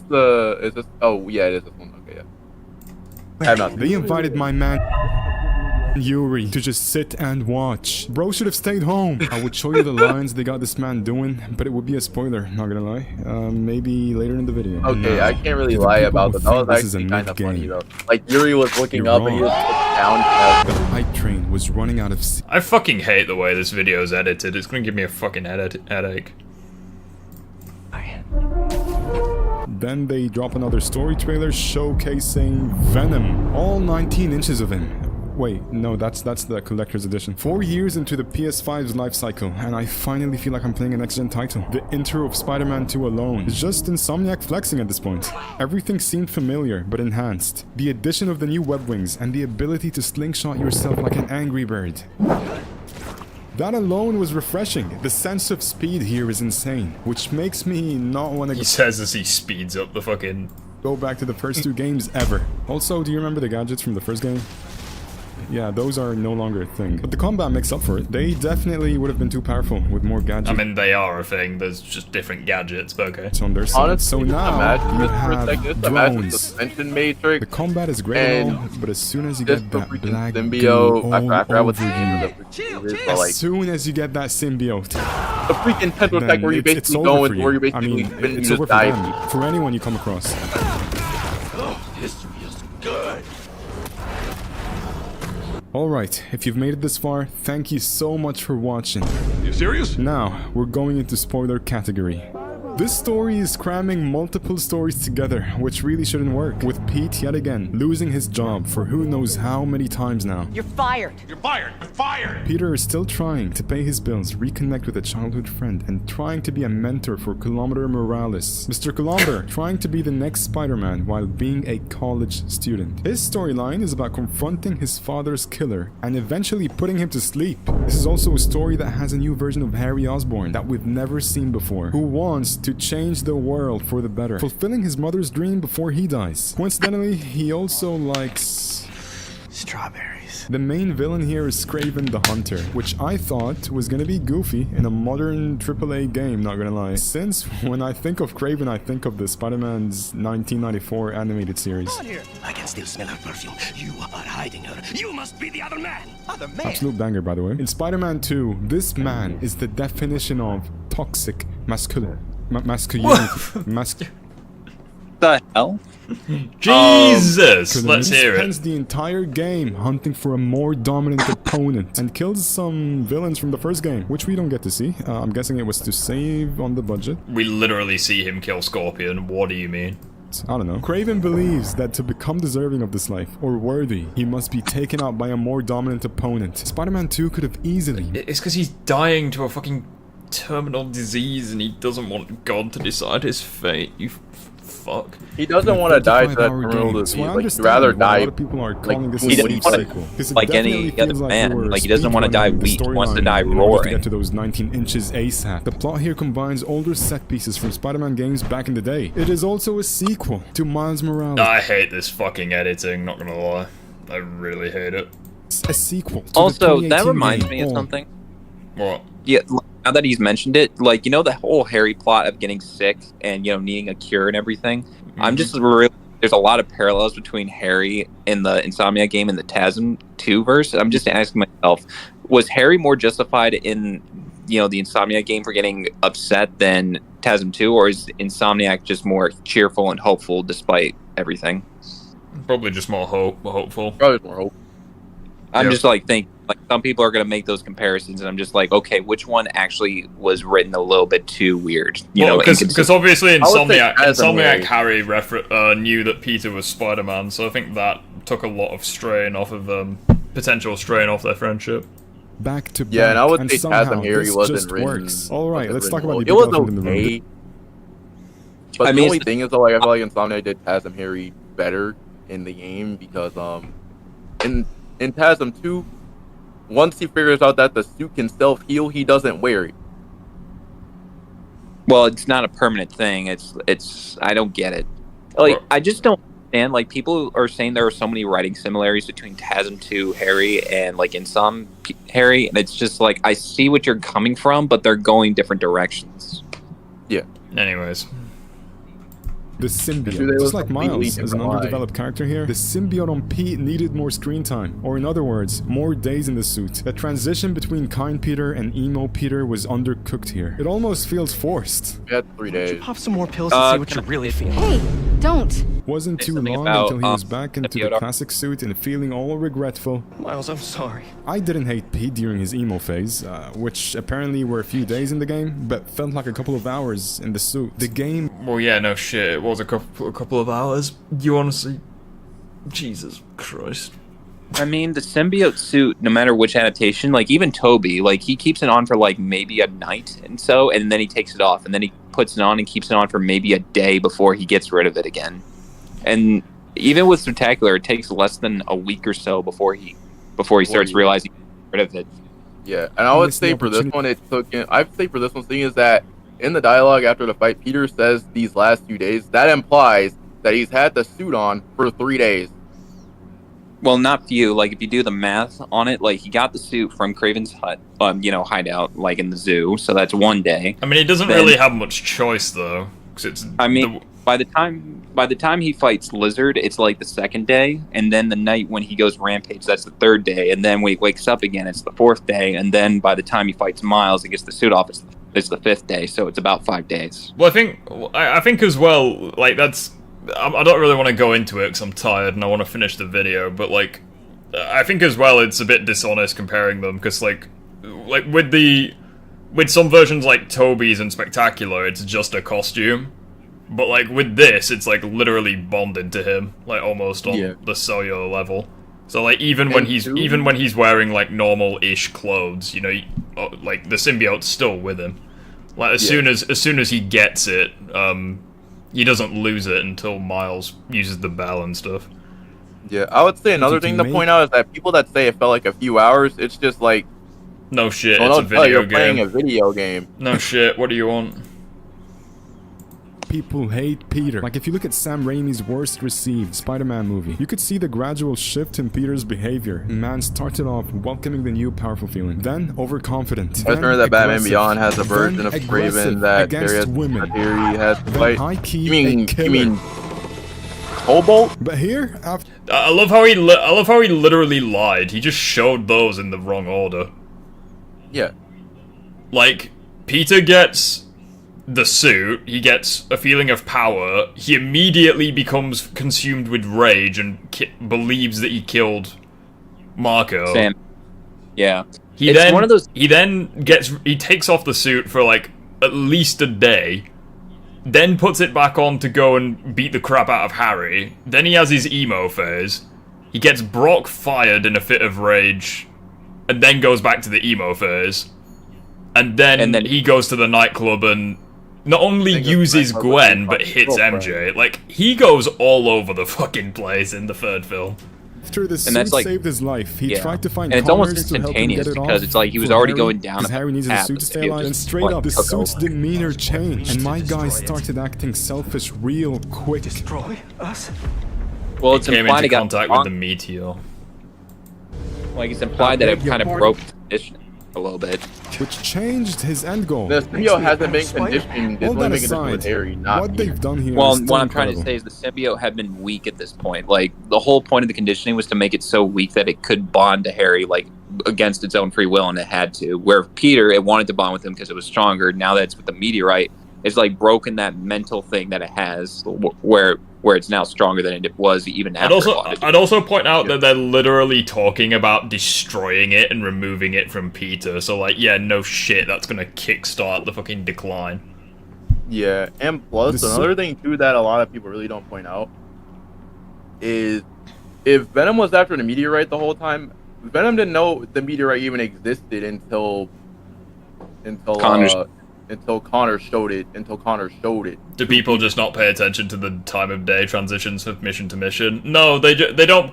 They probably do pay attention to it, but they need to be dishonest for people to agree with them. So they're just like, "Oh, you only have the symbiote for an hour or two." What's interesting is that Venom took a whole day before getting the meteorite, meaning that the whole time he was spreading symbiotes, Scream, and everything, that was just base Venom. Yeah, it's pretty And on insane. top of that, even though I really don't think that we're gonna count the comic, so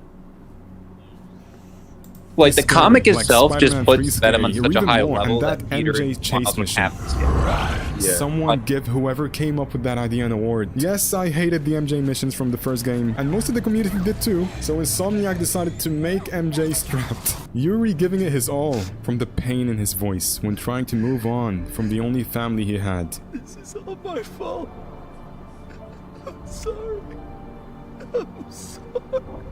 To everything else. He sold it. Spider-Man 2 is not exclusively a Kraven the Hunter story. It's more complicated than that. There are different storylines here, all mixed together in a 4-in-1 shampoo. Peter wants to put Kraven to sleep because of the pain he's causing to the people in his life, and Miles wants to put Lee to sleep for killing his father, pretty much. Then Miles finally accepting his father's death. But Miles needed his own game to have more of a character arc. Like with the Spider-Verse, I love that guy. His personality wasn't just the college thingy and Spider-Man.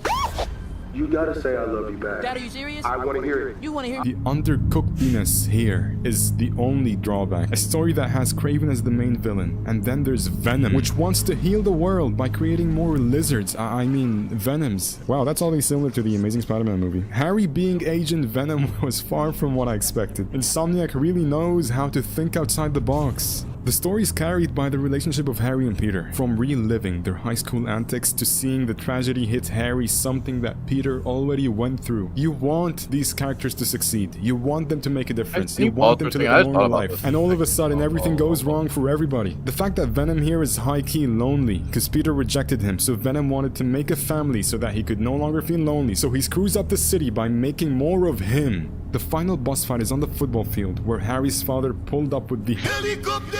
When you lost her, that day on the football field, I was there! Always have been! Then it moves to the place where they wanted to make a difference.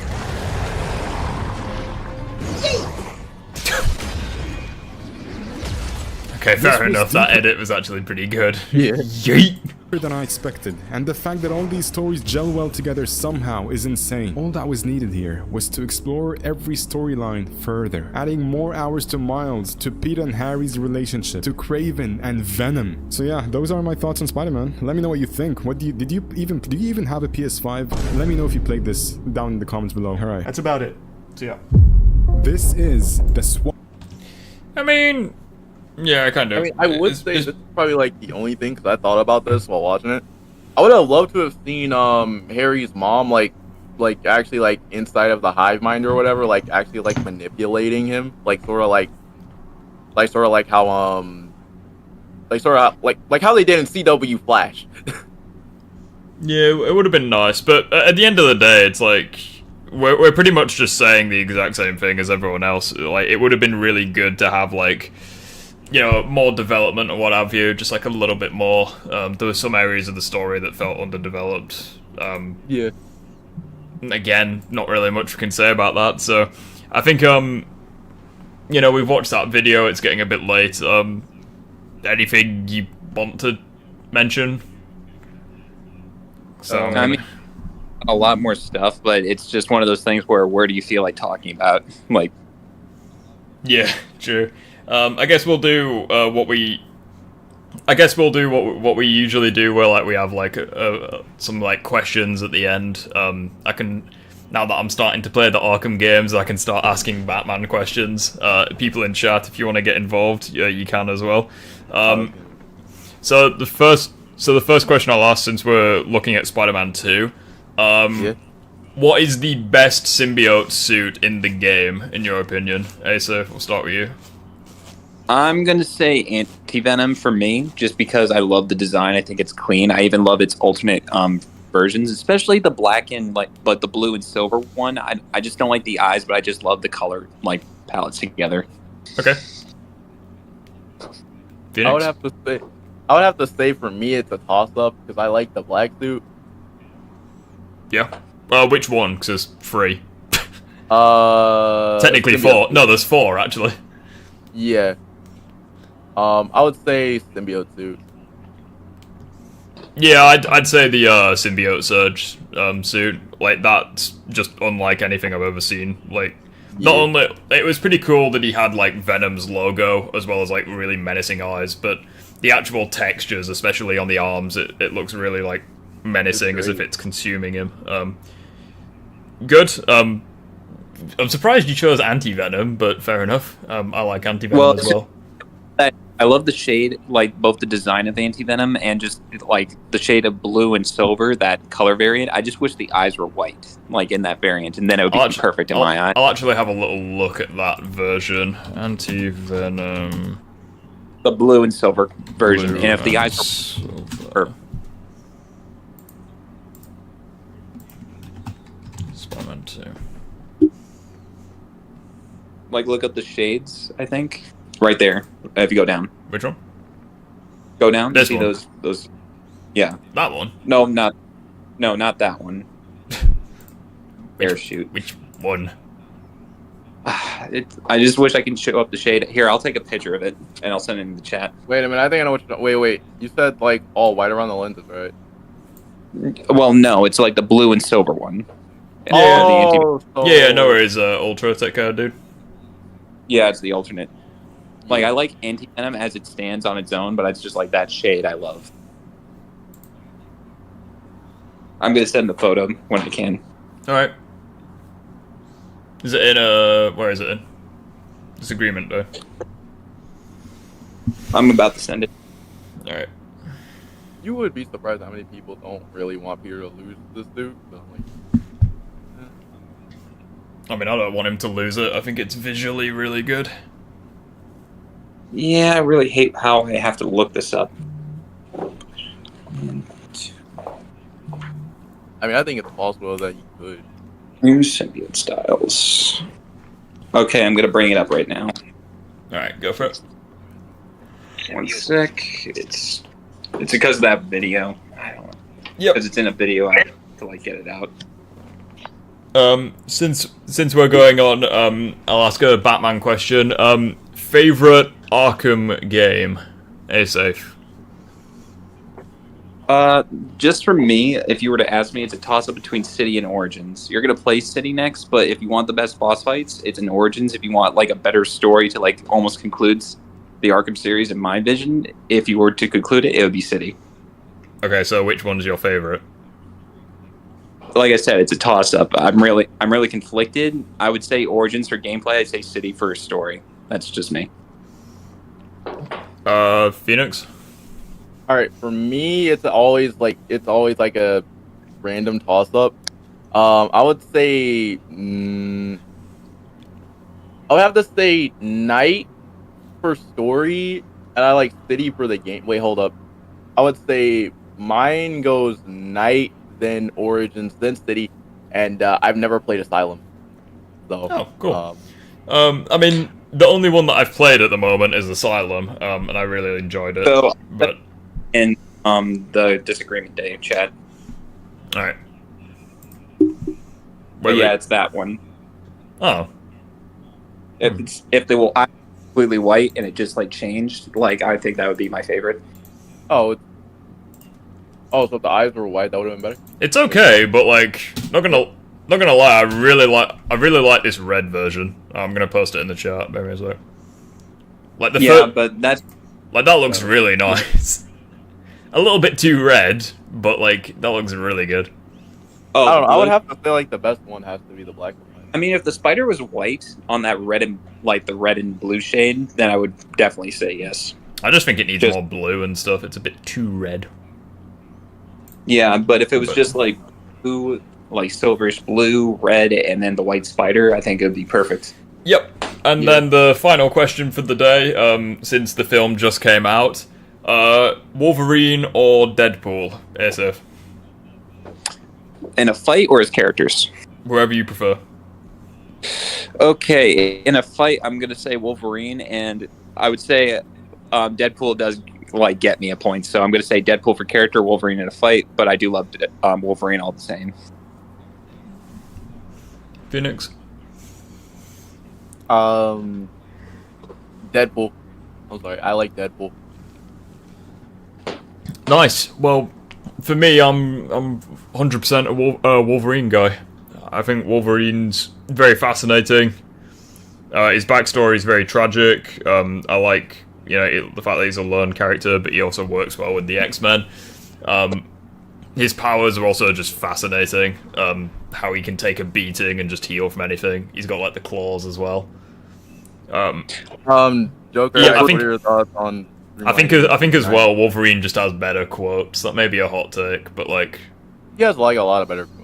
This is weird. Like Deadpool because I like only like Ryan Reynolds' version of Deadpool, but I don't like any other version of Deadpool. So I really gotta like re-look at what I said there. But if you were to ask me Wolverine in general for most adaptations, I say yes, I prefer him over their version of Deadpool. There's basically no version of Wolverine that I dislike. They're all pretty good for different reasons. Yeah, I just don't like every version of Deadpool. I just think that Ryan Reynolds is just my favorite. That's all. Yeah, I'm fine with that. Honestly, I kind of agree with it as well. Just for the fact that Ryan is the best Deadpool. Yeah, I would agree. Yeah, with that being said though, guys, I think this is where we're going to call it a day for this week. We'll be back next week doing things. It'll be fun, I'm sure. I have broken something. Bear me a second. I don't know what I've done with the stream. And I fixed my audio. Oh, there we go. I can fix it now. Massive thank you to everyone who's been here. As always, Phoenix and Asaf, it's been good having you here. If anyone wants to join the Discord server, the link's down in the description. Likewise, if you want anyone else to be in the streams, feel free to recommend it to your friends. It really means a lot. We've had a ridiculous growth to the channel recently, and honestly, I can't thank you guys enough. It's been fucking awesome. Especially since I noticed this today. I've no idea when it happened. I'm a bit mad at myself for not paying attention. But we've had not one, but two YouTube shorts that have breached the 100,000 view mark, which is, again, just fucking crazy. And thank you so much. Especially since both of them have only been uploaded for like 2 or 3 weeks. So, massive thank you. Again, just incredible. You all, deserve a pat on the back, as cringe as that sounds. So yeah, have a good rest of your weekend. Get some time in the sun, or in the rain, or in the snow, regardless of where you are. And we'll see you all next week for Arkham City, and a few other videos. I want to play Origin. So, yeah, see you guys next time. See you, Rift. Sure.